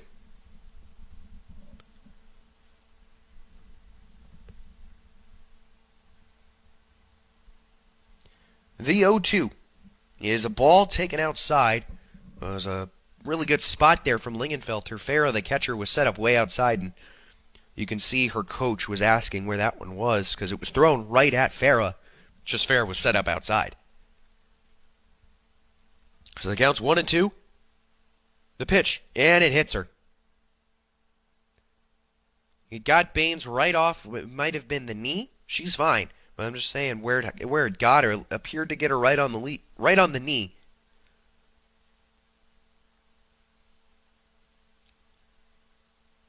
It hit her on her lower leg, to say the least. As their umpires are meeting about something. Maybe to try and say if she leaned into it.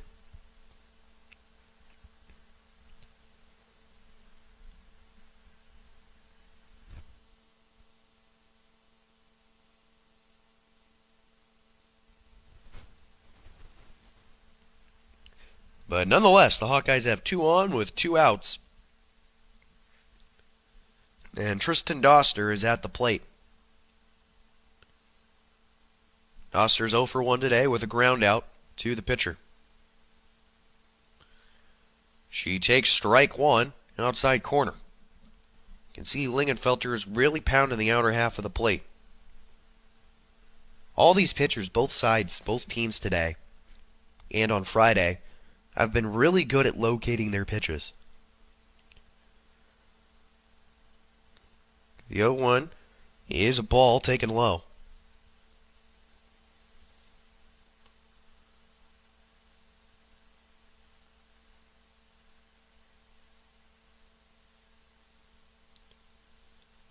One ball, 1 strike to the Iowa catcher. Lingenfelter's pitch. Swing and a miss. Strike 2. Count goes to 1-2. And the Hawks still have 2 on. Looking to score. Keep that streak going where they've scored in every inning. Lingenfelter's pitch is popped foul. So Doster clings to life and avoids the strikeout.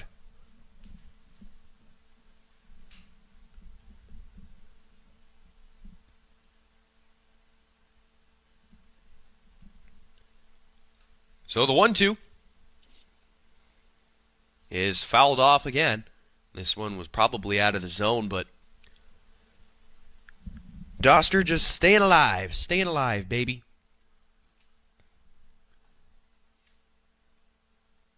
Remember, Doster had the 3-run home run. A 3-run home run in the second inning last game. And she swings and misses at a ball in the dirt. The throw down to first is in time on the drop third strike. So the Hawks go scoreless in the top of the third. They got 2 runners on, but neither one was able to cross the plate. Hawks trail by 1 with Penn State coming up in the bottom of the third. You're listening to Iowa Softball with Learfield. The Dell Technologies semi-annual sale starts now with limited quantity deals on select performance PCs powered by 12th Gen Intel Core processors. Save on select Vostro laptops with built-in security features and select Latitude laptops with enhanced privacy, collaboration, and connectivity. Save on select essential accessories plus free shipping and special financing with Dell Business Credit. Call a Dell Technologies advisor at 877-ASK-DELL. That's 877-ASK-DELL. You're listening to University of Iowa Hawkeye Softball on 800 KXIC.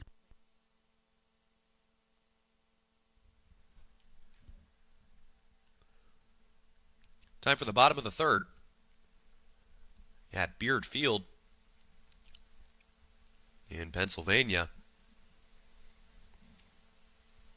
Denali Lecker will stay on the bump for the Hawkeyes as they trail 2-3 to Penn State, trying to win the third and final game of the series after Penn State took game 1 on Friday night, and the Hawks won earlier today in the first game of our doubleheader.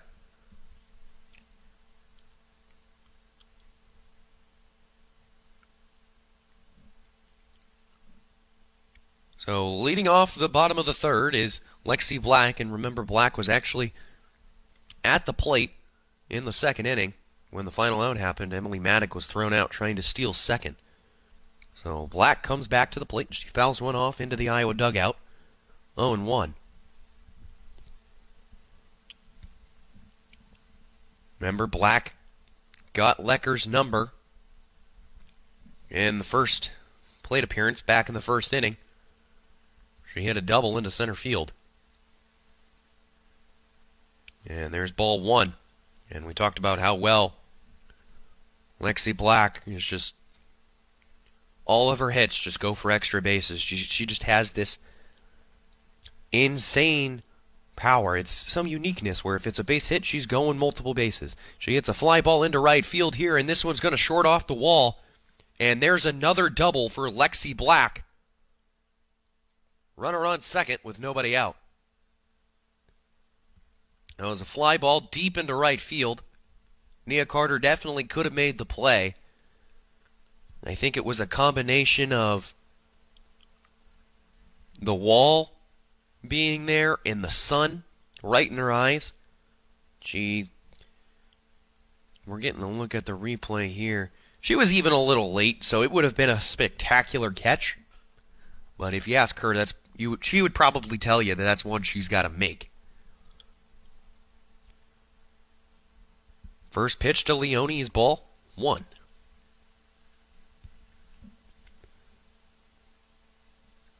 So Black, who's on second base, has now gotten 2 doubles off of Denali Lecker. And foul ball from Leone, 1 ball, 1 strike. We talk about this uncanny development, that every time Lexi Black gets a hit, she's going for extra bases. And I say that because She had one hit in the game earlier today, as there's a ground ball to Baines over at third base, and she botched it. Bounces right off her knee. Black doesn't go anywhere. She stays at second, but now there's runners on first and second base with no outs following the Baines error. So, errors have continued to plague the Hawkeyes this season. Coming into the weekend, so just in their non-conference play, they had 31 errors on the season, as there's a foul ball from Jones. Those 31 errors are tied for the most in the Big Ten. And I mean, of course, they've played a lot of games. This is their 32nd game of the season. You compare that to Penn State, who this is only their 25th game of the year. As the 1-0 is skied into right field, but it will slice foul. So the Hawkeyes have played a lot of games, but so that would tell you how the air number is so high, but their fielding percentage isn't very good either. A 96.3, which you're like, oh, you're doing good on 96% of your plays. It's 10th best in the Big Ten. As Jones hits another ground ball towards Baines, who will make the tag on the runner trying to advance to third. So Baines picks herself up just a little bit as the Hawkeyes get the first out of the inning.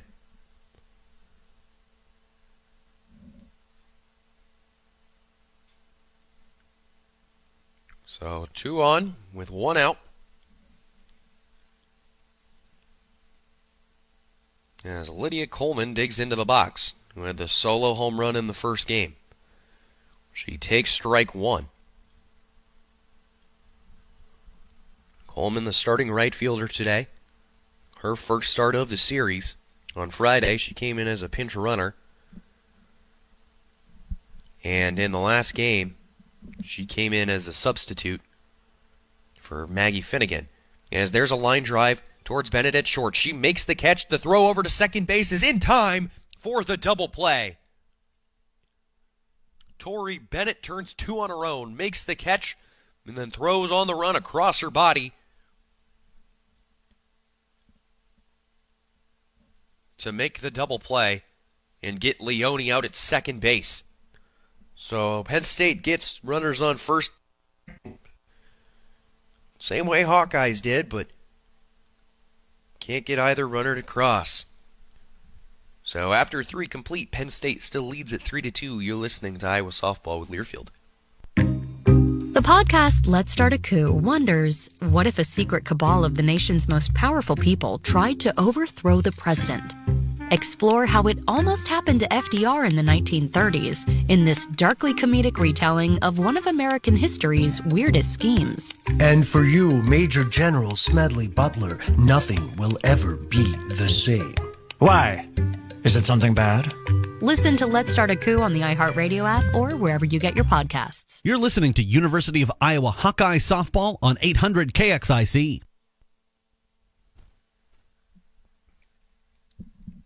We're through 3. Nearly halfway done with the final game of this 3-game series between the Iowa Hawkeyes and Penn State Nittany Lions. It's the first time that the Hawkeyes have played at Penn State since 2010.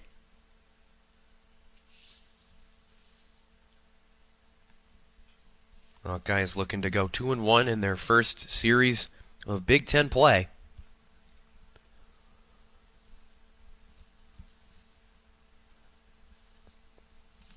But they trail now in the top half of the 4th inning, and leading things off will be Streff. Lingenfelter is still in the circle for the Nittany Lions. And she yanks a fastball out wide. 1-0.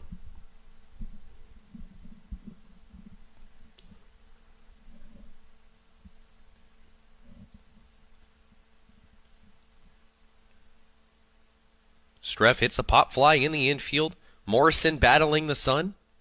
And she makes the play anyway. For out number 1.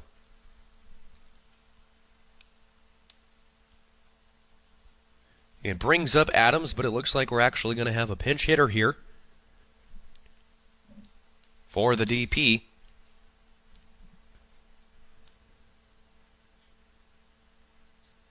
And it will be number 43, Emma Henderson.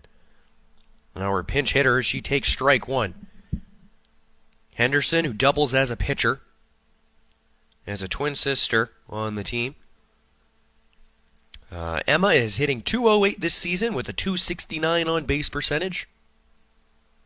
And she skies one along the left side. Morrison goes over and makes the catch in shallow left field for the second out. So a pair of pop-ups caught by the Penn State shortstop are the first two outs of the fourth inning. So 7 and 8 have gone quietly. We'll see how number 9 does in the Hawkeye lineup, and it's our big home run hitter in the second inning, Sammy Diaz. She takes ball one in the dirt. Diaz hit a home run in the second inning that gave the Hawkeyes what was then a 2-1 lead. It went just over the wall by a couple of feet. She hits a ground ball towards shortstop, and Morrison boots it a little bit. The throw is over, but not in time for the third out. So that will go down as an E6 on Morrison. The ball kind of ate her up. When you're fielding a ground ball, you want to field it at 1 of 2 points. Either A, when the ball is on the short hop, so right after it bounces, or B, you want to field it at its highest point. So she did neither one of those there. She kind of fielded it in that middle ground and just let it eat her up. She nearly had time to recover and throw over to first, but Diaz was running hard out of the box and was able to reach base safely.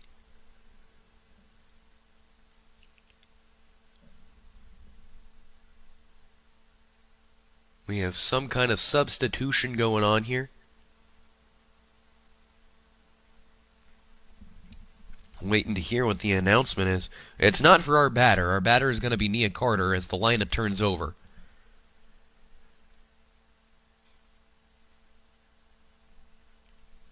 And Nia Carter will dig in. Carter is 1 for 2 today. She singled up the middle in the first and later came around and scored and grounded out to second base in her other at-bat. And she swings at the first pitch and hits a foul ball over the third base dugout.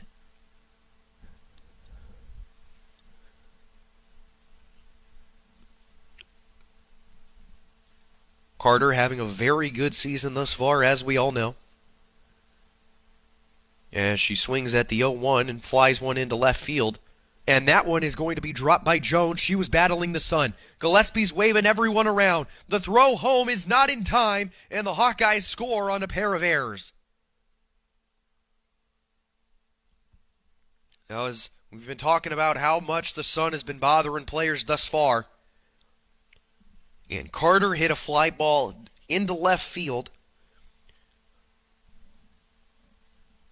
And Liana Jones, who is the left fielder, had her hand up in the air to try and block the sun, but she had to turn away right when the ball got close to her. You can see her head just turn when I look at the replay here.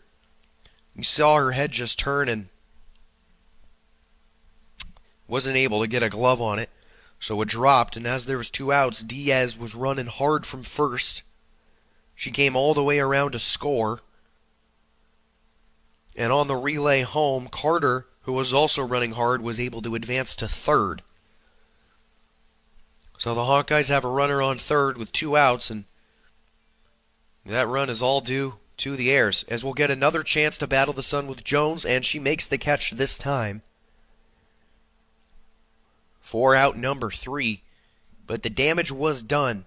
A pair of Penn State errors gifts the Hawkeyes their third run of the game as they tie things up as we head to the bottom of the fourth. You're listening to Iowa Softball with Learfield.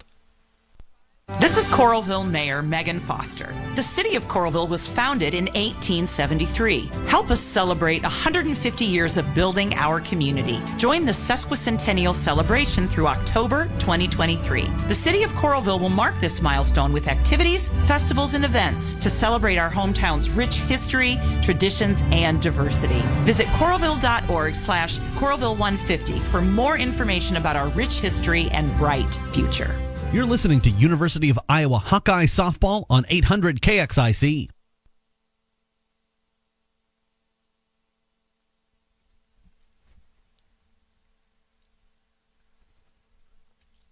We're back for the bottom of the fourth inning, as the Hawkeyes have tied up the Penn State Nittany Lions 3-3, thanks to two Penn State defensive errors. One by the shortstop Morrison and another by the left fielder Jones. So this game is tied at 3 apiece, as Lecker remains in the game in the circle for the Hawkeyes. Jalen Adams got the start and was quickly pulled after giving up a leadoff triple, an RBI single into center field. As ball one is a little low to Morgan Farah. But so Adams gave up the leadoff triple, the RBI single into center, to got an out via a fly ball, and then a double. Scored the run. So here's a little ground ball right in front of the mound. Who's going to take it? Lecker does. She fires over to first base. And there is out number one. Waited for the umpire's signal there. A little bit of a delay. But that was a good defensive play from Lecker as she popped off the mound. Came and grabbed the ball and hurled it over to first base. And Diaz was just able to make the catch. And then here is a laser down the left field line, but it lands just foul from Melody Coombs. And remember how fast Coombs is. That one had 3 written all over it. Would have been her second triple of the game.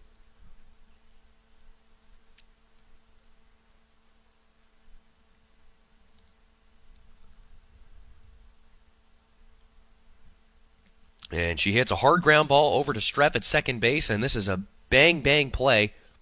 Not bang-bang as in runner ball. I'm saying Streff over to Diaz. Bang-bang. Easy peasy, out number 2.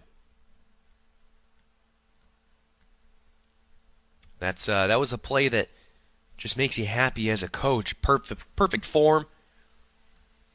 There was no clapping with the ball in the glove as you see a bunch of young players do. It was just field fire. So 2 away, and here's a ground ball to third base, and the throw over is in time from Baines. She had to throw that one on the run, but the Nittany Lions go down quietly. They go 1, 2, 3, and we're already done with the fourth inning. So after 4 complete, this game is tied 3 apiece. You're listening to Iowa Softball with Learfield. Prescription products require an online consultation with a healthcare provider who will determine if a prescription is appropriate. Restrictions apply. See website for full details and important safety information. Subscription required. Hey guys, did you know there's a generic form of Viagra that works just the same but is 90% cheaper? And you can get it online? Go to 4hims.com/joy. At Hims, you'll get a free medical consultation and discreet shipping if prescribed. You'll love your results. To start your free online visit, go to 4hims.com/joy. That's FORHIMS.com/JOY. You're listening to University of Iowa Hawkeye Softball on 800 KXIC.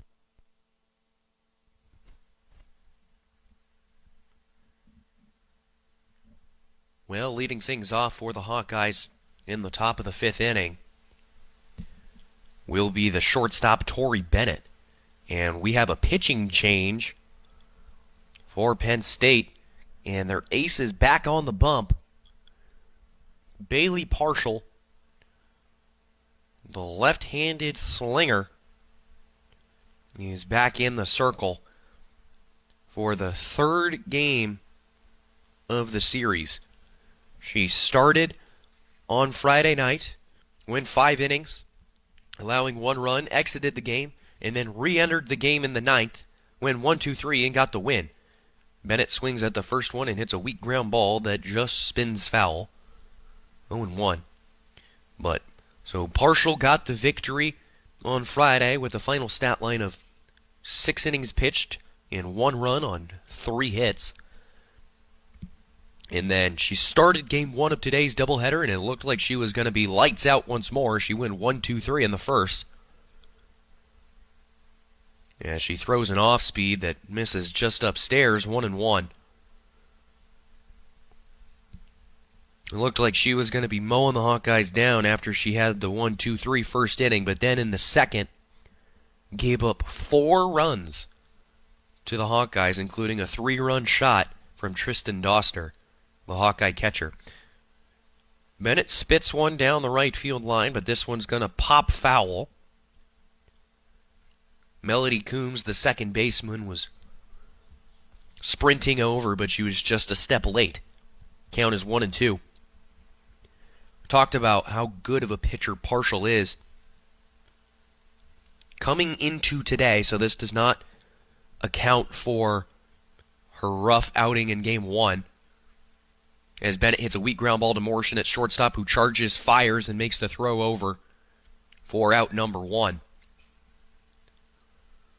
So these stats do not include game 1 of her doubleheader, but Partial had the second best ERA in the Big Ten, 26th best in Division I at 1.24.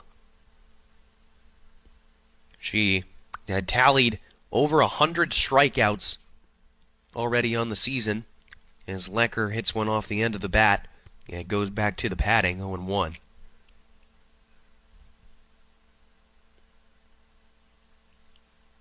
Partial has been very, very good this season. A 12-3 record. This is her 19th appearance on the season. She has 4 shutouts just on her own, as Lecker swings and misses strike 2.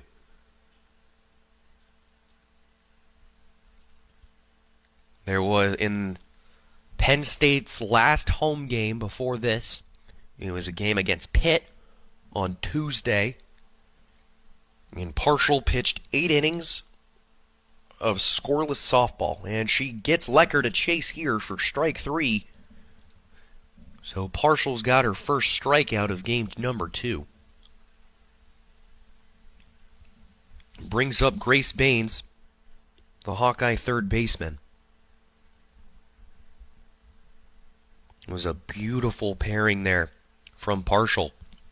Was using the soft stuff down low, and then for strike 3 she fired one up high and was able to get Lecker to chase. Can't get Baines to chase. Pitch number 1, 1-0.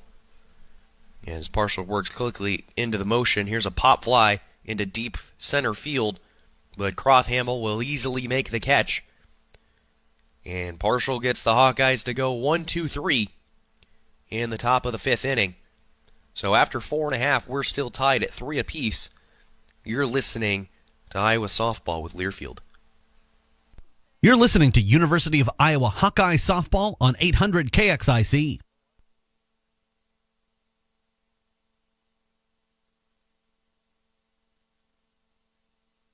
This is Coralville Mayor Megan Foster. The city of Coralville was founded in 1873. Help us celebrate 150 years of building our community. Join the sesquicentennial celebration through October 2023. The city of Coralville will mark this milestone with activities, festivals, and events to celebrate our hometown's rich history, traditions, and diversity. Visit coralville.org/Coralville150 for more information about our rich history and bright future.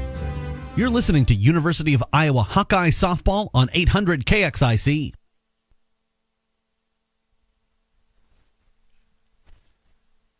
The Hawks went 1-2-3 in the top half of the 5th. They're looking to do the same thing to Penn State in the bottom half, as they got 2, 3, and 4 due up in the order.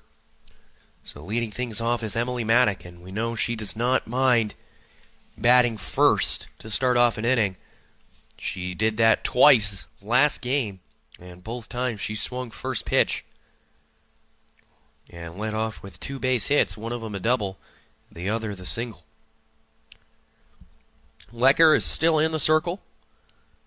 And Maddox swings first pitch, and it's a pop fly into shallow right field. Carter comes on and makes the catch, 1 away. It was a hit in a bit no man's land between Carter and Streff. Maddox, slap hitter. So this one had weak contact. And perfectly done. You can see how well this Iowa team is coached. The outfielder called off the infielder because she had the better angle at the ball. First pitch to Morrison is strike 1. Morrison, the shortstop, again, who was responsible for that first error that gifted the Hawkeyes a run that tied the game. She fouls one off, 1-1. She made an error at shortstop that allowed Sammy Diaz to reach first base safely. And then Nia Carter hit a fly ball into left field, which was dropped by Leanna Jones as there's a ball in the dirt. So the count is 1-2. I said 1-1 before, but it is 1-2 now. But Leanna Jones dropped a ball in left field, and Sammy Diaz, who was running hard from first base, was able to score and tie the game. As Morrison hits a ground ball just past the diving glove of Baines, but our umpire says that it was foul.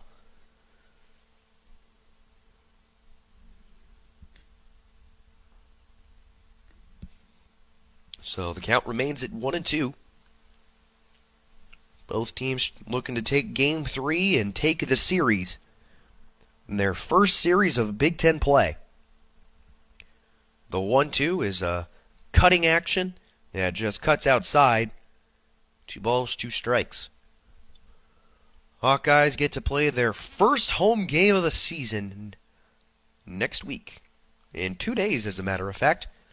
A doubleheader on Tuesday afternoon. There's a ground ball along the left side.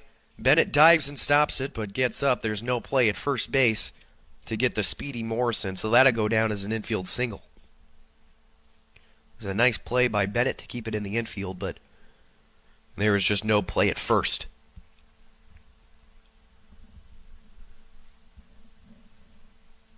Talked about Iowa gets to play their first home game of the season next Tuesday, the 28th.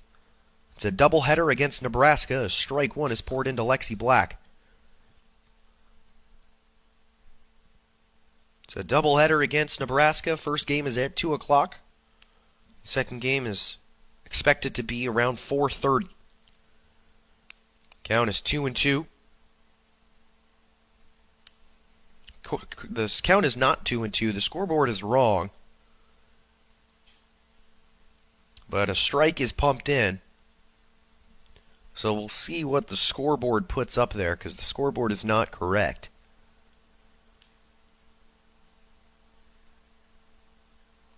And there's strike number 2, I know for a fact, so I believe the count is 1-2. Yes, the umpire just put his hands in the air. It's 1-2, and there the scoreboard goes. So the count is 1-2. And there's ball 2 in the dirt. Nice stop by Doster to keep Morrison at first. It's Lexi Black at the plate, and we know how good of a hitter she is.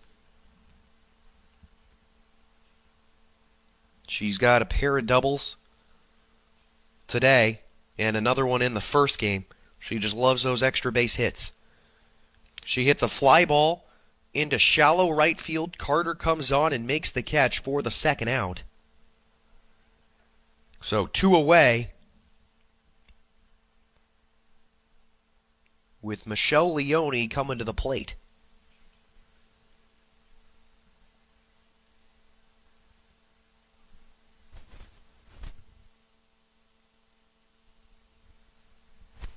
Leone a very clutch player. Remember on Friday, the team was trailing by 1 down to their final out. As there's a ball in the dirt, the throw down to second base is late, and Morrison will get credited with the stolen base.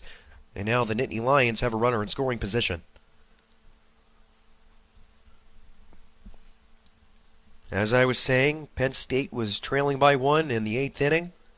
There's a runner on second with 2 outs, and Leone at the plate, and she blooped a double just over third base.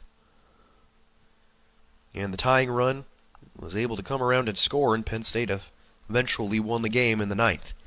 And strike 1 is called to Leone. 1 ball and 1 strike.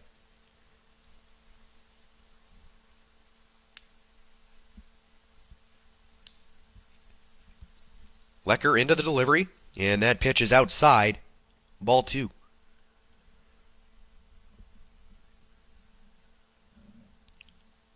Lecker, who came in relief during Game 1, is also in relief now during Game 2.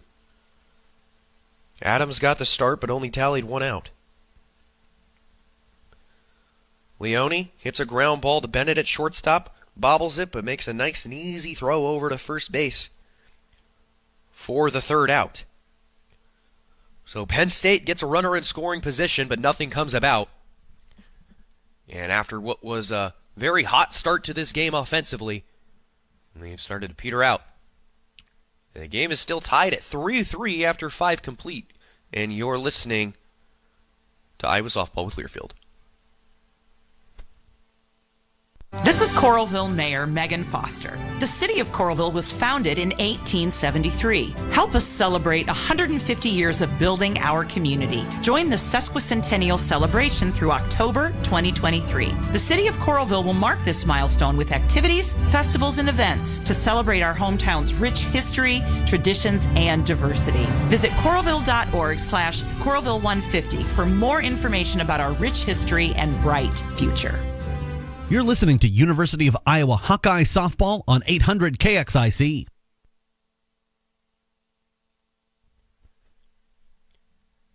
As we head to the 6th inning, this game remains tied. Iowa 3, Penn State 3. And the second game of our Sunday afternoon doubleheader. Leading things off will be Tristan Doster, the Iowa catcher, and Bailey Partial remains on the bump for Penn State, and the last time these two saw each other, Doster took her yard for a 3-run home run. Looking to do the same here.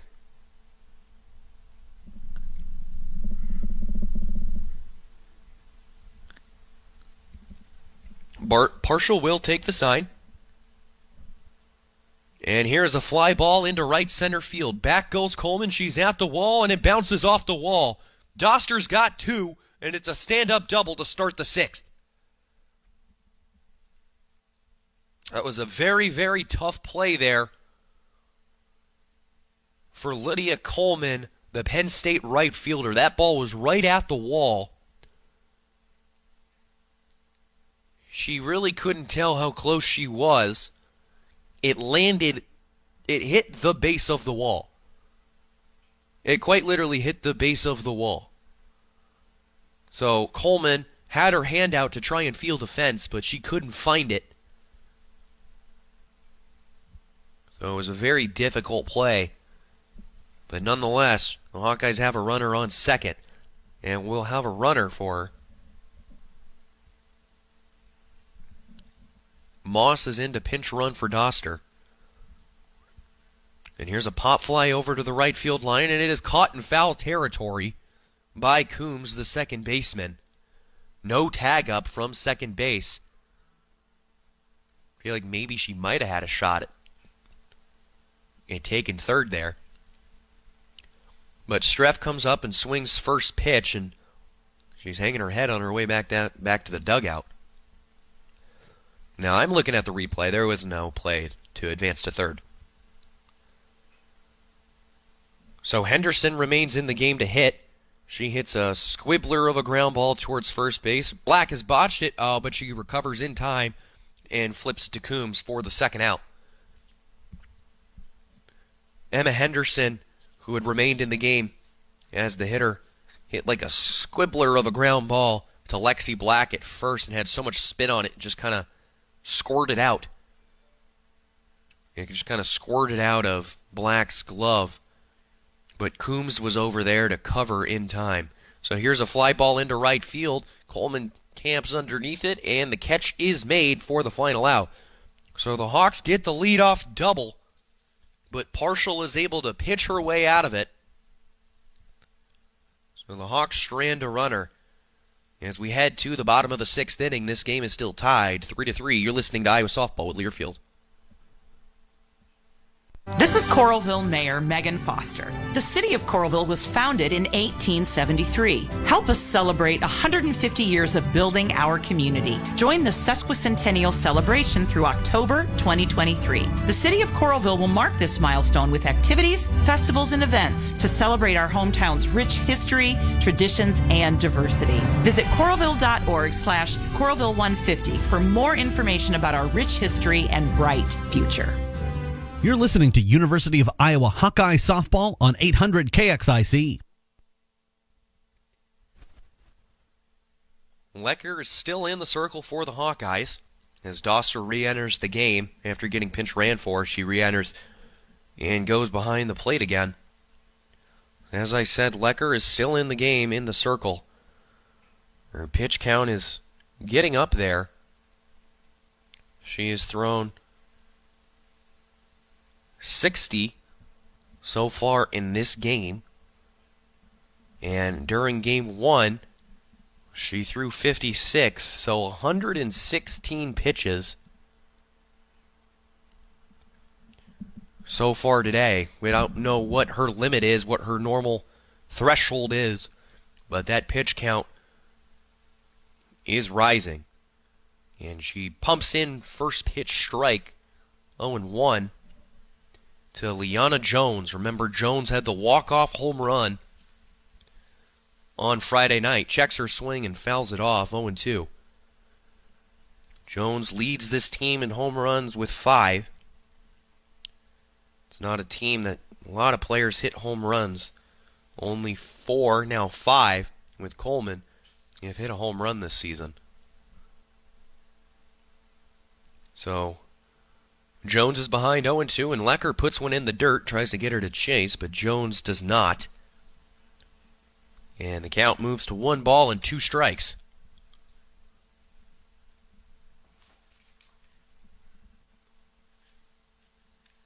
Lecker's 1-2 pitch to Jones. A ground ball to Baines over at third, but it rolls foul.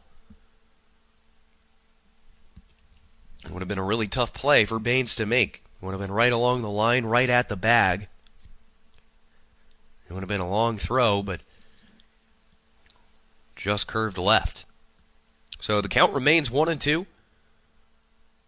as Penn State tries to get things going in the bottom of the 6th inning.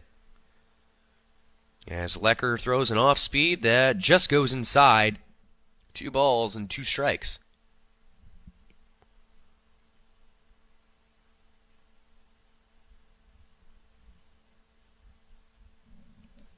Penn State has 9 hits today. Check that, 8 hits today. But this one will be a hit as Jones sends a ground ball down the left field line past a diving Baines. It will roll to the wall, and she's got a stand-up double to start the 6th.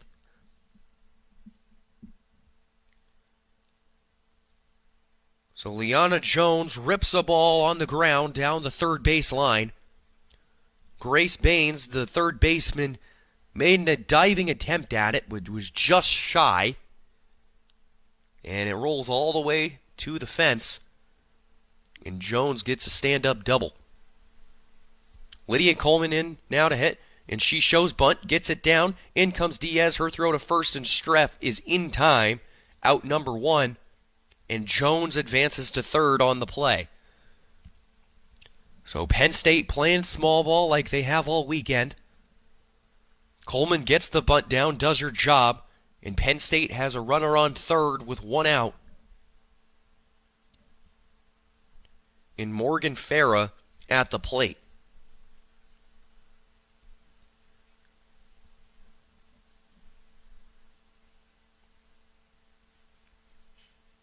Have to think about who's on deck as well.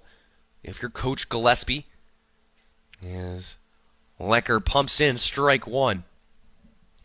You know who's on deck is Crothamel, who is not the greatest offensively. Premier glove, but just not the best, or at least struggling offensively, but she did get a hit earlier in this game. As Lecker misses just outside. 1-1.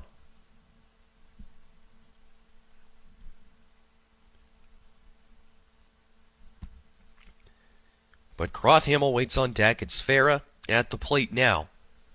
Farah is 1 for 2 today with a bloop single into left center field. She shows bunt for the squeeze, and she pulls it down the left side. Can't tell if that was a safety or a suicide squeeze. Jones was coming hard from third base anyway. Didn't really catch her in time to see if it was a suicide or a safety. But the bunt was pulled foul, and the count moves to 1 ball and 2 strikes to the Penn State catcher. Lecker's pitch is a ground ball that rolls foul towards the Iowa dugout. Farah trying to be the hero and give Penn State the late lead.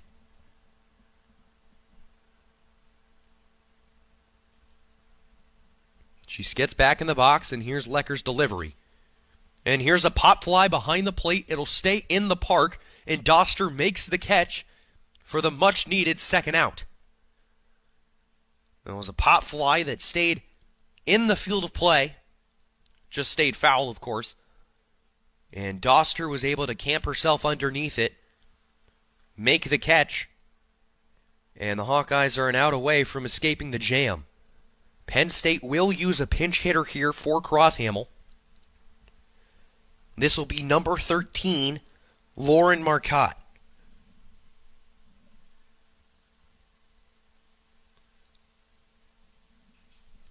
Marcotte played a little bit during Game 1.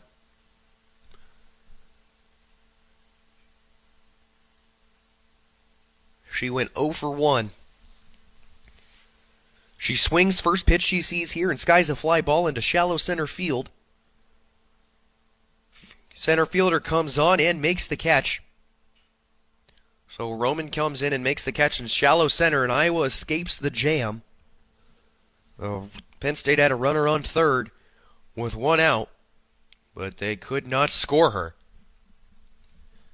So we head to the 7th inning. This game's still tied 3 apiece. You're listening to Iowa Softball with Learfield. This is Coralville Mayor Megan Foster. The city of Coralville was founded in 1873. Help us celebrate 150 years of building our community. Join the sesquicentennial celebration through October 2023. The city of Coralville will mark this milestone with activities, festivals, and events to celebrate our hometown's rich history, traditions, and diversity. Visit coralville.org/Coralville150 for more information about our rich history and bright future. You're listening to University of Iowa Hawkeye Softball on 800 KXIC. So we might see the second game of the series head to extra innings, as this game is tied at 3-3 as we head into the top of the 7th inning. Nia Carter to lead things off for the Hawkeyes.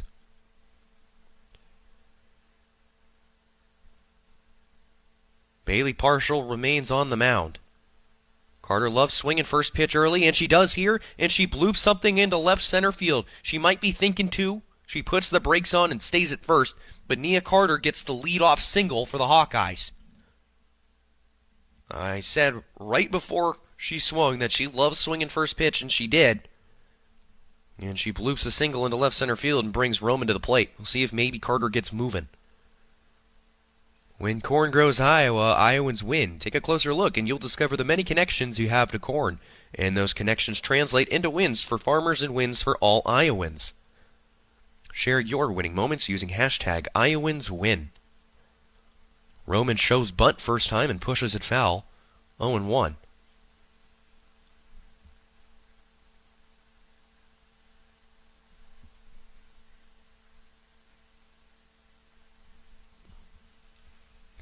Corners are in for Penn State. Roman shows bunt again, gets it down. In comes third base. Leone throw to first is in time, out number 1. But Carter will advance to second base. So Iowa has a runner on second with 1 out and a runner in scoring position. Brings up the 3-hole hitter, Tori Bennett. Bennett, who was 1 for 2 today, with an RBI. She had a double off the wall in the first inning to drive in the first run of the game.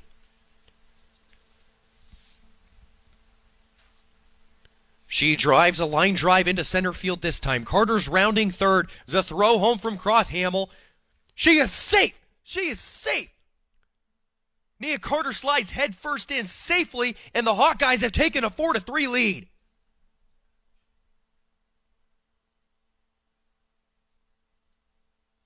Beautiful piece of hitting there from Tori Bennett, who sends a line drive back up the middle for a single. And then the speedy Nia Carter, without hesitation, rounded third and headed for home. It was a great throw from Crothhamel. The throw was right on the button. It's just Nia Carter was half a step too quick. And the Hawkeyes take the 1-run lead here in the top of the 7th inning.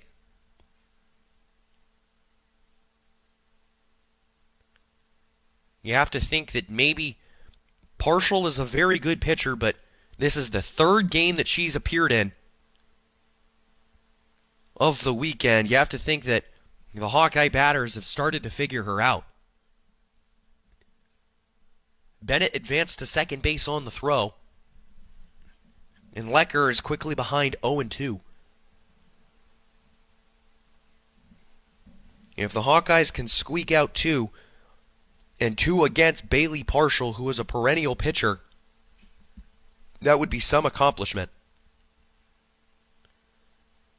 And the ball hits Lecker, but our home plate umpire is saying that she stuck her elbow out, and Coach Gillespie is not happy. Now the umpires will talk about it. I'm looking at the replay. I don't think it was one where she stuck her elbow out. I think that's her normal, it's the whole yes, yes, yes, yes approach. Yes, yes, yes, no. Yes, yes, yes, no. In terms of a swing. I don't think she's sticking her elbow out at it. I think it just happens to hit her while she's in that advancement.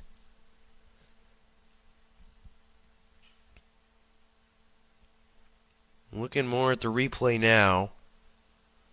Yeah, I think she's just starting her swing.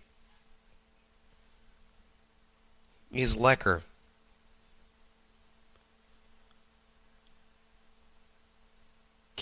Now the umpire is checking with Lecker, see if she's okay or something. But Lecker will remain in the box. I don't know what that little discussion was about, but Lecker remains in the box. And the count is 0-2.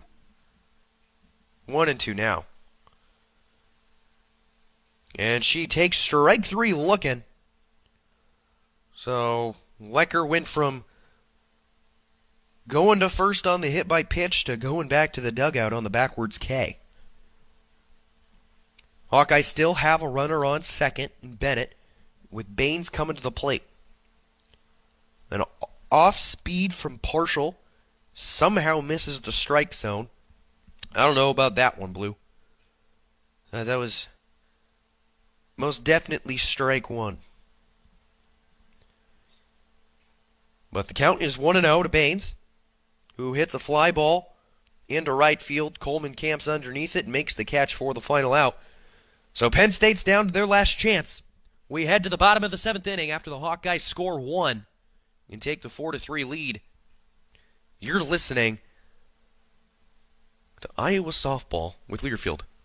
How has Coralville changed and what has stayed the same? Find out Sunday, March 26th at the Coralville Public Library. From noon to 5, enjoy the Life and Times event as part of the City of Coralville's 150th anniversary celebration. See fascinating exhibits about Coralville's past. Learn how Coralville has grown since 1873 from local historians Rex Brandstetter and Keith Jones. Visit Coralville.org for details about this and other events celebrating our hometown's rich history and bright future. Texting enrolls you into recurring automated text messages. Consent not required to purchase. Message and data rates may apply. Hey, Dan, how you doing? Haven't seen you around the gym for a while. Yeah, I've really fallen off. Since I turned 40, I just don't get the results I used to get. Could be lower testosterone. Lower T? Yeah, I went through it a while back. Once you hit 40, your body has less free testosterone. I got Nugenix Total T, and it's made a huge difference for me. I've seen that ad on TV. Is it for real? Oh, yeah. The patented key ingredient is something called Testofen, which helps boost free and total testosterone levels to help you trim up and stay lean. And it's made a difference for you? Man, I feel like I'm in my 20s again, at work, in the gym, and in the bedroom. Are they still giving out complimentary bottles for people to try it for themselves? Yeah, you just need to send them a text. Text SAVVY to 42424 right now for your complimentary bottle of Nugenix Total T, the #1 selling testosterone booster at GNC. Plus, text now and we'll include a bottle of Nugenix Thermo, our most powerful fat incinerator ever, to help you get back into shape fast, absolutely free. Text SAVVY to 42424. That's SAVVY to 42424.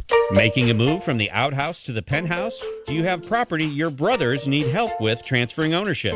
Do you love everything Hawkeye from Kinnick to Carver? Then you'll want to talk with us. Hi, this is Steve Anderson with Hawkeye Title and Settlement, ready to serve you high-quality real estate title and closing services. Oh, and we also love our Iowa basketball, but we're also happy to assist Cyclone fans too. Hawkeye Title and Settlement of Iowa City and HawkeyeTitle.com. The team you love, the people you trust.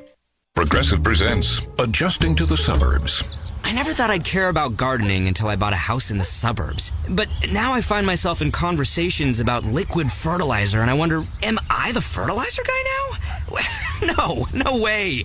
Everyone knows the ratio between phosphorus and nitrogen, right? Yeah, I'm still totally cool. Anyway, when you save with Progressive by bundling your home and auto, that's the easy part of adjusting to the suburbs. Progressive Casualty Insurance Company coverage provided and serviced by affiliates and third-party insurers. Like any good agent, we're here for the open house, for the closing, for handing over keys. But because we're realtors, we're here for so much more. Agents who are realtors volunteer at nearly 3 times the national average. We're working to broaden access to credit, increase affordable housing supply, and ensure fair housing for all. And realtors are bound by a code of ethics. We're here for it all. Realtors are members of the National Association of Realtors. That's who we are. You're listening to University of Iowa Hawkeye Softball on 800 KXIC.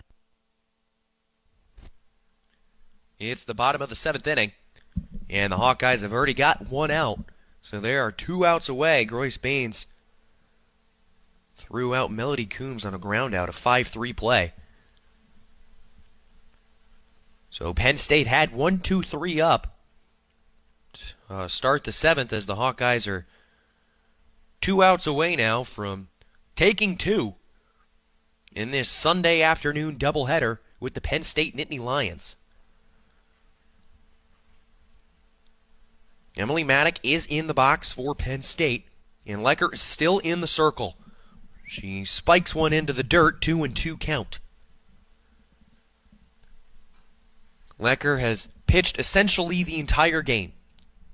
She came in relief of Jalen Adams, who pitched a third of the first inning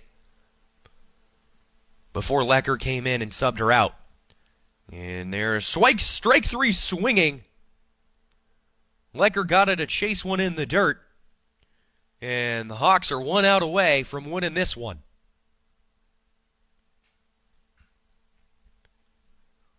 Penn State's down to their final out, and it's number 21, the shortstop, Caitlin Morrison. Remember, Morrison had a 2-run home run during Game 1. She's 1 for 3 today in this game with an RBI, and she watches strike 1 go by, 0-1.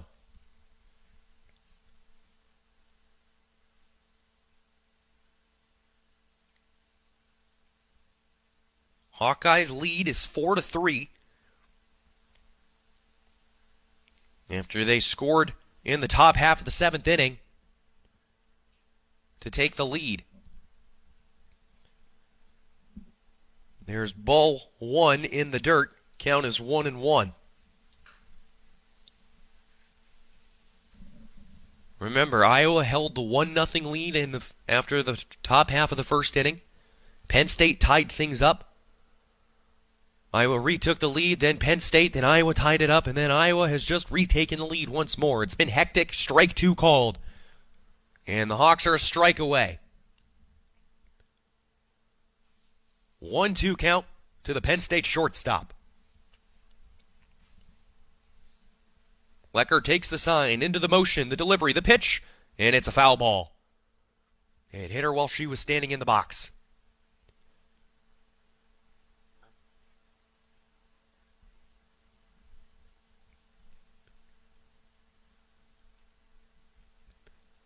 So the Hawkeyes, after losing on Friday in dramatic fashion, the walk-off home run, are a strike away from sweeping today's doubleheader. The delivery, the pitch, it's a ground ball to Bennett at shortstop, who fields it cleanly. The throw over to first is caught, and it is in time for the final out.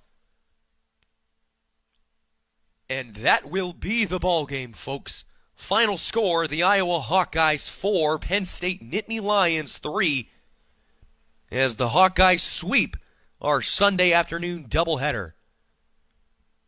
Win game 1 9-4, game 2 4-3, and take 2 of 3 in this weekend series. We're going to take a short break, and then we'll be back with our post-game coverage. You're listening to Iowa Softball with Learfield.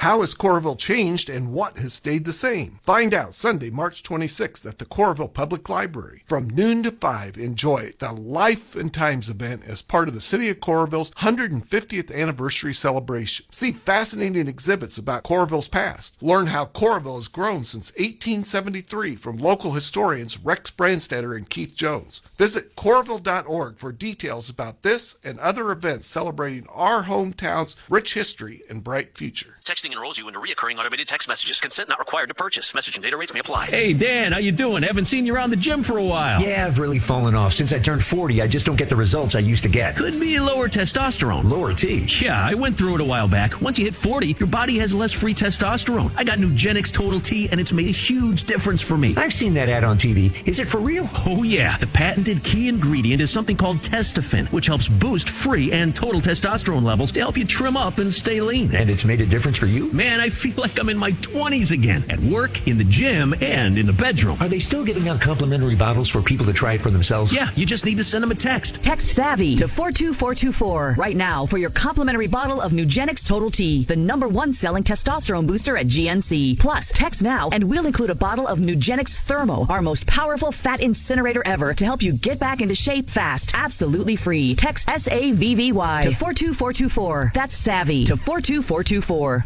Making a move from the outhouse to the penthouse? Do you have property your brothers need help with transferring ownership?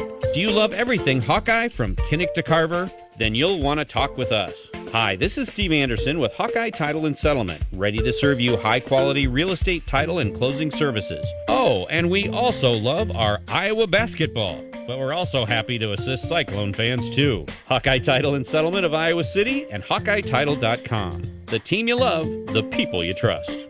Progressive presents Adjusting to the Suburbs. I never thought I'd care about gardening until I bought a house in the suburbs. But now I find myself in conversations about liquid fertilizer, and I wonder, am I the fertilizer guy now? No way. Everyone knows the ratio between phosphorus and nitrogen, right?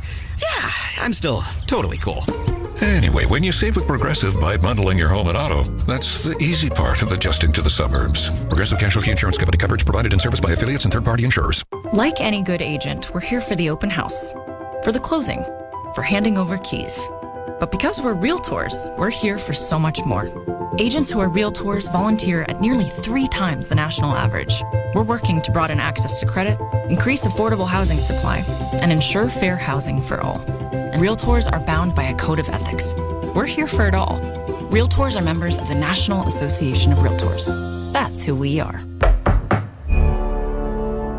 We'll now wrap up this broadcast on 800 KXIC with the play-by-play voice of the Iowa Hawkeye softball team, Jerry Koala.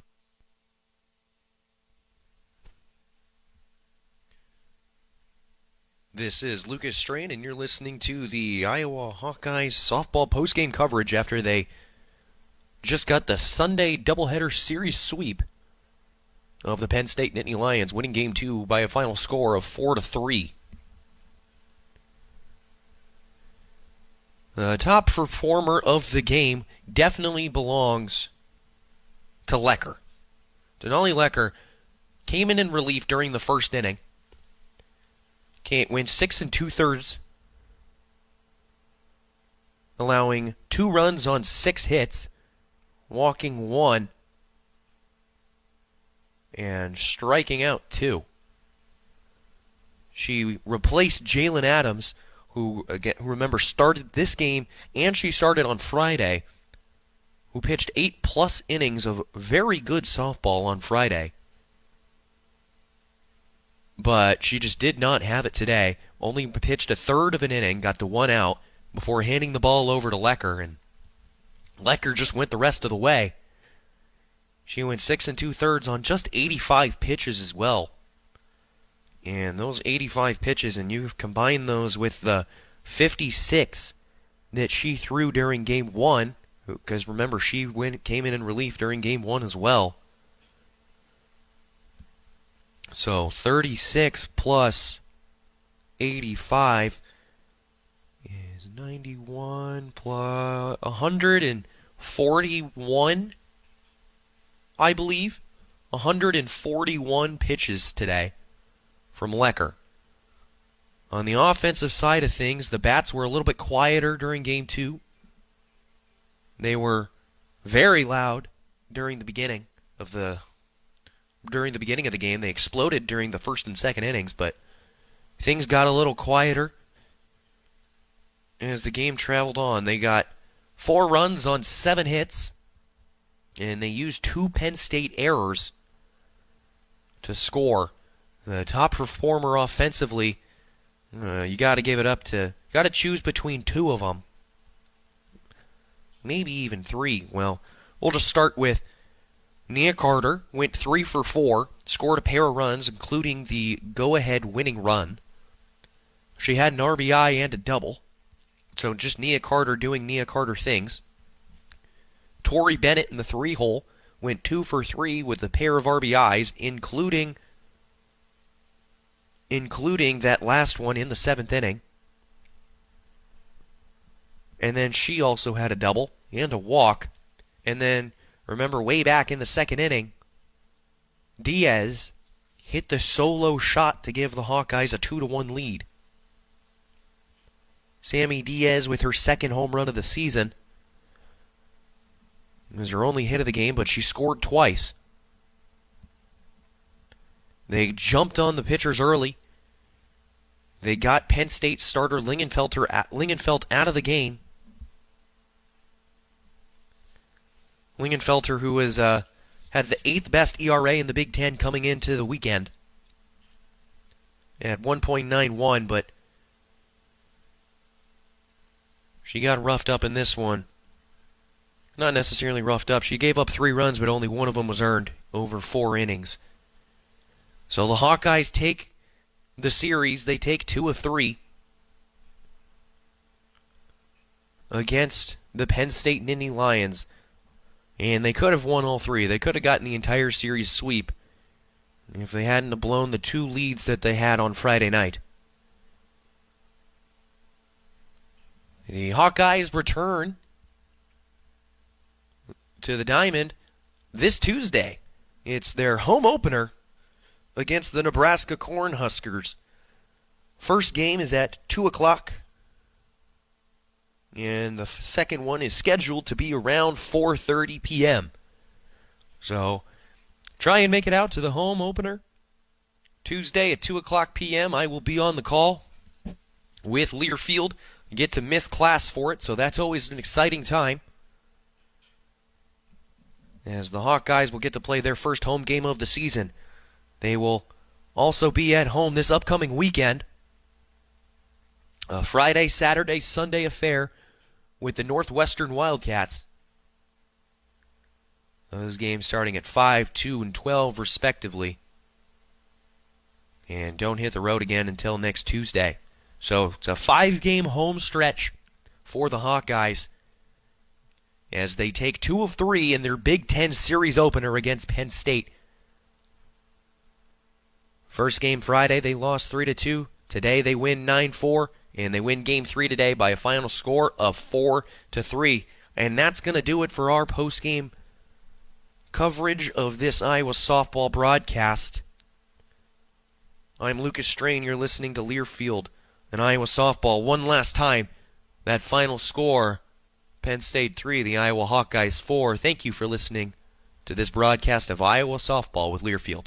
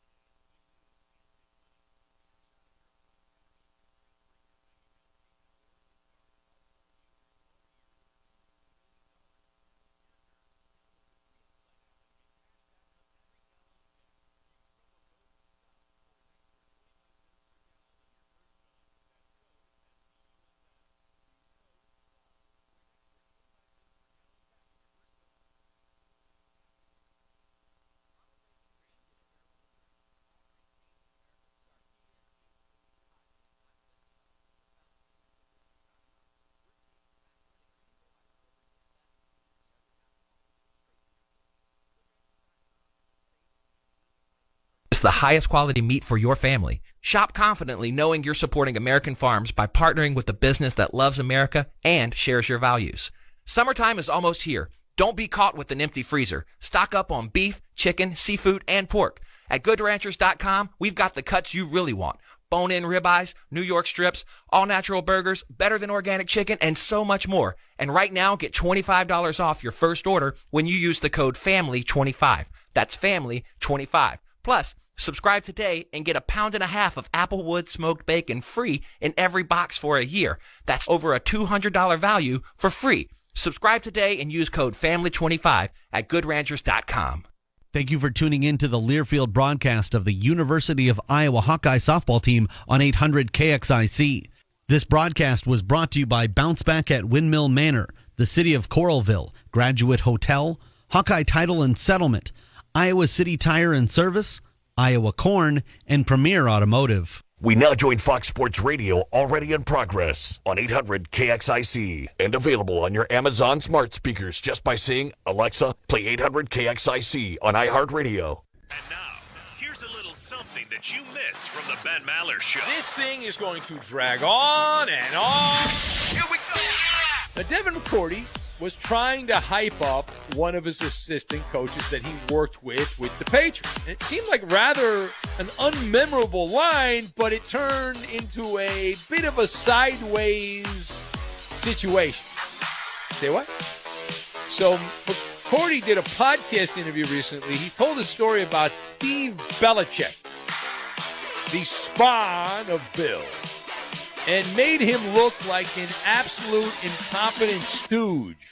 So here's what happened. Devin recalled a story. He said Steve Belichick admitted in the locker room to a lack of experience when he became the safeties coach for the Patriots. This goes back to 2016. Quote, this is from Devin McCourty. Quote, Steve walks in and goes, yo, I'm going to be honest with y'all. I don't know what the F I'm doing right now. Steve Belichick, son of Bill Belichick, said to the assembled safeties. He went on to say, quote, my dad told me 2 weeks ago that I was even going to have this job. Close quote. Hello. Devin McCourty right now is dealing with the new normal. He is transitioning. Earlier this month, he announced his retirement from playing. Just a couple weeks ago, actually less than a couple weeks ago, McCourty spent all 13 of his NFL season in New England. He won 3 Super Bowls with the Patriots, and now... To get the rest of what Big Ben said, podcast it by searching The Ben Maller Show. And as always, you can hear The Ben Maller Show weekdays from 2 a.m. Eastern, 11 p.m. Pacific, right here on Fox Sports Radio. Ta-da! Ben Maller. After hours, we unleash the best. That's the guy. We open the verbal cage and let the big dog, Ben Maller, roam the airwaves. So I've got Luca, Christie's, and balkanization. For late night verbal carnage, it's the Ben Maller Show. Come on, he's a magician. Weeknights at 2 a.m. Eastern, 11 p.m. Pacific. Are you in? On Fox Sports Radio. We're for you. We're here for you. I can't let this audience down. That's why we're giving back. Which makes Fox Sports Radio really fun. Keep this in mind. We're giving you the best sports and entertainment on your platform. We want to entertain you and inform you every day. That's the truth. Whether it's through your speakers, podcast, or social, we're giving back on Fox Sports Radio. FS1. To find FS1 on your television, go to foxsports.com for details. FS1.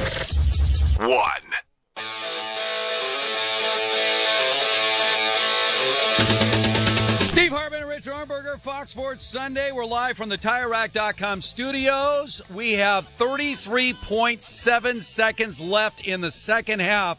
San Diego State is clinging to a 2-point lead, 56-54 over Creighton, and there was a foul on a missed shot by Creighton. So obviously We'll keep you updated as one of these two schools will punch their first ever ticket to the Final Four. Joining us right now, though, as we get ready for the start of the Major League Baseball season this week, is our MLB insider, the one, the only, the great John Paul Morosi. JP, how are you right now? I am outstanding, my friends. I am very much excited for either Creighton or San Diego State, and I am most excited about what we saw in the World Baseball Classic and what we're about to enjoy in the Major League Baseball season ahead. All right, I got to jump in because I've been a doubter about the WBC. I watched that entire championship game between the U.S. and Japan, and I thought Shohei Ohtani said it best afterwards through his interpreter, that this was a win-win for all of baseball. So my question is, JP, and I have to acknowledge I was on the edge of my seat. It was like a World Series game. It was that exciting watching the drama. Of course, came down with that nasty slider Ohtani threw Trout to end that game. But how does Major League Baseball utilize the momentum, the success, the fanfare that came out of this World Baseball Classic to help them? It's a great question, and for me, a couple things. Number one, we know that it's going to be only 3 years instead of the usual 4 years before the next Classic, but that's still a long time. So we have a lot to do between now and then. I really believe that the country and the world got a chance to see these players in a way that they don't typically get to see them.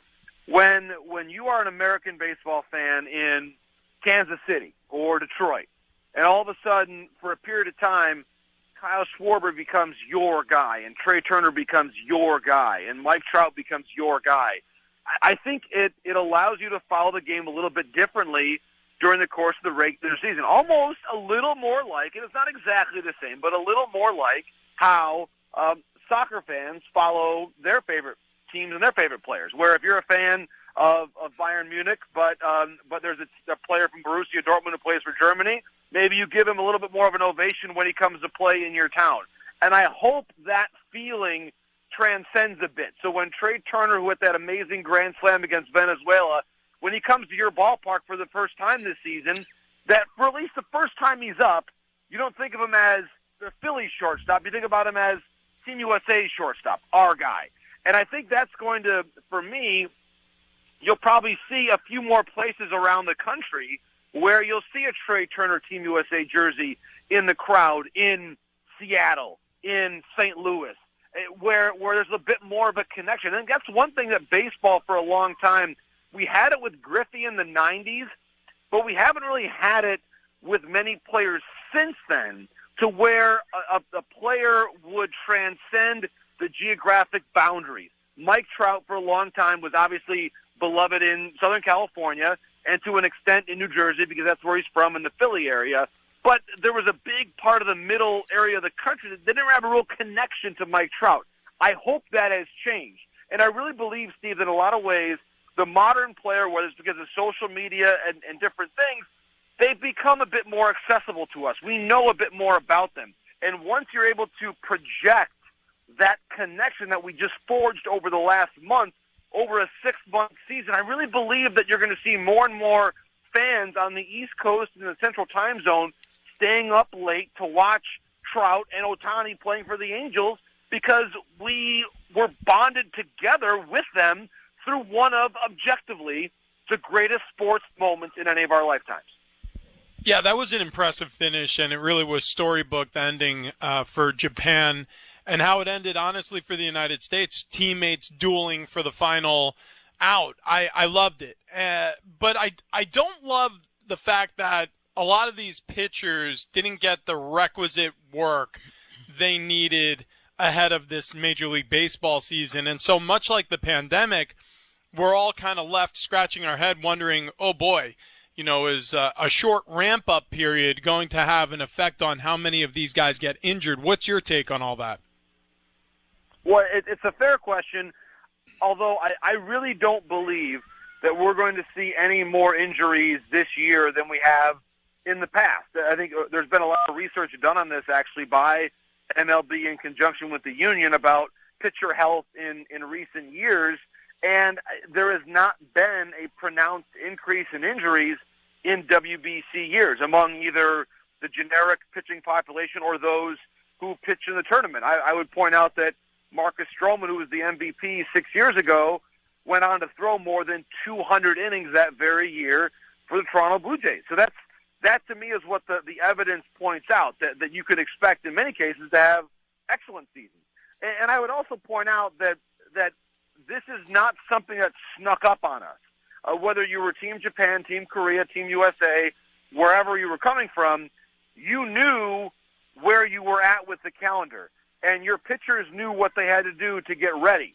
And so you even saw someone like a Miles Michaelis pitch for Team USA, then he just signed a 2-year extension with the Cardinals. So clearly the Cardinals weren't concerned about the shape he was coming back to camp in because they just signed him to an extension. So I really think that, yes, whether it's Edwin Diaz, there's certainly that's a difficult data point, and I understand that. And Adam Wainwright obviously is going to be out for the start of the season. But by and large, I think you're going to see a lot of really good returns from these pitchers. And I think the ultimate testament to that was Shohei Ohtani, who has everything on the line, Rich. Think about this. Any pitch he throws it could be the balance of what may end up being a $400 million deal or more. He's risking all of that every time he gets on the mound, including for Team Japan. And he still did it. And so I think if it's good enough for Shohei with darn near $500 million riding on every pitch, then it should be good enough for any other pitcher from all other countries of the world as well. I want to stay with the Angels because this matchup, obviously, between Ohtani and Trout, the two best players in baseball, and they play for a franchise that's had 7 straight losing seasons. Is there any chance, and the critical year, obviously, for Ohtani is, he's a free agent after this season, and, of course, the world's ready to drop as much money as it's going to take on the table to get his services. Can the Angels turn this thing around and convince Ohtani that the best place to be is to stay in an Angels uniform? Well, and that to me is one of the absolute key questions as we begin this season, of course, the opening day being on Thursday. They are, the Angels, one of the most highly scrutinized teams in terms of their first half performance that I've ever come across in my 2 decades covering the sport. And I say that because, let's be honest, there's never been a team that's had a free agent like Shohei Ohtani on their roster. Because there's only one Ohtani. I mean, he is a unicorn, one of one, never seen him before. And so we can say this is a team and a player, a pending free agent, without precedent in the history of the game. And so every win has exponential value, and every loss carries exponential concern. And so if you start out of the blocks 10-20, then how are you possibly going to be able to justify to ownership that, yeah, we think we can get back in this race and we're going to be able to make a run with Ohtani as opposed to having to trade him at the deadline? I think, to me, the pressure on this group, front office, ownership, of course, as you guys know from being in Southern California, still working on whatever their ballpark future is going to be as well. There is just so much riding on every single game they play to where the first time they have a 5-game losing streak or something like that, other GMs are going to be calling them up saying, all right, is Shohei available? What's it going to take? So there's just an unprecedented level of scrutiny there. Can they get it done? I think it really helps that they've got Tyler Anderson, who's a really stable force in that rotation. I think Patrick Sandoval was outstanding for Team Mexico during the WBC, and I think he might be somebody that we look to as a potential co-ace or a really strong number 2 atop the rotation. But to me, there's a lot of pressure there. I think there's a lot of talent on that roster, but they're going to have to answer the bell early and often to be able to just justify keeping Ohtani past the trade deadline. Fox Sports Radio, MLB insider JP Morosi joining us here on Fox Sports Sunday. JP, we were talking about this as we were discussing you joining us on the show about 30 minutes ago. San Diego, the Padres, they've added and added and added, and they really felt pretty secure with their pitching staff. And I understand Seth Lugo is a Padre now, and Michael Wacha is a Padre now, and he recently has been really solid in a rotation. So you look at the staff that's currently assembled, it's essentially the same group they had last year. Is it enough? Is repeat success something that you can see for the NL West representative in the championship series last year? I think so, and part of the reason is one of the X factors for me with this rotation is Nick Martinez. Of course, we saw him make one start with Team USA, then he went back to the Padres because, again, Team USA wasn't really able to guarantee him that he was going to make one more start. And so the Padres wanted to make sure Nick was ready to go for the start of the season. He's someone that we know can start, and I think that there's extraordinary potential for him. Obviously, we know Joe Musgrove was slowed in spring training after the mishap with dropping the weight on his foot. Obviously, hoping that he's able to come back and have a close to normal month of April. But for me, there is a lot of potential there because I still think that it's someone like Martinez is just now coming into his own and really being able to be a full starting pitcher potentially. And then I also look at, to your point, Seth Lugo. We've seen him start. I think he's someone that can certainly be a major impact arm, as well as Michael Wacha. So I like the potential there. Certainly still hoping for a lot from Darvish and Snell. But this, for me, is a group that I think has more than enough pitching, especially when you consider the questions that exist up the road in L.A. I mean, I know what the Dodgers, or I think I know what they'll get from Urias, but a lot of questions there right now about what the larger reliability of their rotation is going to be. So if I'm the Padres, I feel really good, and I would expect the offense to be even better this year than it was a year ago. By the way, we're watching the end of this Aztecs-Creighton game. San Diego State at the free throw line. They have just made a free throw with 1.2 seconds left. They have a 1-point lead. Creighton will inbound the ball. I know you're into this, JP, as we are right now. I love it. So Creighton has no timeouts. They got to go length of the court. They got 1.2 seconds remaining, trailing by 1. And they are going to throw the inbound pass length of the court. It's near the basket. The ball's tipped up in the air, and it is over. San Diego State has just made it to the Final Four. It's a final. It looks like everyone's in a state of shock right now. And McDermott, the coach of Creighton, is claiming there should be time left on the clock. I love this. Oh, my goodness. So the ball was tipped by San Diego State, and it went out of bounds.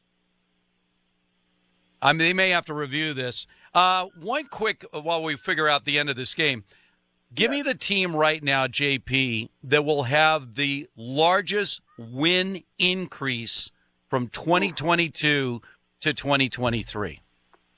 Chicago White Sox. I just think they were so mediocre last year. They never really got it going. Oscar Colas, I just saw, is going to make the opening day roster for them, a really exciting young player from Cuba. I think Tim Anderson's going to be even better this year than he was last year. Andrew Vaughn now fully installed as the first baseman. I like their rotation. Lance Lynn I thought was very good for Team USA during the Classic. So I've got the White Sox. I'm heavy on the White Sox to have a big increase and maybe even find a way to win the American League Central instead of the Cleveland Guardians. So I'm all in right now on the Chicago White Sox. All right, well, JP, as always, by the time we talk to you next week, we'll actually have regular season games to talk to. John Palmarosi, you're the absolute best. We appreciate the time. Thanks so much. My pleasure, guys. Enjoy March Madness and opening day. Nothing like this time of year. I love it. So many good things going on. All right, Rich, so we're watching right now. There is 0.0 left on the clock. San Diego State leading Creighton 57-56. They're reviewing. Even if this play is reviewed, whether the ball went off Creighton or San Diego State, at the most, there's 0.2 seconds left.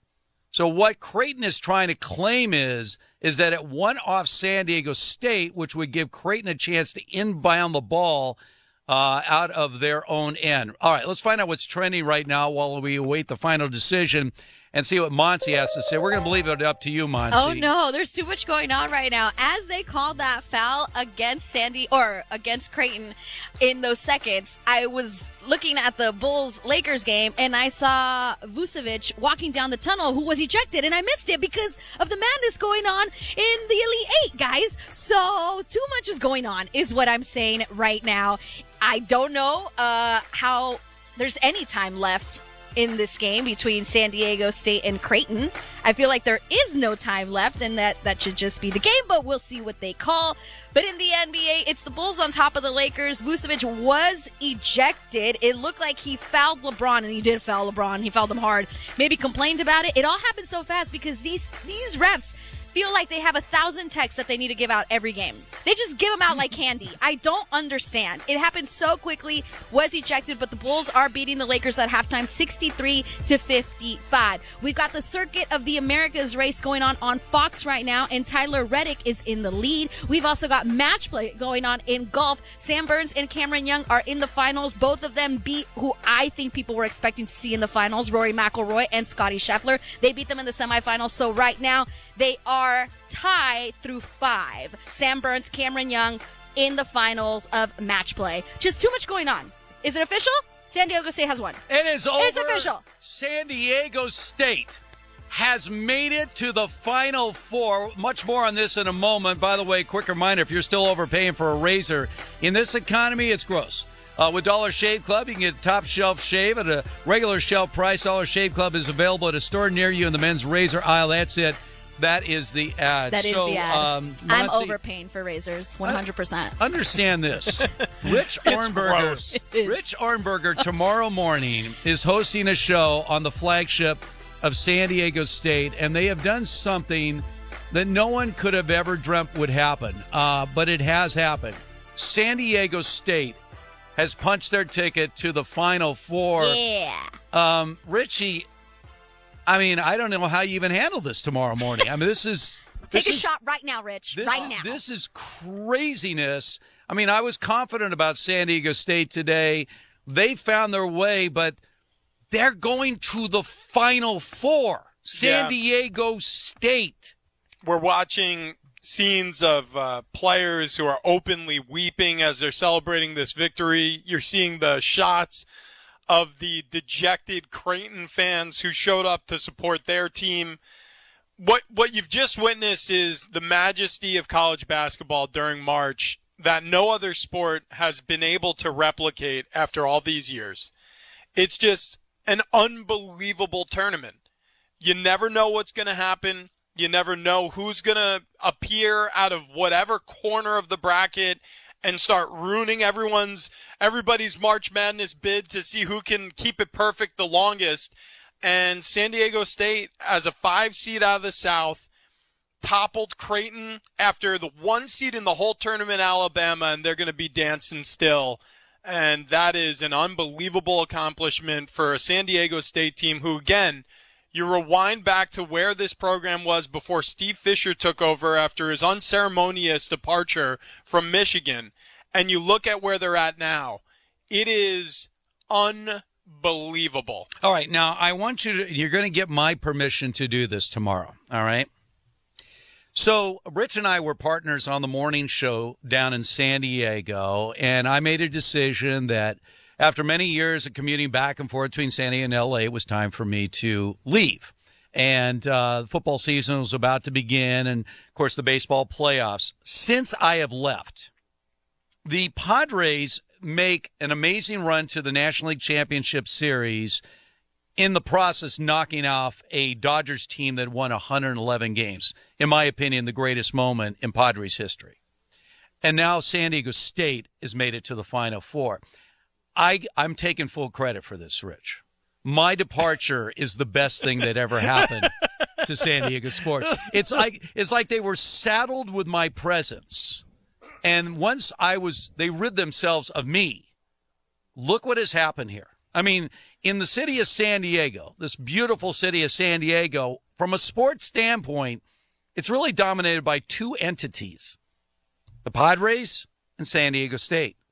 And now the Padres had an amazing run, and look at San Diego State right now. So if you want to mention that, hey, let's call it for what it is. The best thing to happen was to get Hartman out of here. Once we got Hartman out of the scene, no more pressure. Now all of a sudden, addition by subtraction. Yeah, addition by subtraction. So this is an amazing moment for San Diego State, and having worked down there the last 8 years and getting to know Coach Dutcher and everyone involved in that program.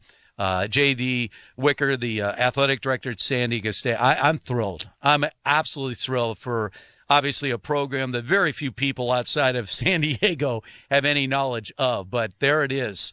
And there's J.D. Wicker right there, the athletic director, hugging Brian Dutcher on the court as the Aztecs are heading to the Final Four. That's crazy. I don't even know what to say other than this is the reason why we watch sports. Yep. This is the culmination of a tremendous amount of effort from all these guys. You remember, the Aztecs especially, they've got a lot of players who were there for a long time. Okay? A long time. We're talking about 5 and 6 year players.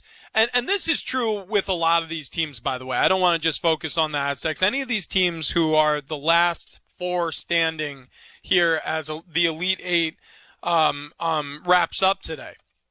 You got to understand that these players, in the history of the college basketball tournament, have never ever has there never ever been players who've gone through what these players have gone through. The pandemic, COVID-19, the shutdown, the fact that there was a gap year in March Madness where tournament play did not happen. I mean, and if you want to talk about a team that got shafted during all of that, San Diego State was the last undefeated team remaining in the nation that year. So arguably they could have made the run that year, but they had to wait, and the NCAA did what they thought was safe, and those decisions were made, and as a result, a lot of those players moved on from their college career without getting a bite at the apple. And that's an unfortunate reality, but for a lot of these players on any of these Final Four teams standing come tomorrow, you got to give a tremendous amount of credit because they stuck through some of the weirdest times in college basketball history to get where they're at. And that's just an incredible side story to what's already been an incredible March. Yeah, of the top 9 players that San Diego State uses, 4 of them are in their 5th full season of college basketball, and that experience paid off. All right, on the other side, we'll get you ready for the other game. One more game to decide the final field for the Final Four. This is Fox Sports Sunday. Let's stop pretending. Fox Sports Radio's talent is smoking hot. I know, I really am. Not to mention charming. Absolute gentleman. See it for yourself. Oh, my goodness. Just check out our videos on social media. Oh, my God. The best-looking talent lives here. He's got some legs. Ew. At and on Fox Sports Radio. Get in zone, AutoZone. Welcome to AutoZone. What are you working on today? Thinking about gas mileage? You know, changing your oil with a full synthetic oil like Mobil 1 can help your engine get more miles. Right now, you can get 5 quarts with an STP Extended Life oil filter for only $38.99. Get started on your next job today with the parts you need when you need them at AutoZone or AutoZone.com. Get in zone, AutoZone. Restrictions apply. Whether you own a local business or a global one, you're always looking for ways to position your operation to create opportunities and move on them faster.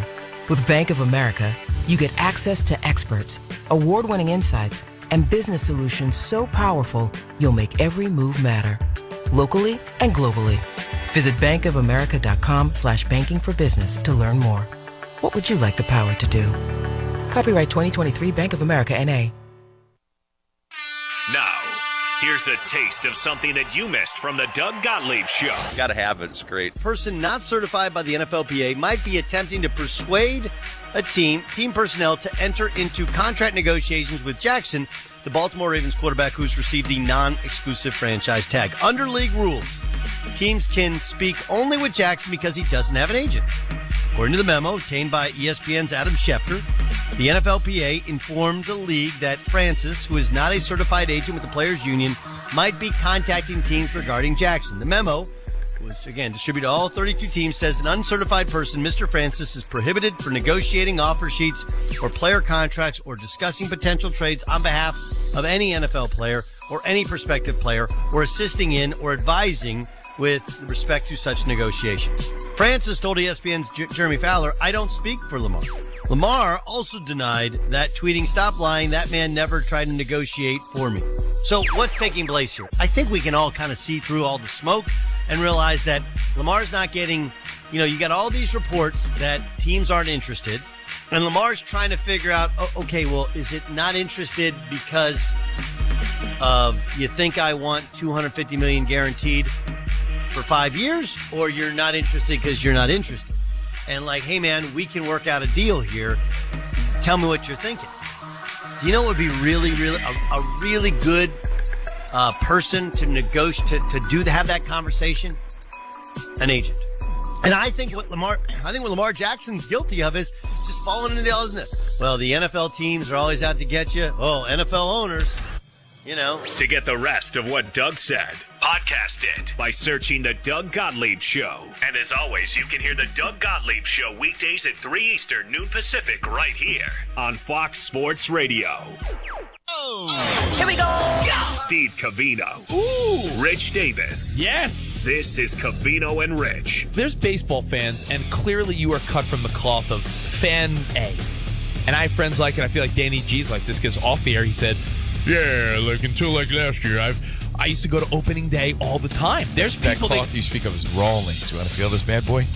You don't think there's people that get pumped up for opening day, and then there's other people that are like, meh? I mean, I think they're not big fans. They're not pumped. I think there's something very symbolic about opening day. Like, opening day baseball really, in my mind, ushers in the spring and the summer, and it's like seasonally, like, all right, school's going to be wrapping up in like a month or whatever, and like a month or so. There is something really cool about the start of spring in baseball. It's spring again. Everybody knows it's spring again. Danny G, remember that one? Fizz Marquee? Yes. Covino and Rich. Weekdays at 5 p.m. Eastern, 2 p.m. Pacific on Fox Sports Radio. Let me steal an average take from Alex. The Ben Maller Show. I love it. Giselle denying that she gave Tom Brady an ultimatum, that it was between her and the NFL. That is the popular opinion of popular people, that she did actually give an ultimatum to Tom Brady. So let us discuss the question. Is Gisele Bündchen being truthful? Gisele was not happy with the risks of playing in the NFL. How do we know that? She said it. It wasn't just an implication. She did that, but there was also on-the-record quotes that indicated that. Now, whether or not there was an ultimatum, I roll my eyes. She says, no, there was no ultimatum. I don't know. We weren't there. You weren't there. I wasn't there. But think of this like a cloak and dagger ultimatum. It's the passive-aggressive approach. Ben Maller. Weeknights, 2 a.m. Eastern, 11 p.m. Pacific on Fox Sports Radio. We just wanted to take a quick moment to say thank you. Thank you for retweeting us. Thank you for the comments on Facebook. Thank you for downloading our podcast from foxsportsradio.com. I always want to help people. Say that out loud. Thank you for streaming us on iHeartRadio. Thank you for letting us into your world. Are you not entertained? We do this all for you. So I thank you. So we here at Fox Sports Radio want to say thank you. FS1. To find FS1 on your television, go to foxsports.com for details. FS1.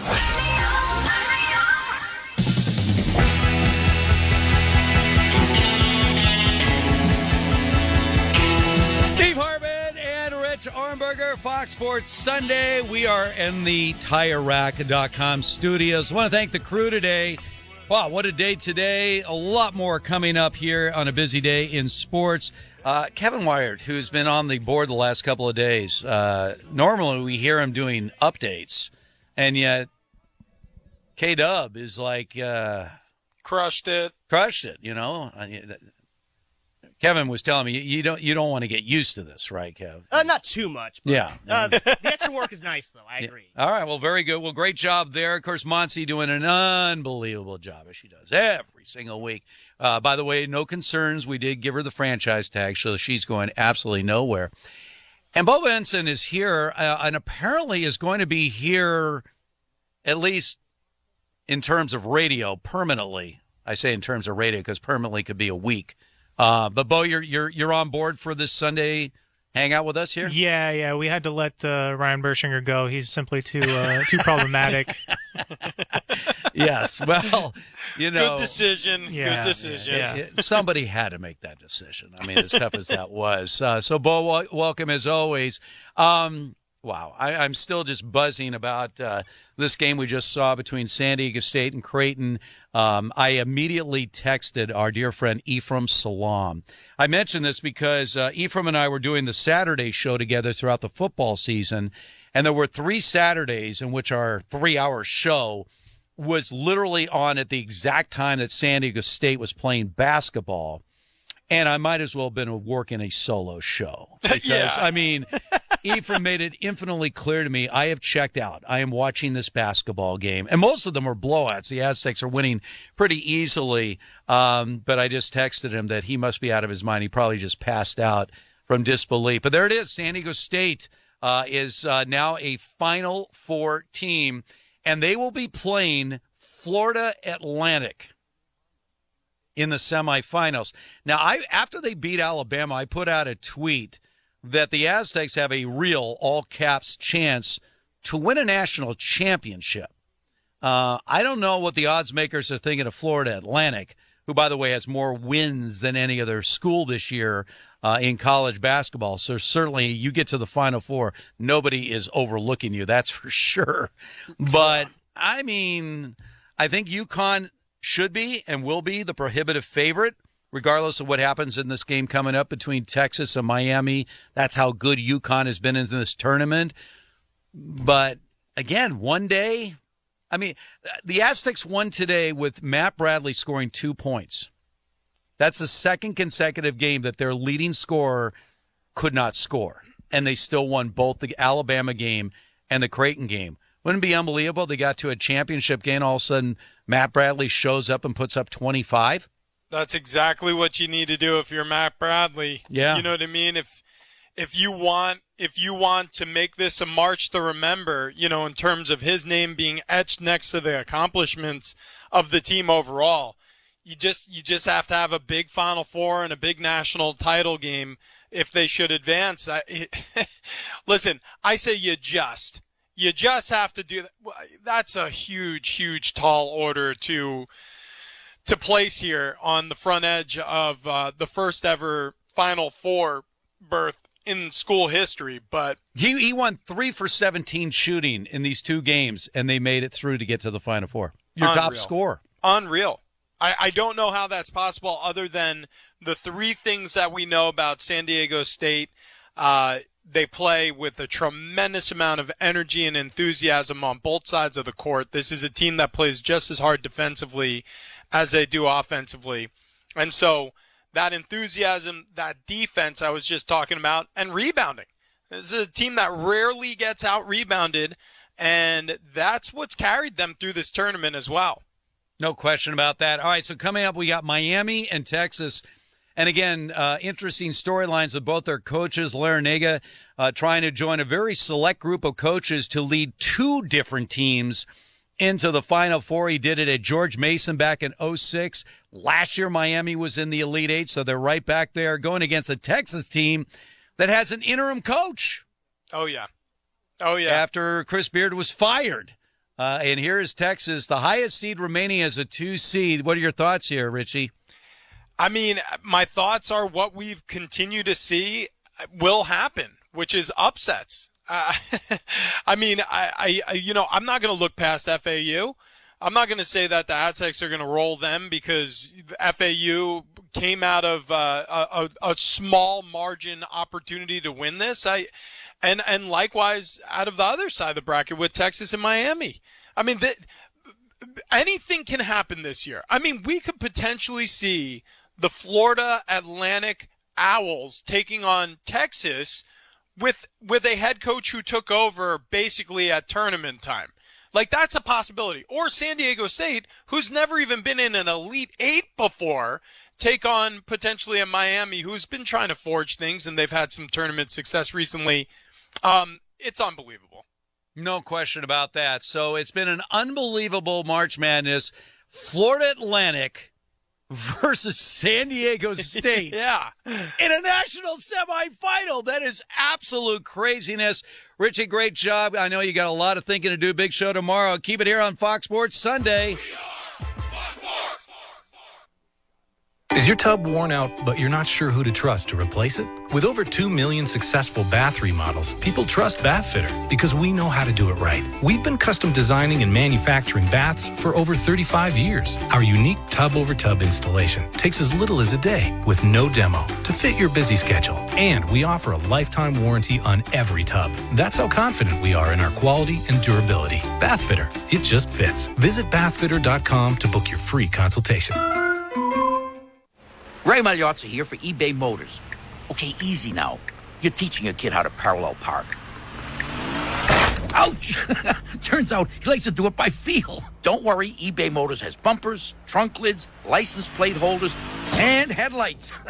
They've got lots of headlights. When you need parts, get it right the first time with eBay Guaranteed Fit. When you see the check, you know that part's gonna fit. eBay Motors. Let's ride. Eligible items only. Exclusions apply.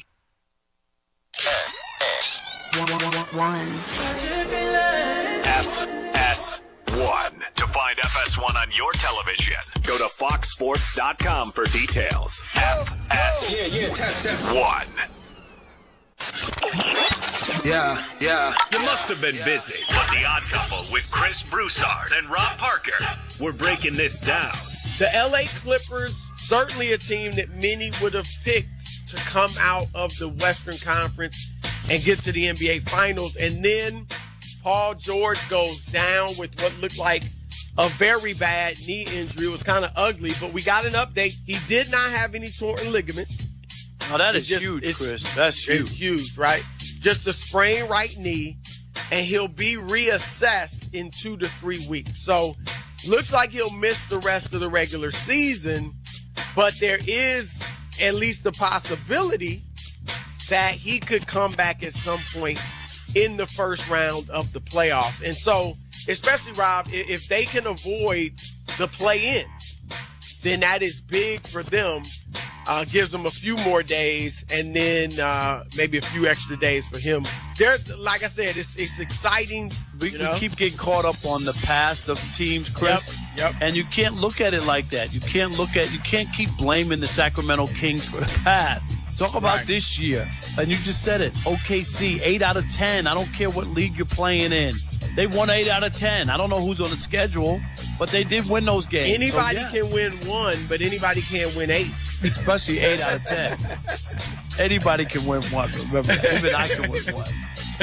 No, but you know, right. And I think sometimes we get caught up with teams and we just go, OKC haven't been good since Durant and Harden. Knowing now that it's possible to get the rest of what The Odd Couple said. Podcast it by searching Odd Couple. And as always, you can listen to The Odd Couple with Chris Broussard and Rob Parker weekdays at 7 p.m. Eastern, 4 p.m. Pacific, right here on Fox Sports Radio. And now, the Dan Patrick Show. Dan Patrick. How badly does Lamar Jackson need an agent right now? This is bad. Imagine if you're the NFL Players Association, how frustrating this must be. Because you're trying to protect him and sometimes protect him or the player from himself. And you got to get an agent who is certified. And the report is that he has somebody who's sort of fielding phone calls who is not certified by the NFL Players Association. If a team negotiates with this guy representing Lamar, they get fined, I think, $50,000. But I don't know where this is headed. It just feels like Lamar wants out of there. And if you got somebody who's going to be a mouthpiece for you who is not certified, it's got to be really frustrating. Certainly for the NFL Players Association. The Dan Patrick Show. Dan and the Danettes and you. Weekdays 9 a.m. Eastern, 6 Pacific on Fox Sports Radio. my favorite. Dan Patrick.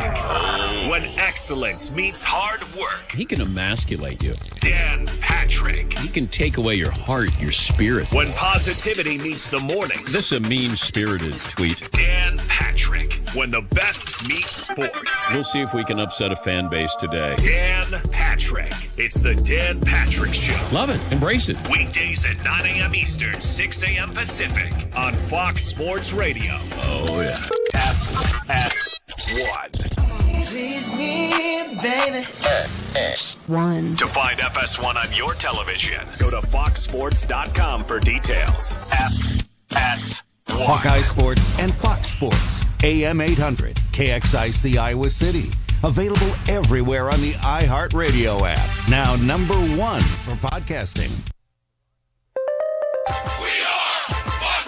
And here's what you need to know. It's a big day for the Aztecs. And the celebration for San Diego State on the right side lets everybody know that they are not even going to continue this ball game.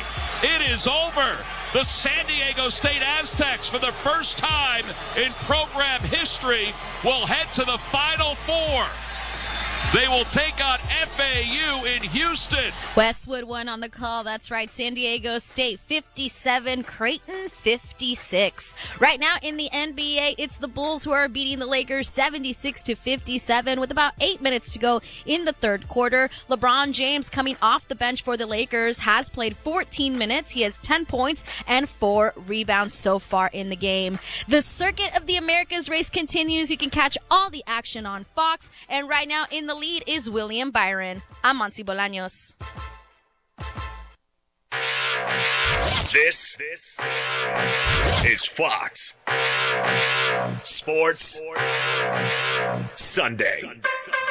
Fox Sports Sunday is on. The plays, the interviews, the players, the coaches, the breaking news, the top stories. When it goes down, we will cover it all. You better step up and get control.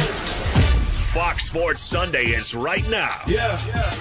Live from the TireRack.com studios of Fox Sports Radio. Here's Brian Noe and Eric Torres. My, oh my. Do we have a lot to discuss over here, Aaron Torres? Good Lord. We've got a Final Four that is 3/4 of the way set. What do we have here? San Diego State, Florida Atlantic, and UConn. Did you think we would be here?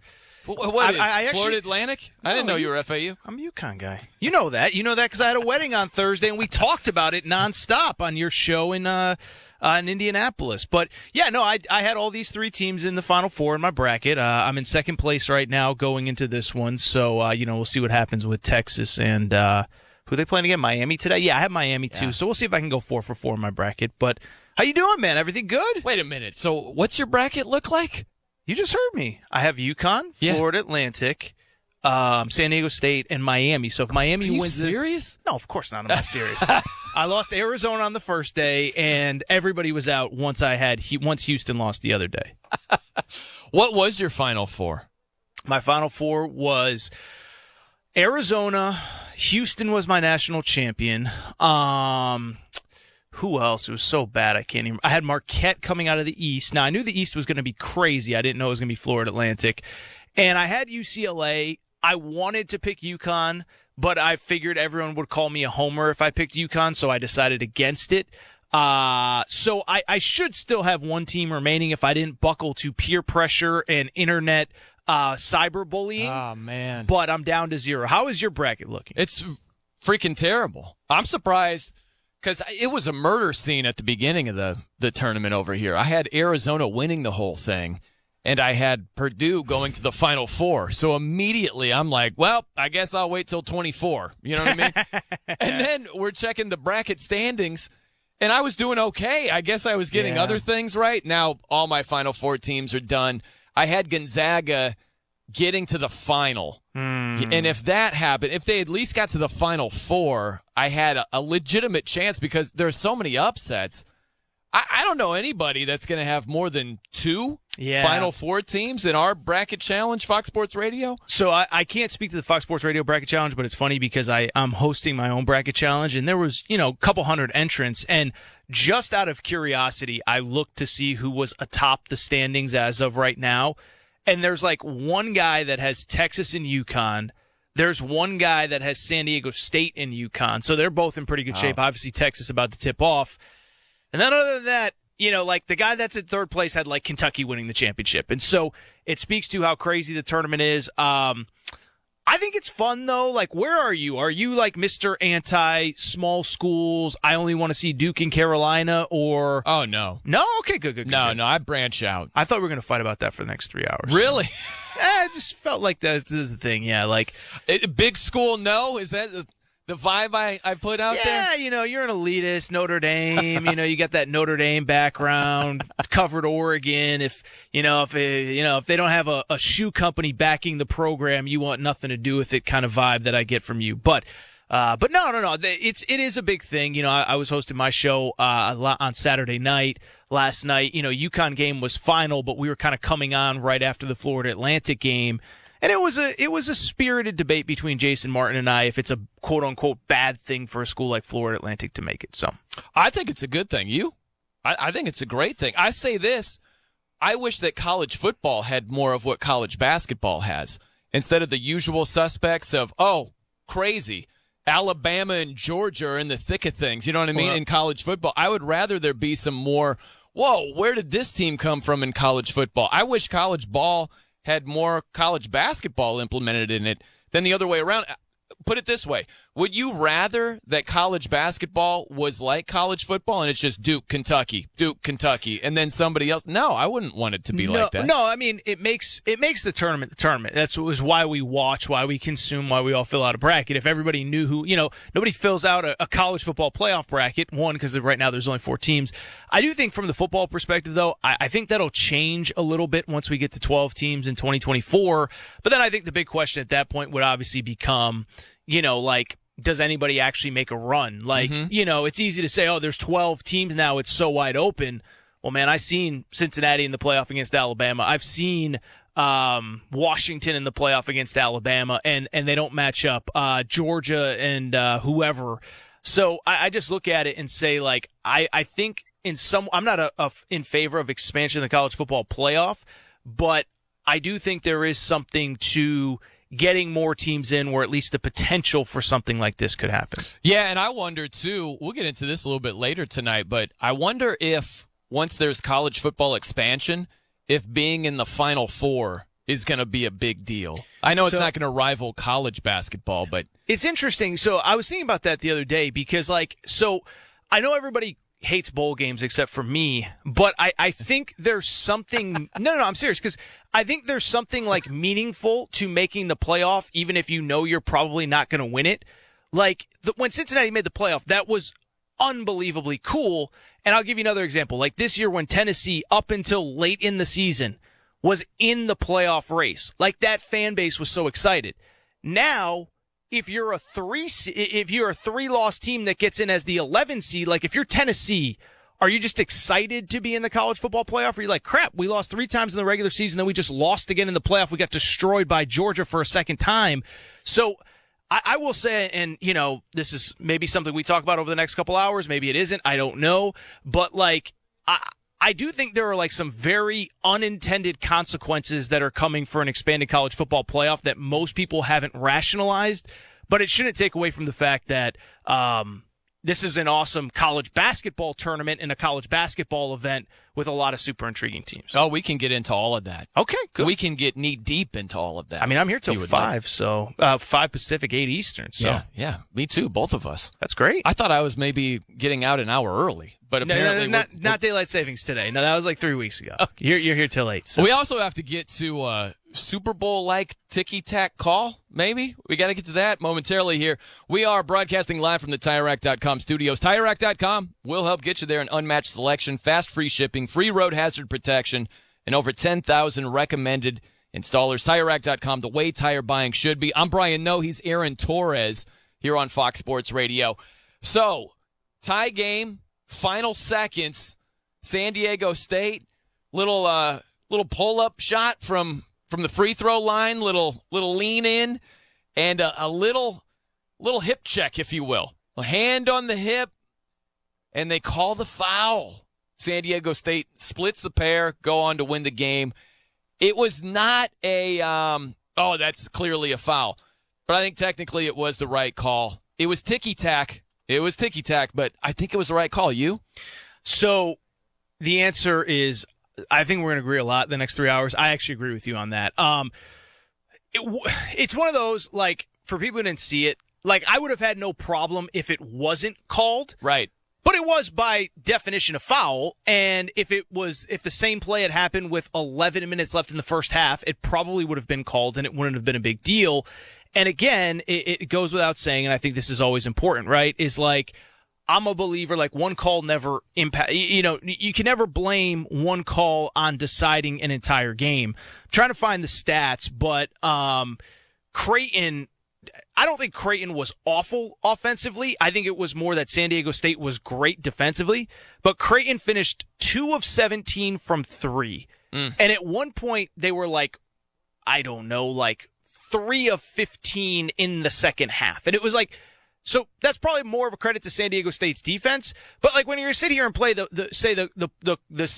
was a terrible call, even if it was a terrible call, don't go 2 of 17 from 3. Go 4 of 17 from 3, which is like 23%, and you win this game going away. So I don't know if you could win going away, but you would have 6 more points. So yes, you would win going away. I wouldn't have had a problem if the call wasn't made, but it was the right call, and it wasn't why Creighton lost the game. We're pretty much on the same page about the call. I differ from you based on the other stuff, though. Because I think you can play that game with both teams. You could play it with, Creighton, hey, hit more threes. It's like, well, hey, San Diego State, you guys score more points. You know what I mean? Like, because a lot of people did this with the Super Bowl, with the ticky-tack holding call. And it's like, hey, Philadelphia, stop Mahomes and company in the second half. They scored touchdowns on whatever it was, 4 straight drives. And it's like, okay, you can play that game with the Chiefs, too. The Chiefs allowed 35 points. They allowed Jalen Hurts. They didn't lose, though. They didn't lose, but I'm just saying it does sometimes come down to a call, right? Like, it's not about you just taking care of your business. You can play that game with both teams. Okay. It's a close game either way. So it comes down to this one call. You say it comes down to a call, but it didn't come down to a wrong call. It didn't. Right. Yes, there have been games that have come down to a wrong call. That's right. I don't think this came down.